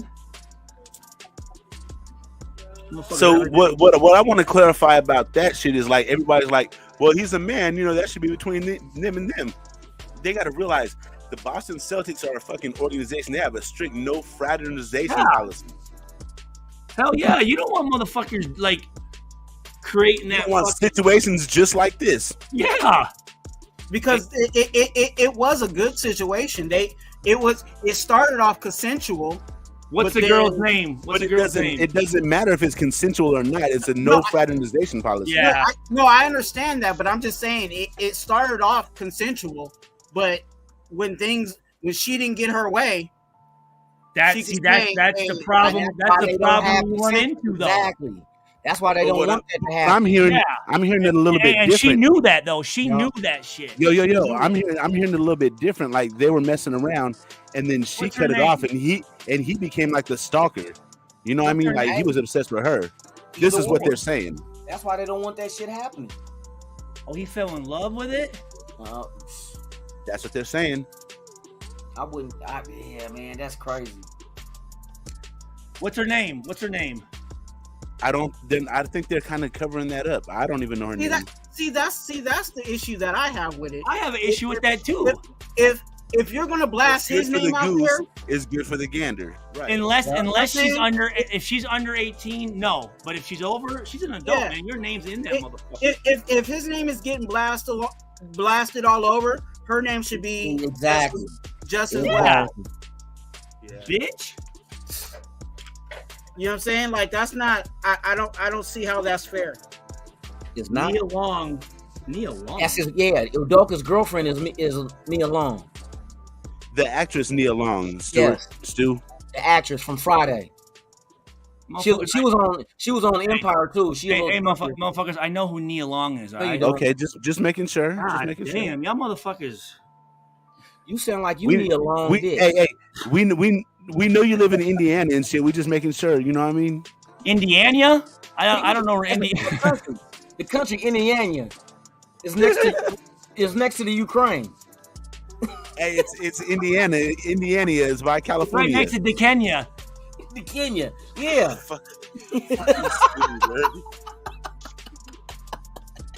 You guys are. Hey, my G, I would not eat a lot lizard. That sounds like monkeypox. Yeah, hey, no, you got to be careful with them, dude. They what? That's big six on your tongue, boy. Mike, for you to even ask some shit like that, bro. I know you just throw it, but bro. Those are tough times, bro. Those are tough times. Those are tough meat. You must be really, really hungry.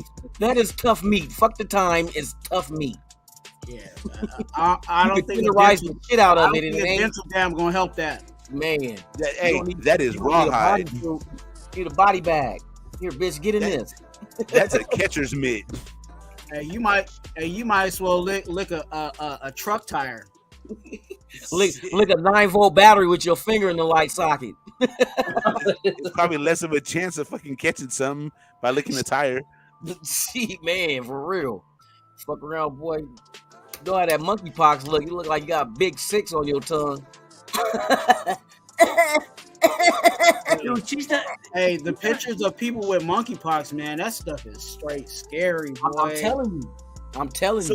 To me, monkeypox looks like chickenpox on steroids. That shit look like a domino. Tell them little black spots and shit. You ever seen it? Damn, huh? That's why I said be looking like somebody laid big 6 to the board on your face. He said big 6 to the board. Oh god! Watch this shit. You think I'm bullshitting? Monkeypox. Tell bitch I'm an asshole. Yeah, monkeypox. Big 6 to the board. Yeah, he's. Damn, monkeypox ain't no joke, boy. Oh shit. That's nasty. God. And I'm just gonna say this: that these motherfuckers with all the handshakes, that shit's suspect, bro. What the fuck that come from, motherfucker? What kind of handshakes are you talking about? I just watched these dudes from Texas. Look, he got big 6 on his mouth. Look, 1, 2, 3, 4. Oh, that's hepatitis. That's hepatitis. Shit. No, nigga, this is monkeypox shit. Look at this shit. Did he eat the monkeypox or what the fuck? He probably ate the booty hole, and that's where she had the monkey though. Look at her face. Come on, man. Yeah, so it always comes out like that, black and shit. No, not all the time. Sometimes it's just burnt. Is that pimple popper? Monkeypox. What do you do with that shit? Oh, that's disgusting. She was given fellatio. Look, you can cut fellatio, cutting. How do you get it? Is it through a monkey? No, through You get that from Michael's Lot Lizards. It's from No, I'm playing. Body fluids got to exchange. But it's so sexual type shit, kissing, all that shit. But obviously you see them with that shit and you're still going through with it? Man, no, that's the aftermath of it. But he talk about from catching it from that person. Did that person have, the visual? Hey, let's keep it a buck. I don't even know how that shit is transferred. How is that shit transferred? Body fluids. Any body fluid. Saliva. So just like chickenpox? Like a sneeze? What if you sneeze? What if you sneeze? I don't know how much. Let me see. Let's see. How is monkeypox transmitted? Bitch, you ain't gonna answer? Oh, you answer but you ain't gonna answer me. The images, you gotta go to all. Ask Alexa. My dick big too, shit. How is monkeypox transmitted? According to the World Health Organization, monkeypox virus is transmitted from one person to another by close contact with lesions, body fluids, respiratory droplets, and contaminated materials such as bedding. The incubation period of monkeypox is usually from 6 to 13 days, but can range from 5 to 21 days. And all these people is running to the gym. Man, can you imagine that? And they ain't wiped down the bench. You up there spotting somebody on the bench and your ball sweat land on they nose. Hey, you trying to stretch on a little yoga mat and they ain't wiped that bitch down. Oh man. You ain't got no drawers on? I know. You in the sauna? What the fuck? Man, dude. That's horrible. How you gonna be working out with no drawers on? You got the old school. What the fuck? Loon, what in the hell, bro? Remember the old gym teacher shorts that was like on the side? Hey, the shorts that say bike on the pocket? Yeah, it looked like it was made out of paper. Hey, where did that shit first break out at? I heard it was like Sacramento or like Northern Cali or some shit. What? Oh, it was spreading up there? Like, where did it first break out here at? Like, I don't know. It didn't start on I think it started on the East Coast and then it moved over. Because we first when we heard it was like stuff that was happening overseas, and then there was what that bitch catch it caught a flight or how'd it get here? Yeah, then there was reports that it came this way. Yeah, that shit don't take long. I tell you what. That bitch be traveling fast. That bitch. Don't be touching stuff that don't belong to you. That bitch be taking it. That bitch takes the Uber up to the outbreak, the little outbreak monkey. Remember Outbreak? Oh yeah, yeah. That with shit Morgan like Freeman, motherfucker, man. Morgan Freeman, right? Morgan Freeman. Outbreak. Boy, that was crazy. That little monkey. He had that monkey. Yeah, I'm gonna start having to carry around a questionnaire. When the last time you got right? You know them questions they ask you at the doctors. In the last 2 weeks, have you been exposed to COVID? Man, fuck that. Have you been exposed to dick juice? In the last 2 weeks, have you traveled to an African country? Right. In the last 2 weeks. Last 2 weeks? Before I touch this monkey, I need to ask these questions. Yes. You ain't lying, bitch. Yo, hey, I'll just I'll get a feather duster and play with you from across the room. Feather duster. until you squirt. hey, listen, just don't touch me. I'll do my work. Just sit there. Man, squirt towards the ground. I don't want no splatter. Man, what is going on in this Hey, market? Earn. Hey, Earn, dude, you gotta find them glasses, cuz. Bro, who you telling? I know. I'm waiting for that sun to come up in the morning. I'm gonna go out there and go turn the car upside down. Hey, she got you. Hell nah, she did the fucking sidestep on your ass. Nah, me and the wife have matching everything. We got matching Gucci glasses, matching Jordans, matching Versace. If I buy myself something, I get her one too. You know what I'm saying? That's questionable, but that's cute. At 60 years old, y'all do that? That's beautiful. What you got, Fuck you, Loon. They got Hawaiian shirts. Man. Nah, we don't do that. You talk about her shirt say I'm with dummy, and his say I'm with stupid. That's so cute. Nah, but we need to get those though. I need to get matching jersey dresses, like Raiders. Like you get the jersey, you get the dress. Oh yeah, those dress, the jersey. Oh, yeah. Bro, I thought you were saying that I need to get a jersey dress. I was about, nigga, what? Bro, I don't think. Well, no, yeah, that's what he was. I don't think you're gonna fit a body glove, buddy. I don't think body glove is the. That bitch look like a fucking. Maybe a body coat. Michael, I see you, bro. I see you. Nah, I'm fucking with you. Body bag, that motherfucker. Nah, I wouldn't do that. I ain't wish that on him. Not no body bag. A sleeping bag sewn together with another one. Hey, that's not. Hey, Mike, that's not necessarily true. You know what I'm saying? People is fluid nowadays. People is poly nowadays. People is flip flavors nowadays. So yeah, I'm not one of those people. Look, that shit big out this motherfucking way. Nah, but I'm just saying, if you, but even if you're not that way, that don't mean the person you fucking with ain't. What if the girl you're kissing exactly is the guy that flips flavors and is poly and. Hey, look! You remember back now? This right? Hey, you know that's valid, bro. That's valid. I hear you. You remember when AIDS started? They thought it was a gay disease. All it takes is for a motherfucking bisexual. Man, that shit was put in the lab. That's all it takes. And how many times do we hear people talking about, oh, I'm poly, or oh, I'm bi, or oh, I'm, you know what I'm saying? So that means they messing with everybody and anything. So. Or and catch one and ones talk about they got an open marriage. You open, girl. You open like in and out burger, boy. Hey, can I get your like Jada Pinkett? Can I get a she's disgusting. She like Jada. Hey, for real. Fucking with little babies. Bruh, ever since she cut her hair off, I was like, she just does not look like she did on Minister she was Society, fucking born, that bitch was terrible. Man. She sucks. That's a crazy ass fucking situation they in. That's they business. Fuck it. Now you're getting okay. All right. That's all right. Is that too personal for you? Who? Who? What happened? Huh? Who? What? Put in the chat. What? No, you were saying something about it was too personal. Who? Personal for who? Who, me? DJ Jazzy Jeff, I think, wasn't it? Oh. No, it's the Fresh Prince. I don't know what the fuck you guys are talking about.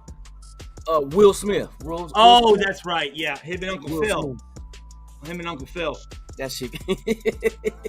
He said him and Uncle Phil was knocking down Jada. Hey, no, Uncle Phil was knocking down Will. Oh, hey, you never know. You know that, right? Uncle Phil is a wicked ass motherfucking industry. Uncle Phil was on the. Didn't he die? He's I dead. So. Yeah, but he was homosexual. Hey, you never know. No, he was. He said he was. No, I'm saying you never know about him and Will. And then Jeffrey, right? Jeffrey the butler. Yeah, hey. What these people do behind closed doors? Jeffrey came from a long line of running butlers, remember? Yeah, him and Benson, Bentley, and Farnsworth, or whatever the fuck it was. Who was P. Diddy's butler? Farnsworth Bentley. Farnsworth Bentley. Yeah, with a little umbrella. Yeah. So Earn. Yeah. Who's gonna win the AFC West, man? The Dodgers. As much as I want it to be the Raiders, I got to be honest. You know what I'm saying? It's bro. Kansas City's not missing a beat. I think Buffalo, man. Buffalo can't be stopped. Not the West. I was thinking the Lions got a pretty good chance. Oh, the West. Okay, I got you. I thought you meant the conference. I think the Broncos. You out your mind. Rich Eisen said. That's right. Like Rich Eisen said, they ain't riding. They ain't riding. Fuck no, they ain't riding. They getting rolled. That's what they getting rolled. Right. I say the Raiders. And not in the good way. I say the Raiders. Hey, you never know, man. It's still early. It's still early, man. Still early. Hey, I'm gonna tell you this. That fucking what the fuck was the name? The name of that street, dude. I don't know, guys.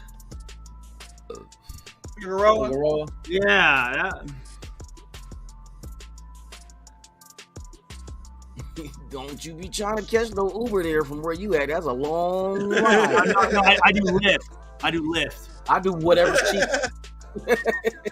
Long ride. Sometimes Man, Uber be I ain't cheaper never, than I ain't Lyft, never, I vice ain't never versa. catching no Uber again, man. I went in Vegas, bro. I lost my $680 grill out there, man. Some Indian dude was riding around in my fucking Vegas with my grill on. Oh no! I swear to God, man. They got some little Indian dude running around grilled up. The shit don't fit, so half of it sticking out his mouth. Sandeep balling right now. That motherfucker. And he charged me $60 to catch a ride from fucking the what is it called, the valleys from the valleys to the Ahern, bro. Oh, that's the valleys, Denver. yeah, casino. I walked. You gamble? No, I was at the fucking I was at the strip with Gabe and fucking Pharaoh, and fucking I caught that shit after the night rail thing was already closed. So I was like, God damn! So I had to catch an Uber, and then they canceled on me because you couldn't find me. So I had to wait outside the cab line where you know what I'm saying, where the hose was at, because it was just out getting out the party or whatever. And then I waited in line. I'm like, fuck it, I'll catch whatever. You know what I'm saying? They're like $60. I was like, man, shit. Man, I walked my ass from the draft all the way to Ahern. Yeah, I remember it too. Hey, I didn't even know you was there, man. Shit, man. Next time I'm gonna be out there for the Chargers and Raiders game in Vegas. So shit, I was at the bar. That's where I was at. Hey, I was at the bar. Ern, who was the baddest girl in your high school? The baddest girl in my high school? Ooh, the midget, So, huh? The little midget. Hey, go back down memory lane, let fellas. me explain something to you real quick. So, right as you asked me that, and I repeated that out of my mouth, my wife just walked out of the room and just looked at me like, what the hell? Was it her? So, I didn't go to high school with my wife. Oh. I plead the fifth. Well, you went to an all... We said plead the fifth. We had a few of them. Well, my thing was I went to a high school just like, it's kind of like in a rich area, like where Apple headquarters is, like in Cupertino. So, like, I don't know, girls at that high school, they weren't really bad. There were some pretty ones, but it wasn't really like bad ones. You know what I mean? Yeah, I get it, man. I look at the girls that I went to high school with, and Trisha Kenny, she was bad, and Nicole Musso. Oh, Nicole, I remember her. Yeah, right, man. And what the fuck was you in high school with Stu? Motherfucker, you flunked 10 years? Hey, y'all. So there was a tweet that just came out. Hey, if Loon want to pull up that page I have up, that share screen, it says Josh Jacobs is still questionable. He could still fly out. He could still fly out last minute. So it could potentially. Oh, be he's like fucking hurt. Surprise, fucking surprise. Wow. No, Stu, he's not stop hurt. it. Stu, stop it. He's not hurt. He got like the flu or something. It's an illness.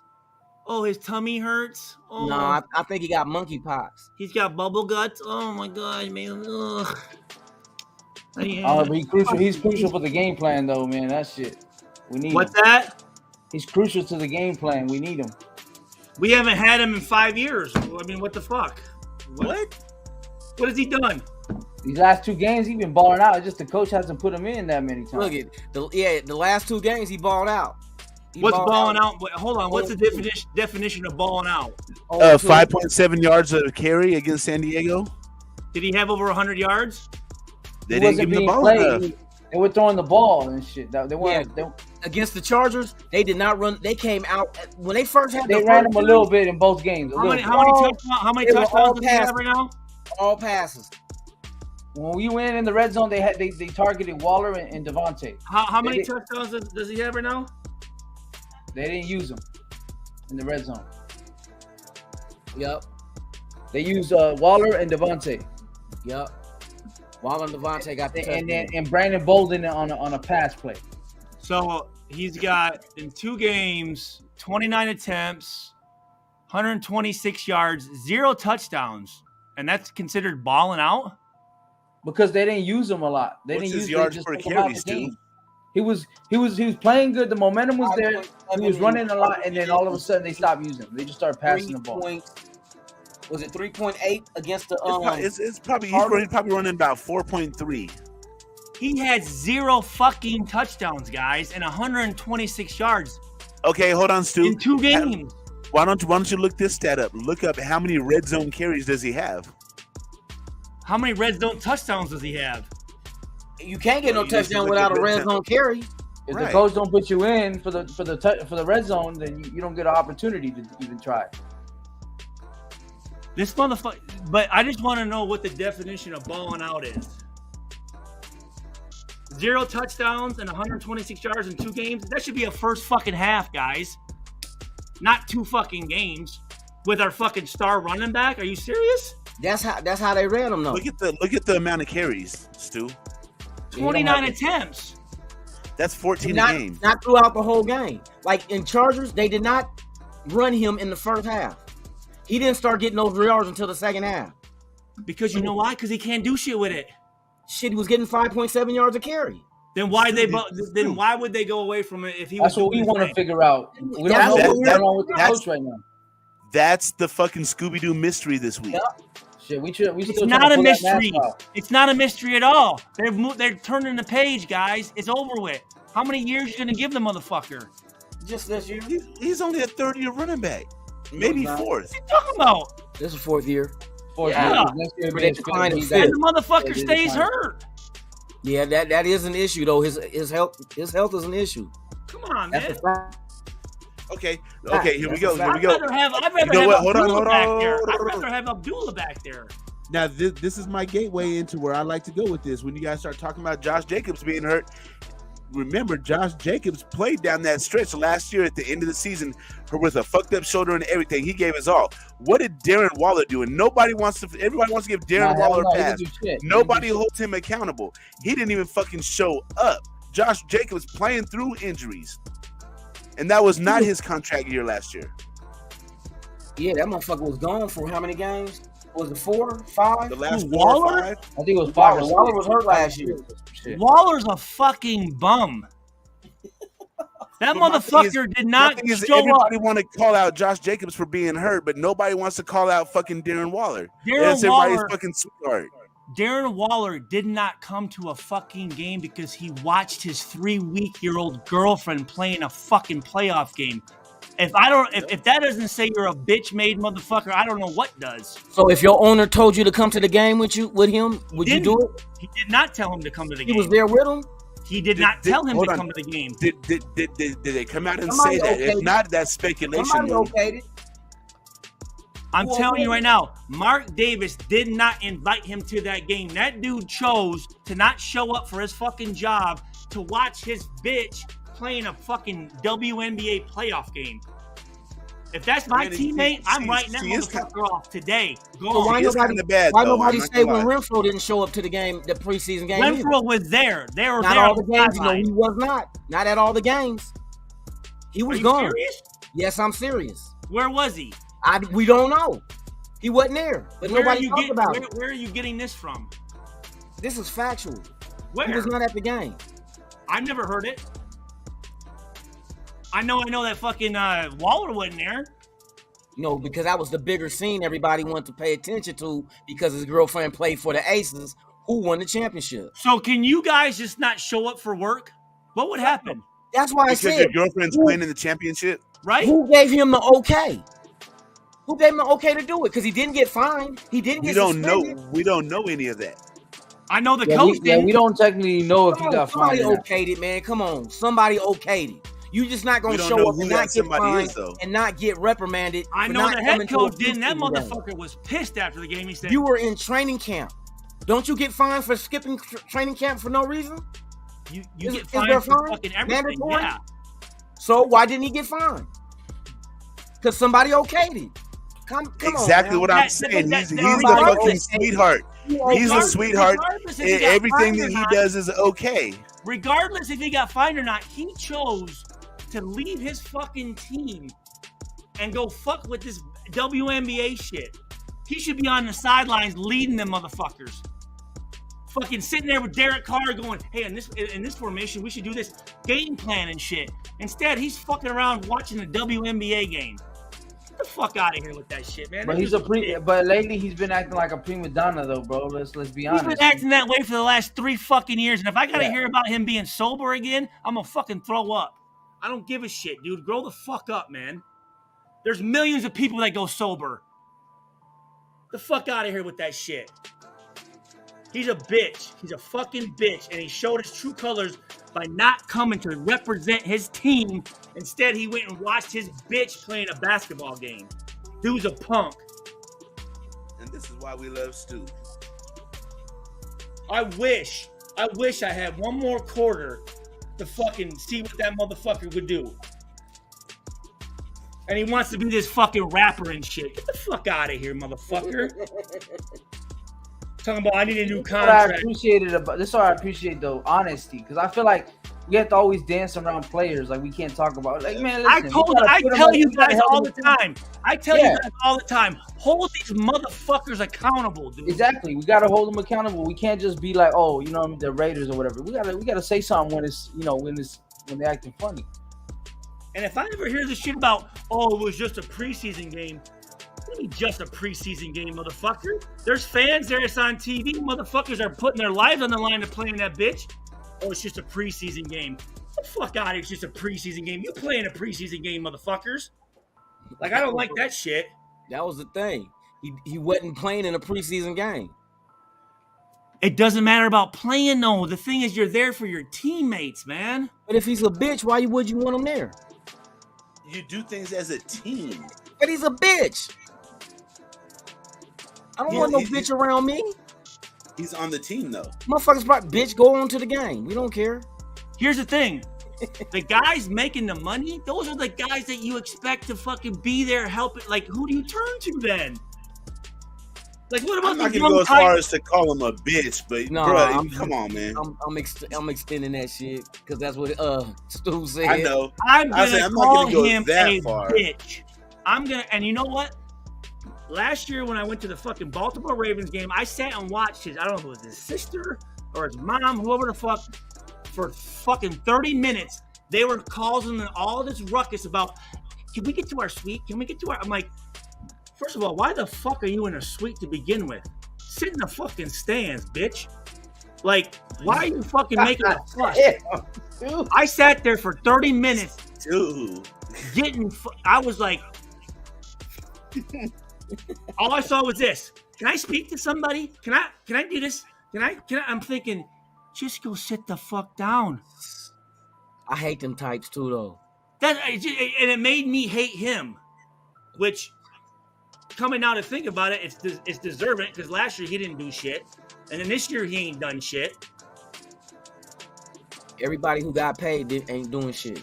No, and then I gotta hear my goddamn fucking the defensive end, the white boy from Eastern, motherfucking Crosby. Crosby's a beast. Make a fucking tackle, motherfucker. Hey, Wild West. You see how you guys think Stu's tripping now because he's talking about your little sweetheart?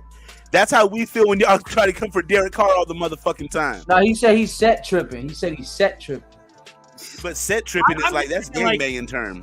Here's the deal. No, dude, it's slang wise outside of gangbanging. You know, you just use that same term. Here's the deal. Like, if you a guy, you gotta make that fucking play, Crosby. All them fucking tattoos you got and shit, fucking do something with it then. They all gotta do something. They don't. No, I said I know, but I'm saying they all. What's your assessment? What's your assessment of Chandler Jones' performance so far? I think he's hurt, man. You know what? Is he number one? 55. 55. 55, the defensive end. Okay, look, he's a defensive end that we're paying $17 million a year. I don't even know who the fuck he is. Came from you don't Arizona. know who Chandler Jones is? He's got like 95 sacks in his career. He's been an elite level player. He ain't won us a goddamn game, so I don't give a fuck. He ain't won us. I think what's going on with Chandler Jones is I think Father Time horse collared his ass. But how old is he? He's 30 what? 32 or some shit. 32. Brother, that's not that damn old. It don't matter. It all depends on the rigors on the body. Again, make me know you. Do something that I know who the fuck you are. Win a goddamn game. I think we're jumping the gun with Chandler though. I think this week is really going to show us if he doesn't scream off the edge this week. You know what I'm saying? Because I think last week they were. Have you seen him scream off the edge in the last 8 quarters? I'm just saying, if they were trying to play that contained stuff, like, you know what I'm saying, like bracketing him, then he's not going to necessarily scream off the edge like that. But if in this situation, he should be screaming off the edge. And if he does not do that against Tannehill, then definitely there's something wrong with him. I want to say thank you guys for letting me. I like to get amped up once in a while, man. I like Yep. I like that shit, guys. But you know what I don't like though, man, is this, thank right? You guys. No, thank you, dude. I appreciate it. Shout out to 3 times. He said McDaniel's getting excuses. What I don't like, bro, is that I'm hearing this shit everywhere, whether it's Instagram, Twitter, Facebook. Everybody is calling for Rich Bisaccia to become our head coach again. I'm like, what are you guys smoking, man? No. Who are you gonna bring as the offensive coordinator? He was confused. You're gonna have a six-time Super Bowl winning coach. After 2 weeks, you want to get rid of him. We fucking dumped his ass. We don't Look, even do that. Last year, Bisaccia was so lost. They just said, "Fuck it, DC, go win the game." He wasn't lost. Right. You know what he did, and I could have done the same thing. And this came out of Bisaccia. No, not you 3 times, not you, but everybody else. I said a lot. Bisaccia said out of his mouth, the way I'm coaching, I let the defense coordinator handle the defense and the offensive coordinator handle the offense, and I sit back and oversee it. You don't do shit. I can do that. That's what a head coach is supposed to do, though. No, some head coaches want hands-on, though. But see, the thing is, the problem is a lot of people with these opinions, they don't know football, right? Earn your right on that. Earn your right on that. But hey, a lot of the people with these opinions, they don't know football, so they're just basing the fact off of our, our comeback and making this wild card. Oh, we got, you know what I'm saying? We was able to succeed with him or some shit. That's why we got to bring him hands on. Man, listen, Daniels is a 6-time Super Bowl coach. You're gonna get rid of him after 2 weeks. Stop, man. Captain, bro. No, hold on. Sultan, I have to no. McDaniels has never ever won a Super Bowl as a head coach. He's a 6-time Super Bowl winning offensive coordinator. I didn't say head coach. Head coach is a whole nother game. No, I just said head coach. My fault. Yeah. Okay. But he's an offensive coordinator, though. He was an offensive coordinator. But that mentality just shows you it's almost like an abusive relationship. You know what I'm saying? Like you leave to go to get something better, and then as soon as something doesn't sound good, I'm just gonna go back to the guy that used to beat me because he only beat me on Wednesdays. On Wednesday. You know what I'm saying? So I'm gonna go back to Bisaccia because that's hump day. That's hump day. What the fuck makes people think Bisaccia would even come back after getting fired for doing nothing wrong? I think Versace took your glasses, bro. he cut it in the middle and put a magnet on that bitch. but that's the mentality, man. Where the fuck have you been on the late night, bro? Dude, I got 4 fucking kids, man. Like I can't. Okay. With the dogs? Oh, these dumbass fucking things, man. These fucking dude, like feed them an edible. No. So it's homecoming right now. So. Oh. Yeah, shit's lit this weekend, dude. We play Florida Atlantic tonight at 7:30. My plan is to get kicked out that bitch by the second quarter.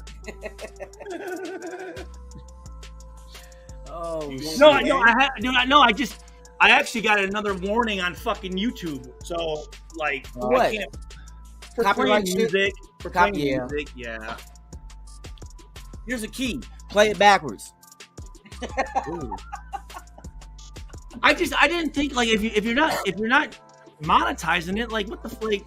I'm like, if I'm playing a video, I'm like exposing your like I'm helping your shit. Like why is that bad? The way it works is you can play videos and music, but what you have to do is stop in the middle of the song and then talk about the beat and talk about their flow and all that shit, and then you can finish it out. And same thing with the video. You gotta cut it off every I don't know how many seconds or some shit. Isn't it like 30 seconds or some shit? Or let's see this. If I get my chance, if I get another strike, can I just start a page up in another name, or you want to Quinn? I'm not sure. Start up in Raider Twine. No, you can start up another page. But then you're gonna have to get all those subscribers to come and subscribe to that one to get that back. Bruh, that is nothing for Stu. All he got to do is go on Doc's channel and be like, "I got a new page." I ain't making no money on that shit anyways, motherfucker. I ain't even got. I mean, I don't give a fuck about subscribers. I feel the same way. I just do this shit to fuck around and have fun, man. I do this shit to get fucking amped up. Like I just, let's go, motherfuckers. Come on. Shit. Talk a little shit, you know? Yeah. Let's talk about how good Tony Gonzalez was. Oh shit. See, that's the thing, man. He Stu, why do you hate Tony Gonzalez so much? I don't. I don't hate Tony Gonzalez. Motherfucker, stop lying, bro. Every time we say Tony Gonzalez, you start turning red. No, I really don't, dude. He's one of the best tight ends to ever play. I just all I want was Stu, on your YouTube page, your fucking wallpaper is a picture of you knocking Tony Gonzalez on his ass. Well, what are you talking about right now? The reason why is because he will not acknowledge it. That's the reason why. Well, you heard the story about that, Stu. That story you're talking about with Tony Gonzalez, where you were at an event or some shit, and he pretended like he didn't know you or some shit. It was at the Super Bowl. Yeah, he tried to. It was at the 2006 Super Bowl, so it was the year before I knocked him out. I'm like, man, that's Tony. Like, I've battled him, respect or whatever. I'm like, I'm gonna go say what's up to him, and so I go up in his VIP, and I'm like, Tony, and he turns around and goes, oh man, I ain't signing no autographs. I'm like, what the hell? What the fuck did you say, bitch? And he's like, oh, Stu, you know I'm like, listen, I don't know you, motherfucker. I said, you better tell your fucking goofy ass half brother over there to shut his fucking mouth before I fucking slap the fucking teeth out his face, motherfucker. I'm like, dude. He's like, Stu, man, I'm like, I don't play that shit. I said, I'll see you on the field.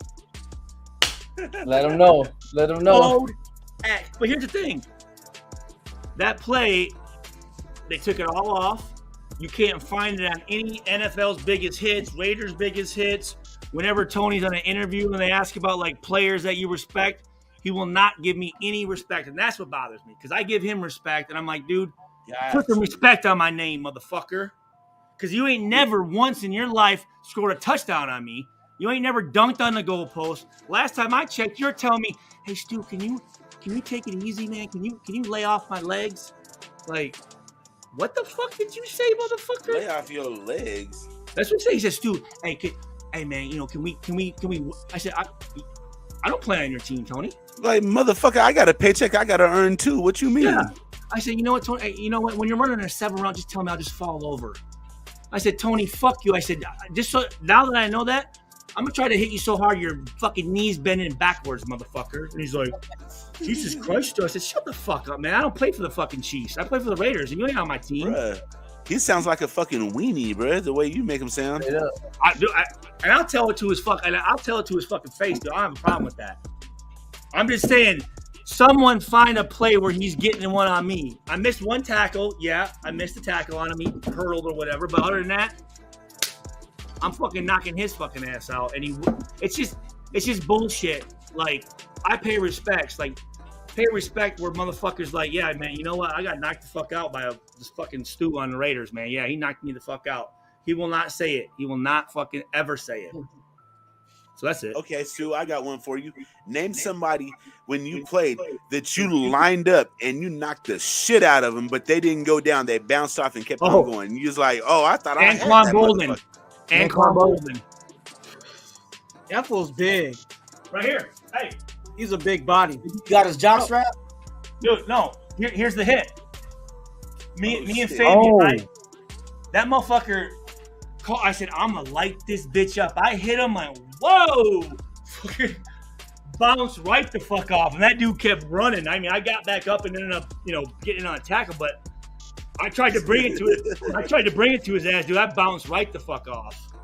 So hey, that dude broke his jaw and fucking had surgery with no anesthesia, whatever. Anquan Bolden's he's a thick ass motherfucker, dude. Hey, Stu, so how good of a quarterback was you in high school at Saginaw Heritage? Just check that highlight film out. You'll see. Did you like playing quarterback over defensive back? Sorry, I didn't mean to fucking talk shit. I was an option quarterback. Yeah. So I was more like a running back, really. Okay. I led the league in rushing yards and rushing touchdowns in Notre Dame, Indiana, Nebraska, Syracuse. Who else? They recruited me as a quarterback on the option. Yeah. So they did? What's that? You were like the 9th ranked defensive back in your senior year, right? I was 78th overall. I was first team All-State quarterback and defensive back. Oh, both. Okay. Yeah. Shit. But I'm just some guy in the basement, right? That sound a little perverted. Hell nah, bro. When I see Stu in the chat, I be like, Stu, pull up, bro. You have you're the one person that can provide a perspective that nobody else can provide. Well, I like to be able to get your guys' perspective on shit, and then I like to get fucking challenge people. Four kids as a stay-at-home dad, like I don't get a chance to like fucking get fired up or whatever. So sometimes it's nice, and no disrespect to anybody, that, but sometimes it's nice to fucking get those juices flowing again, Ern. Yeah. Oh, before it slips my mind, Raider Ben has been on me for me to hook you guys up so he could do a collab with you. As far like maybe a show or whatever. He just wanted me to let you know that he wants to collab with you. So give him a holler. He got a channel. As you guys know, and Twan, you know this, like with my depression and anxiety, that's why I go missing for like 7 or 8 days, because I gotta focus. Like I can only focus on one thing at a time. You know what I'm saying? Like, so when I see my phone and I got, like for instance, right now I got 262 text messages, I just go like, fuck this. I don't even want to look at that. That's why you don't respond. And it's no disrespect. It's just, it's weird. I don't know how to explain it, but like I just can't. Like I'd rather just not look at it and just focus on like my little routine than like try to respond to everybody. And I'm like, you know what? When I get in a mood where I feel like I want to respond, where it's manic, manic depressive, where I'm in that high, that's when I come on. That's when I call people. That's when I, feel like actually talking and shit. But I may go 10 days where I don't. Yeah. And it's I'm just the same way, dude. What's that? I'm the same way. I got that manic depression. I'm bipolar too. Yeah. That and it's weird. It's like you think like, well, you can't just like pick up the phone and it's like, I can't. I don't know what it is. It's like I don't know. It's weird. But I got the same shit, Stu. They got me on this shit. What do you get? What Lupin? Is that for anxiety? What is that for? Escalatoram. What is that for? For fucking depression. Yeah. They got me on Depakote. It's like a mood stabilizer. So I'm on Depakote. I'm on Adderall. I'm on shit. What's the fucking for sleep? Fucking Jesus Christ.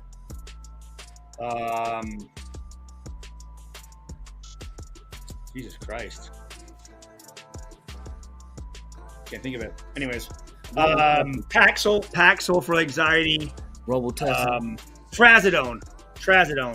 Oh, I hated that shit, man. I was on that for a little bit, man. That shit made me like real agitated, and I just wanted to fight everybody, man. It was crazy. That and lithium, yeah. I don't know. It's weird because I took so many different, man. Like what they were trying to do for a while was try to fix the right cocktail for me, and I was experimenting with like all these atypical antipsychotics and mood stabilizers until finally Depakote and mirtazapine were the ones I took, where I was like, okay, I'm good.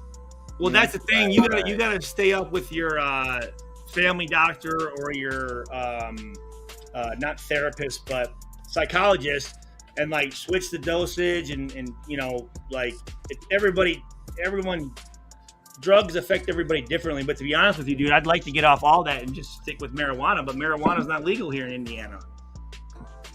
Yeah, Florida neither. And that's the problem with a bunch of my former teammates is they get addicted to these fucking prescription drugs, man. Shit, yeah. And doctors just here. Yo, that brings up a good question. You've seen the movie Any Given Sunday. If you guys want to know what it's like in the NFL as far as like on the field, in the locker room, with the coaches, with management, that's the closest move. Like that's really I think Oliver Stone directed that, right? Like it's legit, dude. Like the shit in that movie is pretty spot on, dude. It's a great fucking movie. But what were you gonna say about it?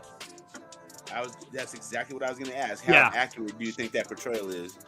All this shit, the program, and remember the Titans and all this, the Blind Side, that's all fucking Hollywood bullshit. Yeah. That's all fucking bullshit, man. But you know what's been able to help me though, man? Besides dieting and shit, what's been able to help me is actually like being able to be on these shows with Raider fans and just talking to the family, because I think it distracts me from reality and shit. I love being on here. Mind off shit. Yeah.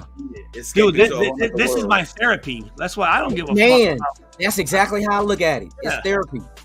Sometimes I got to get away, get my mind off of shit, and focus it somewhere else.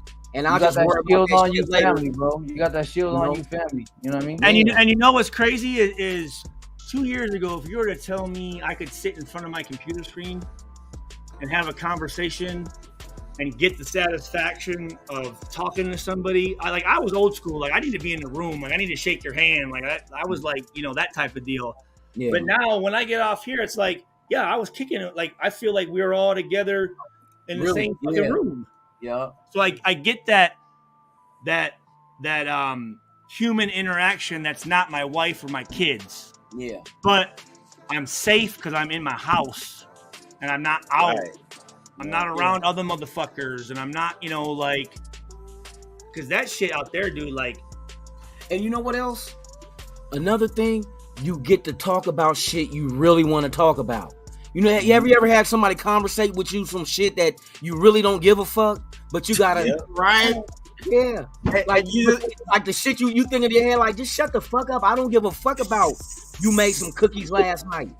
Right. I want to talk about some shit that I want to talk about, and y'all talk about the same shit. So it's like we got that common interest where we just lose it and just be up into the shit. Mm-hmm. You don't have that motherfucker like shut the fuck up. Also, too, though, it allows me or us to talk to people we normally wouldn't talk to because of social whatever and for me and for me some of the shit I really like is talking to people from other countries, man, and getting it, because I don't want to hear it from the fucking news and shit. I want to talk to somebody from Russia. I want to talk to somebody from Ukraine, from Brazil. Like I want to talk to, and this allows us to fucking travel to fucking anywhere we want and talk to motherfuckers and learn other cultures and how thankful I am to live in America and fucking have my kids grow up in this country, because other countries it's fucking rough for other motherfuckers, dude. Like you don't get a choice on what you want to do or where your kids go or what religion or whose cock you want to suck or whatever the fuck, what they come through and no, I'm taking that shit, and oh, by the way, we're cutting your head off today too, and you that you can't say shit about it. Yeah, it's real though, bro. So it gives you a different perspective on shit, and I think that's the problem with some people. It's like, put yourself in another person's fucking shoe for one. Man, for real. Because people are so caught up in their shit. Yeah.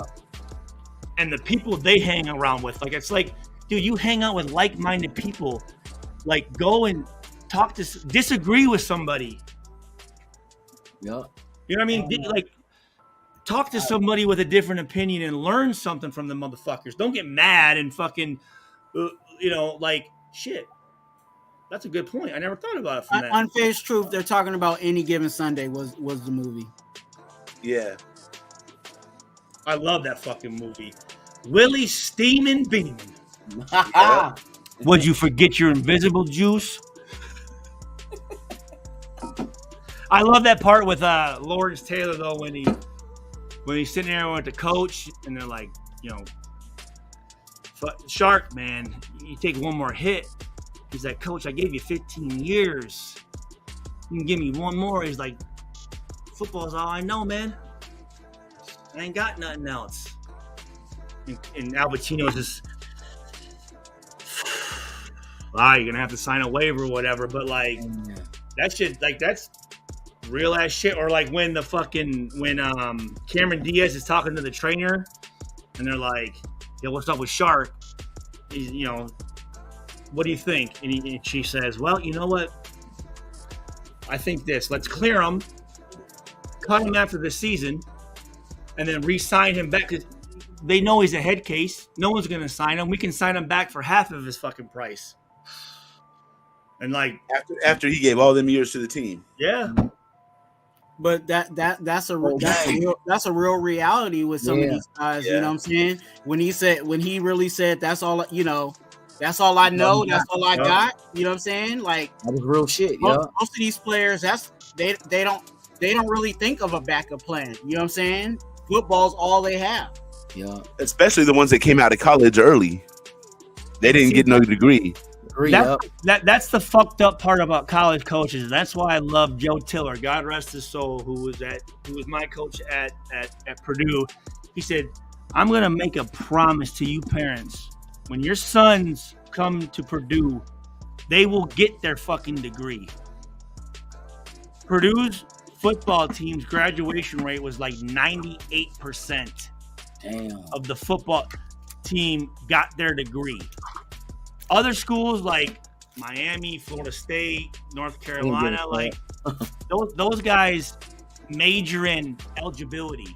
So what that means is they're not really they don't have a major. They're just taking classes to be eligible, and then the coaches just push them off, and they don't even get a fucking degree, dude. Like Tiller, like always was, and whenever I talked to him, when I graduated and was in the NFL, he never once talked about football. It was, how's your life? How's the family? How's this? How's that? Like, that shit's real, man. Because some of these coaches, they don't give a fuck, dude. Oh, they don't give a fuck. And these motherfuckers, oh yeah, come on in, and they fucking jump ship and go to another school. Like, what the fuck? And then the kid can't.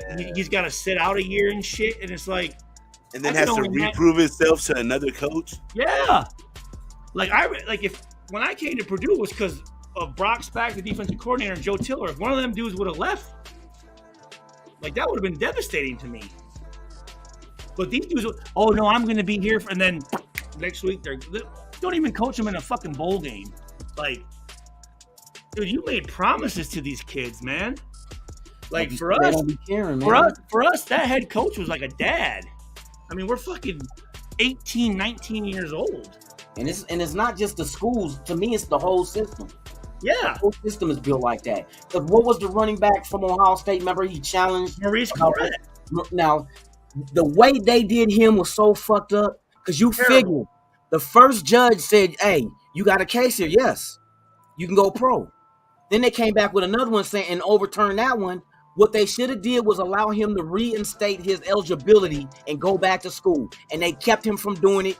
And like they say, an idle mind is the devil's workshop because he didn't have football. His eligibility was gone. That's the fucked up part. When like basketball, yeah, those guys can go into like the fucking NBA combine and like talk to coaches and get an evaluation and go, yeah, you know what? I'm gonna dip back in. I ain't ready yet. You know what I'm saying? But football, like, it's really weird. Like, dude, you can't even fuck around. And like, I remember there was this thing like an insurance company. My senior, you could file for insurance. So what they would do is they would give you a pre-draft grade, and then that pre-draft grade would be the allotment of what the policy was for. So if I got hurt my senior year, this is how much money I'm going to get paid out. Okay.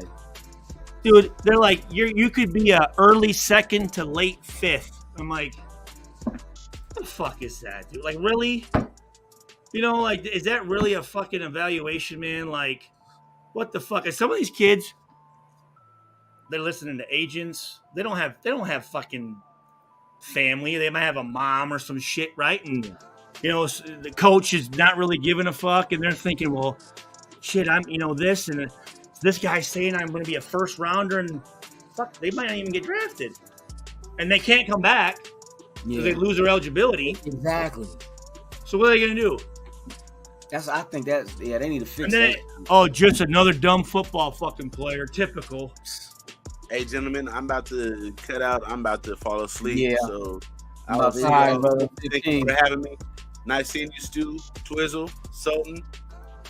Definitely Loon. Love you, Ern. Hey, find them glasses though, for real, dude. Hey, yes, indeed. Hey, find them glasses though, man, for real. Hey, real quick too, off topic, man. Say a prayer, man, because there's a big ass hurricane coming over here. Are you serious? Oh, right over my city. Ian. It's called Ian. It's crazy. Ooh. Hurricane Ian? Yeah, it's like already a category 3. It's gonna be big, bro, and it's gonna go through the Gulf of Mexico, so it's gonna be. Is it gonna hit Louisiana? It said, or is that the path? It's gonna hit right over Fort Myers, right where I live. Fort Myers, Florida. Yeah. See that's why Florida has no state tax and it's nice, but you got them storms down there, man. Like, fuck. That shit is. They be fucking shit. All the water disappeared from the stores and shit. It's crazy. Oh, they're already starting to stock up, huh? Yep. Did you ever see that movie where the girl's a swimmer at Florida and they get that monsoon and all them alligators are in the fucking streets and shit? Yeah. That shit's fucking crazy. Scary. But last time we got hit with a big one like this, it was like a week without power. So if I don't go live for a week after Tuesday night, you know why. That's crazy. Damn. Did you do the windows yet? The shutters or whatever? Nah, we about to. Yeah. It is what is it? The fucking Red Cross, right? They come in, right? Or if it gets crazy like that, yeah. Hey, what Kanye West said? Bush hates black people, or whatever the fuck it was. Or Yeah. You did that shit. I'm not. It's not.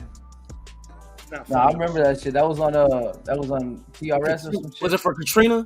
Yeah. They was raising money. Yeah, I went to Louisiana right after Katrina and before Rita, because Rita hit where my dad and them was at. They're in Lake Charles. They're towards the Texas border, like Beaumont, going towards that way.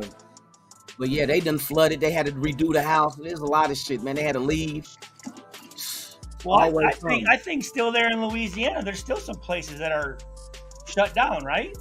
Some shit is still in New Orleans, right? Like it still hasn't recovered. Yeah, it's real bad. It's that bad out there. It's not the same. My dad said if another storm come, he just gonna get the insurance money and leave. But it looks like the eye is about to be like right over my city. It's crazy. So I know that sounds crazy, but the eye is actually not as crazy as the outer parts. No, it's calm. The calm of the story in the eye. I'm gonna tell you, CERN, we can control the weather now. Yeah, we get David Blaine.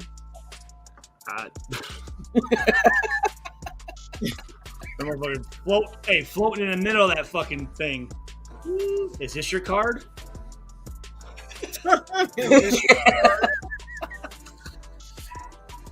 Oh shit! Oh. Y'all thought it was real? Hey, it looked real, huh? Hey, for real though, is that a Kirk Morrison jersey? That bitch is dope. No, come on, it ain't Kirk Morrison. You would never guess. Perriman. Oh, Khalil. Oh, he got the. Hey, he's not from Buffalo, is he? I'm not sure. I know he went to college, but yeah. Whatever happened with his little brother? His little brother still there, or are he in the pros? His little brother. Is he still in college? His little brother go. I think he was supposed to come out this year. But you remember they can keep their eligibility if they opt out because of the pandemic. So was he one of them? What was his brother's name? Let me see. Cause you know who we got? We got Coons from Buffalo, and Khalil's brother played on the other side. Is he still in college or is he in the pros now? I think he might have had one more year. Khalil Mack's younger brother. Hey, Khalil Mack's from Fort Pierce, Florida. Okay. Khalil Mack's brothers are Ladarius Mack and Sandy. Ladarius Mack? Yeah. Shit, I thought she said Ladarius Smash. I was like, what the Smush Parker? Yeah, he went undrafted in 2020. Okay. And he was with the Chicago Bears from 2020 to 21. So he might be a free agent. Mac was there, so they were like, "Okay, we'll we'll see what your little brother can do." I don't know this year though. Mac taught himself to play guitar as a freshman. His reputation as a singer led his Raider teammates to attempt to guide him into singing R. Kelly and Usher songs. He is a fan of musicians Tim McGraw and Hanson. What? No shit. Wow. The Hanson brothers? The Hanson brother. Isn't that Bop? Bop. Fuck. No shit. You know who else I learned tonight? Think of famous people from Buffalo. Griselda, Westside Gun, Conway, Benny the Butcher. That's all I can think of. Buffalo, New York? Yeah. Fuck. There's not a lot. I don't know shit. I just know Marshawn was, when he got drafted, he played for Buffalo. Rick James. Rick James from Buffalo? From Buffalo. Yep. You know what? Fucking sure right. Yep. And he actually lived there during his career. He lived in Buffalo. Damn. Yeah. I was watching some of the Dave Chappelle shit, and I would say this, guys, if you ever get a chance, just look up some of Rick James's interviews, dude. He's impressive, man. Like, that fucker was I was highly impressed, because I'm just picturing the Dave Chappelle, cocaine's a hell of a drug. Yeah. Shit, but remember back in the old MySpace days with the fuck your couch memes? But Rick James was shit. He was burning bitches with crack pipes and had he a was a lot real of good faces. musician, though. He was like Prince. He was like Prince. He could play all that. He was the first R. Kelly. R. Smelly. He had him locked up in the basement, burning them with crack pipes. Hey, man. True shit. Unity. What, did he really? Yep. Oh, I don't like hearing that. Really? I didn't hear about him having folks in the basement, but I knew he used to throw hella parties with hella, He used to keep the women locked up, and they were saying that he was burning them with crack pipes and shit, hot crack pipes. Man. Shit. When you're doing that drug shit, man, that, you know what I mean? You ain't you. You ain't you. I didn't know that, man. Yeah, this. Hey, Bootsy Collins was my shit though. Oh, yeah, man, Parliament and them, and they just went on tour this year, and because George Clinton was retired, but he came out of retirement to do his last tour because they were out here in Vegas on at Craig Ranch. Hey, Make it though, man. I want to go to that motherfucker so bad. Damn. The crazy thing about Clinton though is the reason why he comes out like that is because he has to make money. The money that he didn't take care of his business, and that's why even now, as old as he is and as many hits as he's made, because they got him out and they did their little last tour this year. I think this is it. Well, those early cats in the 70s, man, they really they just kind of jumped into it. And they didn't really know the music business was really taking most of their money, so. Yep, that's real shit. Music business is scandalous. Scandalous. Man. Rick James kidnapped and tortured a young. Told you. I'll be making shit up, man. I didn't know that. That's crazy. Telling you, I remember these stories, man. I'm older than when I look. I'm a whole lot older than when I look. I'm older than I didn't think you were making it up. I just didn't. I'm twice Stu's age.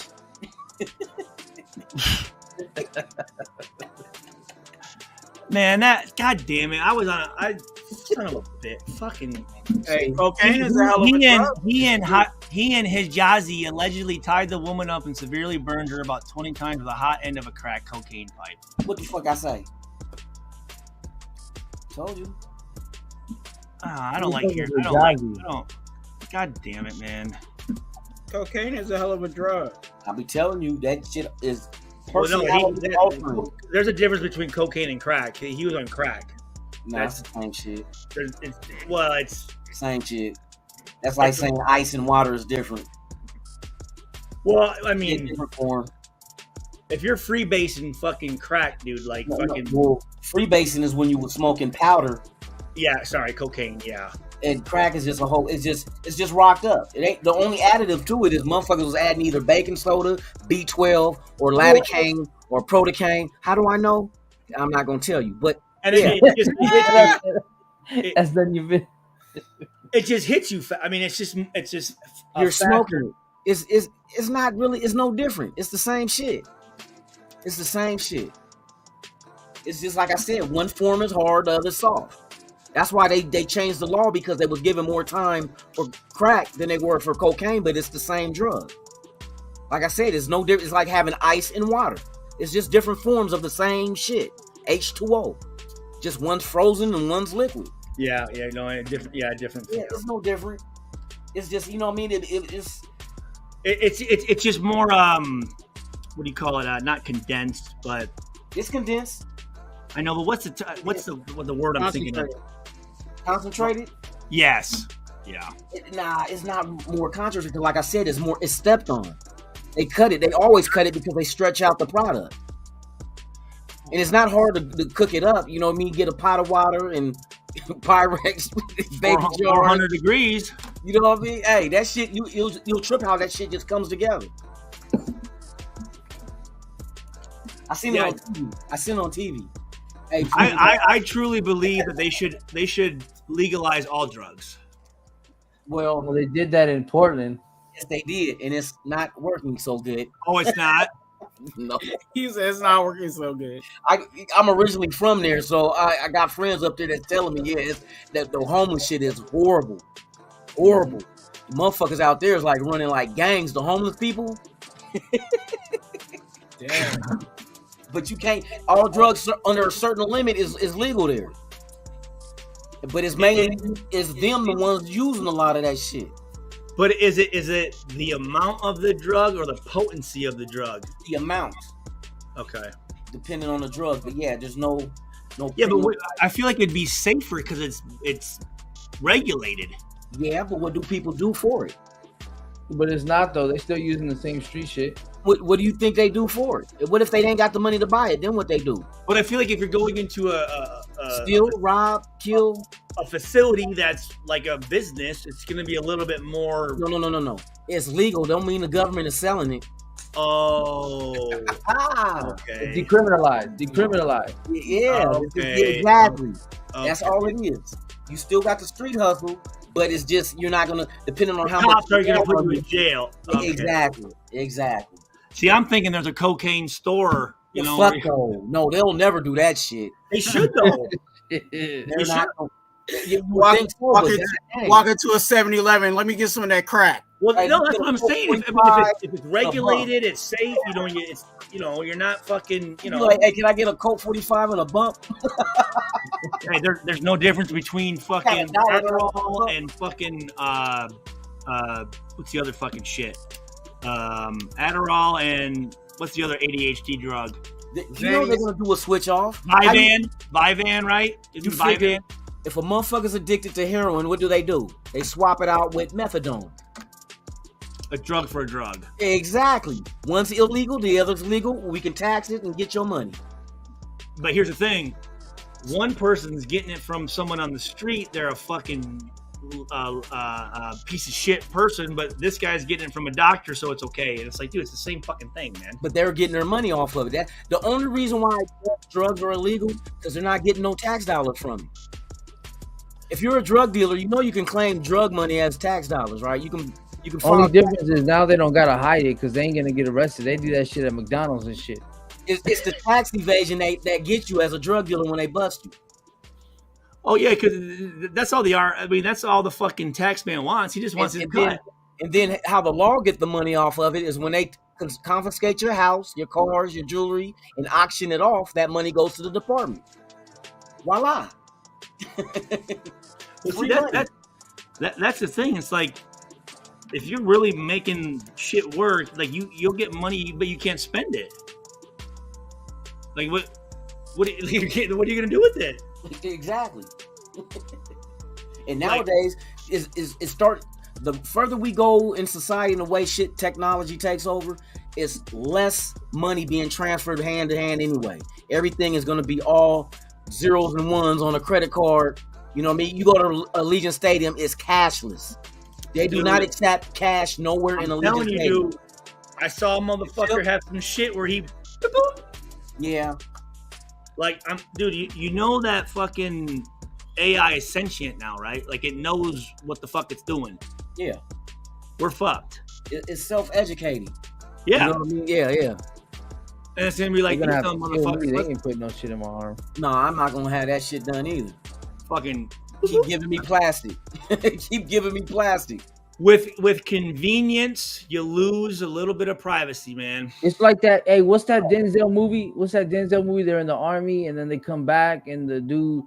It was like they manipulated them, put them in microchips in them, and they said the dude came back a war hero, and then he became like vice president or some shit. Oh no, you're talking about the Manchurian Candidate. Candidate. Yeah, that movie was crazy with Denzel. But there's a movie with Justin Timberlake where like they tag your numbers, and if you're like bad, you lose points. Time off your life, right? Wasn't it? You're trading time as money. Dude, they're doing that shit. They're doing that shit in China right now, dude. That shit's going on in China right now. It was Justin. Yeah, what was that fucking? And like, they try to swap their when they had that shit back in the day where you can only have one child and shit. Oh yeah. These motherfuckers gonna be the first. Well, depending on if you had a boy or a girl. Have you guys ever seen Ex Machina? Or however the fuck it's called, dude. I highly recommend you guys see Ex Machina. The woman, the machine woman. Okay, I know what you're talking about, bro. I'm trying to get one of them AI sex dolls.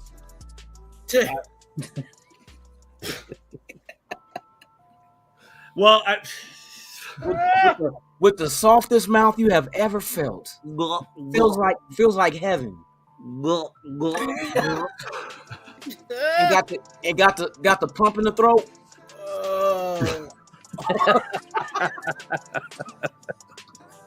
And then you got to hit the one switch and she goes like this to your balls. I mean, and she pats you on your back when you come, like good. But you know what though?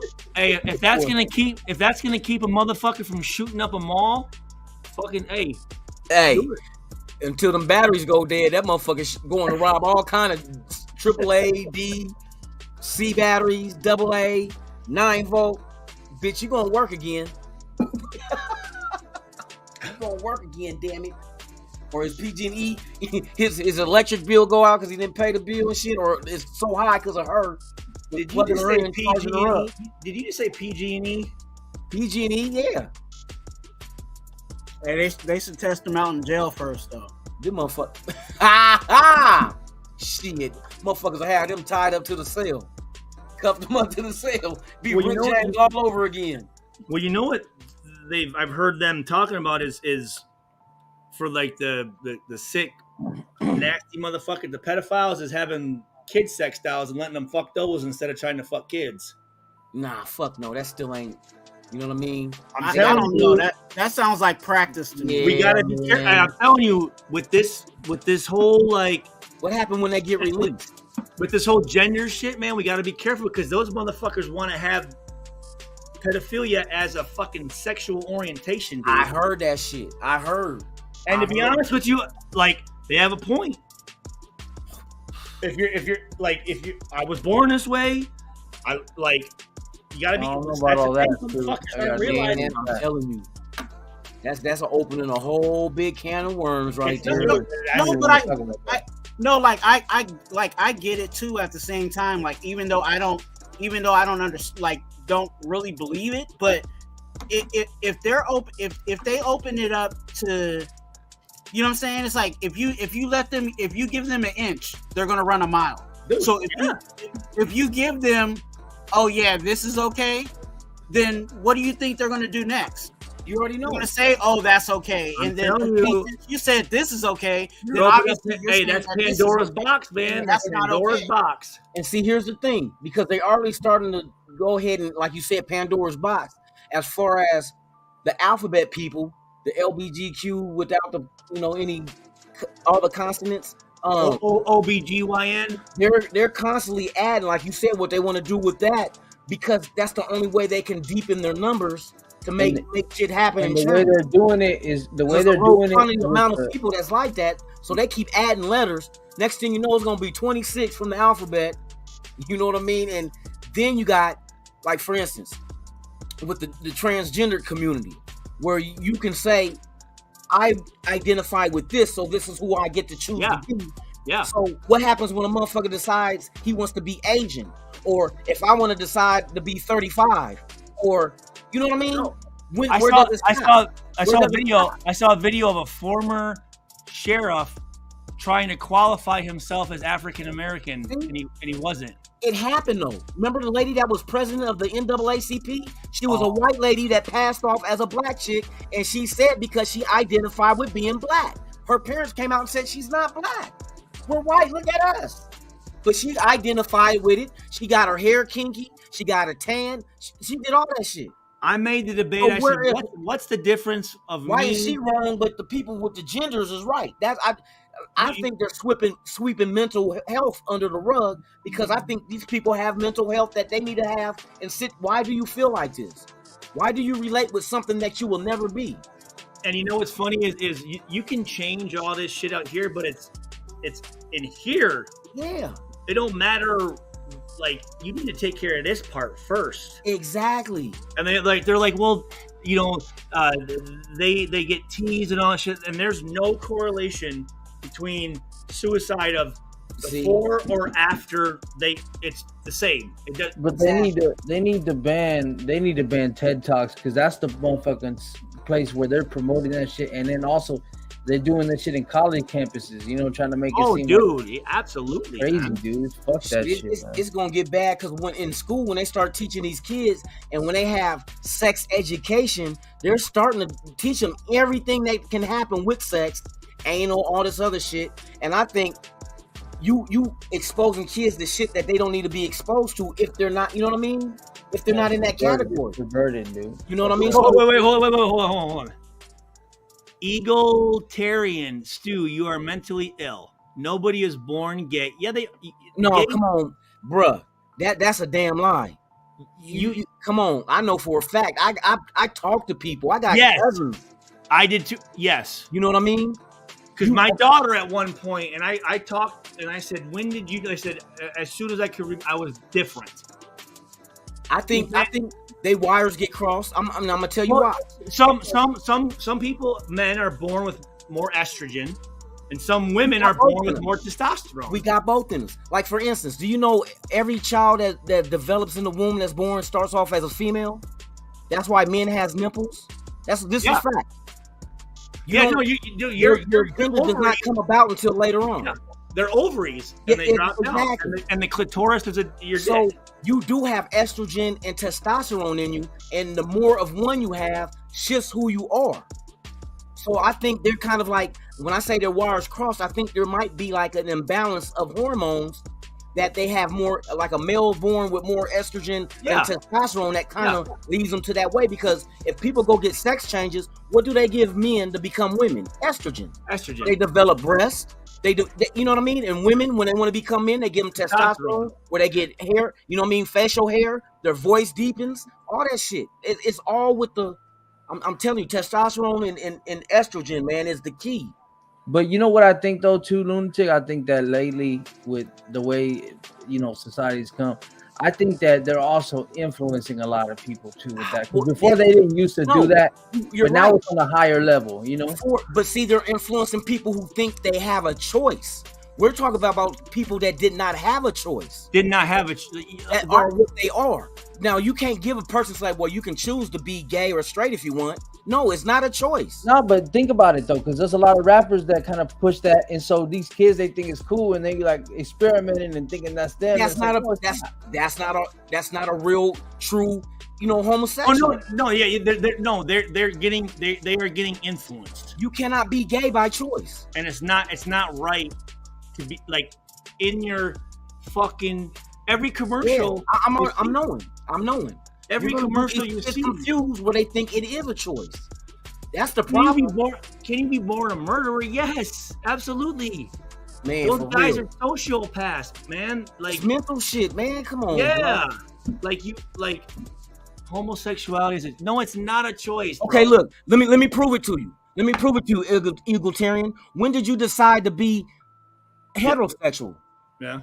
When did you choose to be heterosexual? You gonna say you didn't? You just are. There it is. Think about to be hetero. I didn't choose to be heterosexual. I just am. Think about this. Now it's a little more. It's a little better now. But think about back in the day. Why would somebody want to go through their life knowing that exactly? And it got countries that kill you, but yet they still want. Come on now. See, I would say what I want to say, but I don't want to say what I want to say. You know what I mean? On this topic, so I just Ted. But so let me see here. No, I like this conversation. No, this is good shit. You can get canceled by the alphabet group, man. But then you also have to consider what the law is trying to. What the law. Elgin, you didn't make a choice. It was in your.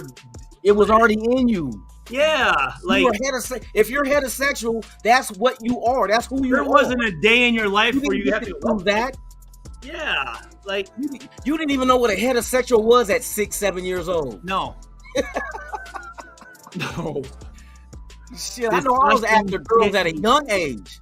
Man, I didn't have no interest. I didn't look at a guy and say, "Oh, I have a choice between him and her." Fuck no. It was always girls. I had crushes on the teacher, crushes on the girls in the neighborhood. I just knew when I saw a woman's body, I'm like, I like that's what. And we talk about grade school, first, second grade. I was crushing on women. I ain't gonna lie, shit. I was a little nasty motherfucker. No, 6% of all species is gay. Animals is gay too. Oh no, it's. So you think animals fuck with other animals because they're attracted to them, or just the nature? You did not know what sex is at a young age. I think who didn't? There is a conscious. Man, I'm gonna tell you before you can bust one, you had to go pee. But to have all these, on my mama, I was running up in them young. I was a youngster. Nobody taught me. I was just a little nasty motherfucker. I remember I was walking home from elementary school and there was an older kid. And he goes, you know where your mom's hairy at down there where you put your pee-pee in there? I'm like, no way, dude. Really? Do you pee in there? So I remember I was in first grade and I went to the boy in the complex we lived in. I went to his house. He was my age. We was playing. His mom had this artwork on the wall of this naked woman. And I told him, I said, hey, ask your mom to get naked like that. He got his ass whooped and told me to go home. She said, you go home. You're like, I don't know why, but for some reason, I really like that picture, man. I don't know. Like, I said, hey, tell your mom to get naked like that. And he did it. Man, she slapped the shit out of him and said, you go home. Can you be born a thief? Come on, bro. We talk about people are not born, who you are. These are things. That's like, are you born a Christian? Are you born a Catholic? Are you born a racist? No, but here's the thing. This is good conversation that motherfuckers don't want to have. This is shit that nobody want to talk about. Nah, but if you go against the grain, you know what I mean? That's when it's not, because then people will be like, fuck you, piece of shit. Nobody born gay. Then nobody is born straight either then, right? We all chose, right? You chose what? You tried dick and you didn't like it, so you chose to go with a woman? Yeah. You tried vagina, didn't like it, so you chose to go with a man? Is that what happened? You do whatever you want to do, but the one thing that I don't particularly care for is how the media is putting out propaganda in certain things and changing and even changing stuff like from like like these Disney movies changing, and oh, now this person's gay now. Like we didn't know that person was gay all these 20 years that Sesame Street's been. I had no idea. They said, they came out and said Superman was gay. Man, come on now. It's like okay, all these years we've been watching, and I'm just throwing the scenarios out. All these years we've been knowing Superman as being a straight superhero. Oh, the whole Robin shit, right? He got kids. His sons is in the comics. Here's the thing, though. Yeah, Hey, here's the thing. Superboy, or what was his name? People didn't think about it until people started talking about it. It wasn't a thing until it was a thing. Yes. Like when you bring awareness to something, like you know what I'm saying? Like if we didn't make a big deal about the shit, it wouldn't be an issue. And then to keep it 100, it ain't none of our motherfucking business what somebody else do. That's their business. Not at all. You gotta worry about yourself. At all. I know what I am. I know what I'm comfortable with. Mind your business. Yeah. Everybody want to be a Karen, worried about what this motherfucker doing, who dick they riding, who dick they suck. I got an issue when you got a drag queen reading a book to a bunch of kids at a fucking kindergarten class. Well, hey, for real, just explain to your kid she's in costume. Dude. Well, Daddy, why did Martin do it when he played in? why did Eddie Murphy do it? But you bring up a good point though. As a parent, you are there to provide your children with advice and support, and like, you know what? I know they're doing that, but we like, oh God, how do I say this? Like, for me, it's shit. Yeah, slow down. I kind of get it. Yeah. You know, it's in the situation of this is how we handle things in our house. Or there this you go. Is how Thank you. We do things with our family. You know what I'm saying? Because again, whatever is going on outside in the outside world, that may not necessarily those morals and those values don't necessarily apply to what happens in this household. You know what I'm saying? Thank you. There may be a time. There may be a time when you get old enough to make that decision for yourself on how you want to live. But not right now. You know what I'm saying? But as long as you're under this roof and as long as you're in this house, this is how things are going to be. Thank you. Because I just actually talked to my cousin about that because his daughter, I think she's 22 now, and she's finally getting piercings and tattoos and stuff like that. And that's kind of something that, you know, in our family, we kind of push. We don't push back on, but we kind of wait until they get old enough to do that. So he was like, "Hey, she's 22. She just graduated college. She's working on her master's. She can do whatever." Your brain is at the point for you to make that decision. Your brain develops so you can make that decision. But as a 12 or 13-year-old child, that's a decision that could affect them for the rest of their lives, and they're not meant to make a decision like that. Nope. And especially since like especially we're talking about with young people, we know that this generation, these young people are very impressionable. You know what I'm saying? They go for all the fads. They go for what's hot. They go for what's flashy. And right now, unfortunately, these topics, the gay, the poly, all of those types of situations, the pronouns, that's what's flashy. So are they going to fall into those things because they're fads or they're flashy, or it's almost like, hey, what are you? Like at school, like I don't want to be left out, so I'm just going to pick some shit. Like, what are you? Are you this? Are you this? Are you this? And you're like, dude, just go play kickball. Yeah. Like, what the fuck? Exactly. Just go live. Go weird. Go have fun. Best way to sum it up is we're living in a weird time, bro. Weird time. Yeah. Well, with the media, here's the other thing too, is commercials. Commercials, they're supposed to take, like, when they pick casting in commercials, they're supposed to take a percentage of the population to dictate, like, how many black people, how many white people, how many, are in this to make it more realistic. Yeah. The percentage of homosexuals in commercials is way above what they are in the real life. Yeah. So it makes it seem like there's way more and it's like, dude, like that shit, like you're putting that shit in my kid's head, and it's not it's not what it should be. You know what I'm saying? Like that and that fucking media shit and that I don't man. Yeah. I know I'm kind of stuttering a little bit, but this is I'm about to jump off here. It's almost 5:00 here. Yeah, I know, right? We kind of get But I mean, shit is it's good topics to talk about, man. Shit and there's no problem talking about it. And you know what? If people thing. disagree with it, that's fine. It's healthy. Everybody has their own opinion, their own idea, but it's good we talk about it rather than, oh, it's taboo. We can't mention it. That's not the society we need to live in. We need to be open and discuss this shit so people can have understandings of each other's opinion and respect it. You don't have to agree with it, but you can respect it. Like, hey, that's what you believe. That's your business. And the other thing is too, I don't think people are properly educated on stuff because no one does want to talk about it. Exactly. Like, that's another thing too. How do you get to know something? You talk about it. You ask questions. You know what I'm saying? Like, hey babe, good job. Oh, you about to get punished. We're talking about homosexuality and yeah, that's my wife. No, but that again, like having a conversation like goes a long way. Yeah. And it's okay to disagree, and just don't be rude. Like just be cordial about shit. You know what I'm saying? Like listen to other people talk. Shut your mouth and open your ears. So, dude, I appreciate you on your channel because it can be like it can be risky or whatever. But dude, like it is healthy conversation we have. Yeah, it's not an argument. No, it's not downing anybody. It's just like anyone over here, whatever you guys are talking about, dude, it's fine. Yes, it's fine.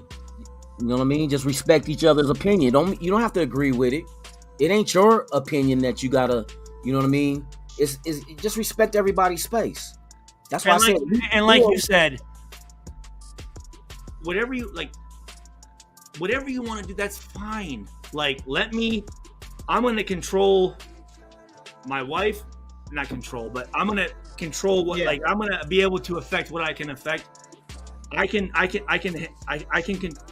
God damn it, not control, but you're saying it right. You as the man of the house, your job is to manage the household, and however you manage the rules and values in that household, that is how you are supposed to do that as the man. Quan's like fucking in my head right now, dude. Ooh. That's why I'm here, man. God, man, that's why I'm here.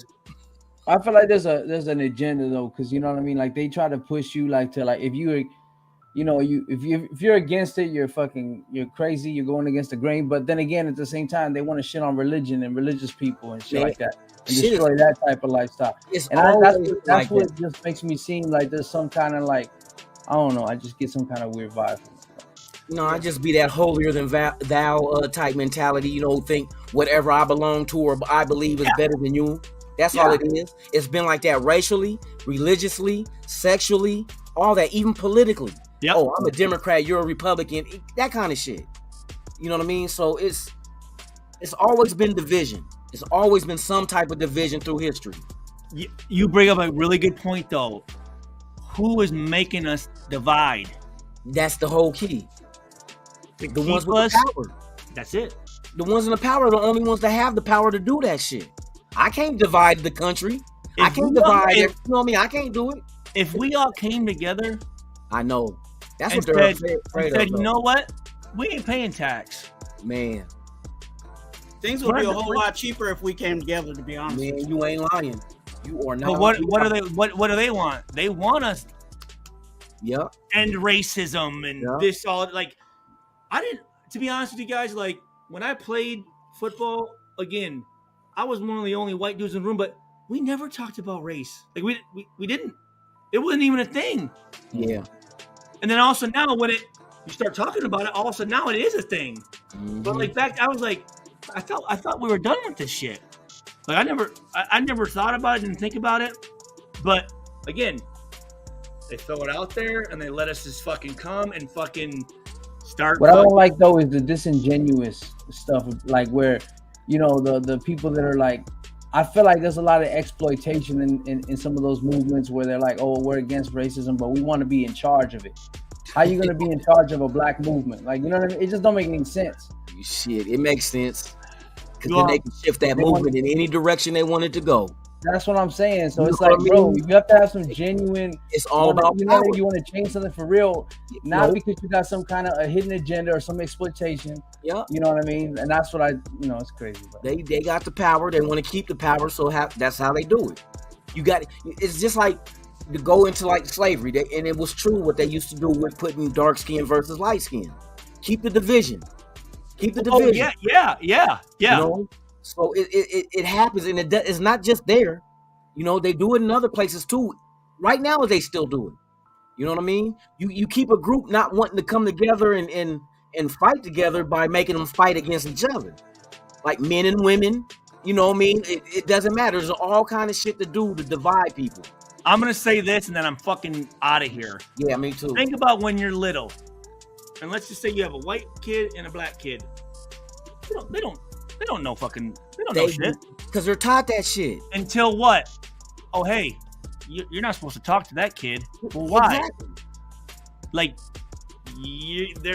you're not aware of it until someone makes you aware of it. But if we weren't making it a deal, it wouldn't be a fucking deal. Yep. Yeah. Exactly. But man, hey, this is good shit, dude. We need to have more conversations. Yeah, for real. For real. Yeah. But hey, shout out to everybody in the chat, man. Thank you guys. And it's good, healthy discussion. I appreciate each and every one of you guys keeping it respectful and just going along with the show. And it is, discussion is a good thing. It's very healthy. As long as we don't be blinded by our own stubbornness and ignorance to not being able to see what other people see through their eyes. You know what I mean? You don't have to agree with it, but see what they see. See where they're coming from. Just for a second. That's it. Understand your neighbor. Second. You know what I mean? Because you're going to have to work with these people, go to school with these people. There's all kind of stuff. So you got to learn how to get along with them. You don't have to, be buddy. Let's go get a couple of drinks. But shit, if everybody start respecting each other, this world will be a lot better place to live. And that's facts. For real. But and I hope Ern finds them glasses, dog. Man, probably sat on them. Stuck in the crack of his ass. Okay, let's get up out of here, you guys. Hey, everybody. Oh, he went off. Hey, Twan, tell the people where they can get at you at, man. Just two quick things. You can find me on IG at Twan, TWUAN. We can talk about anything and everything. You know what I'm saying? Just hit me up on IG. Let's have that conversation. And then also, I'm just going to ask for everybody.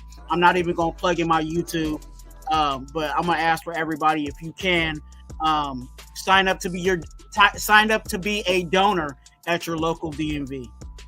That's right. Hey, Salt and Mirror, go ahead and let them know how they can get in contact with you. Yeah, you can find me on YouTube. I do Raider content as Salt and Mirror. And on IG, you can find me at Salt and Mirror Beat 1799. That's Salt and Mirror Beat 1799. All right. And you guys already know Lunatic Raiders Allegiance. You can also catch me in the midget section at the adult porn store. And also, hey, you guys go get you some sleep, man. Hey, thank y'all for pulling up. Thank y'all for being in the chat and getting down with me, man. This is Lunatic Raiders Allegiance. If you have not subscribed, please do so. Hit like. IG is the same thing, Raiders Allegiance. I appreciate and respect each and every one of you guys. Enjoy your Saturday. Hey, one more day till game day. One more day till game day, y'all. So hopefully we can get this win streak back on track and taking down the Tennessee Titans this motherfucking Sunday. Hey, let me get a Raiders in the chat, y'all. 1, 2, 3, Raiders! Let's get this shit, y'all. Hey, I'm out of here. Peace.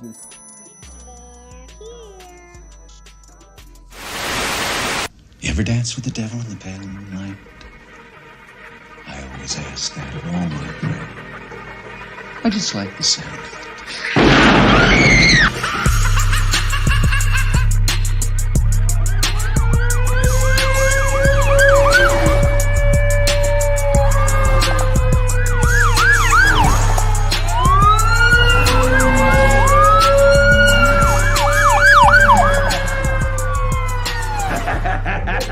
How about it, you creep, you lunatic?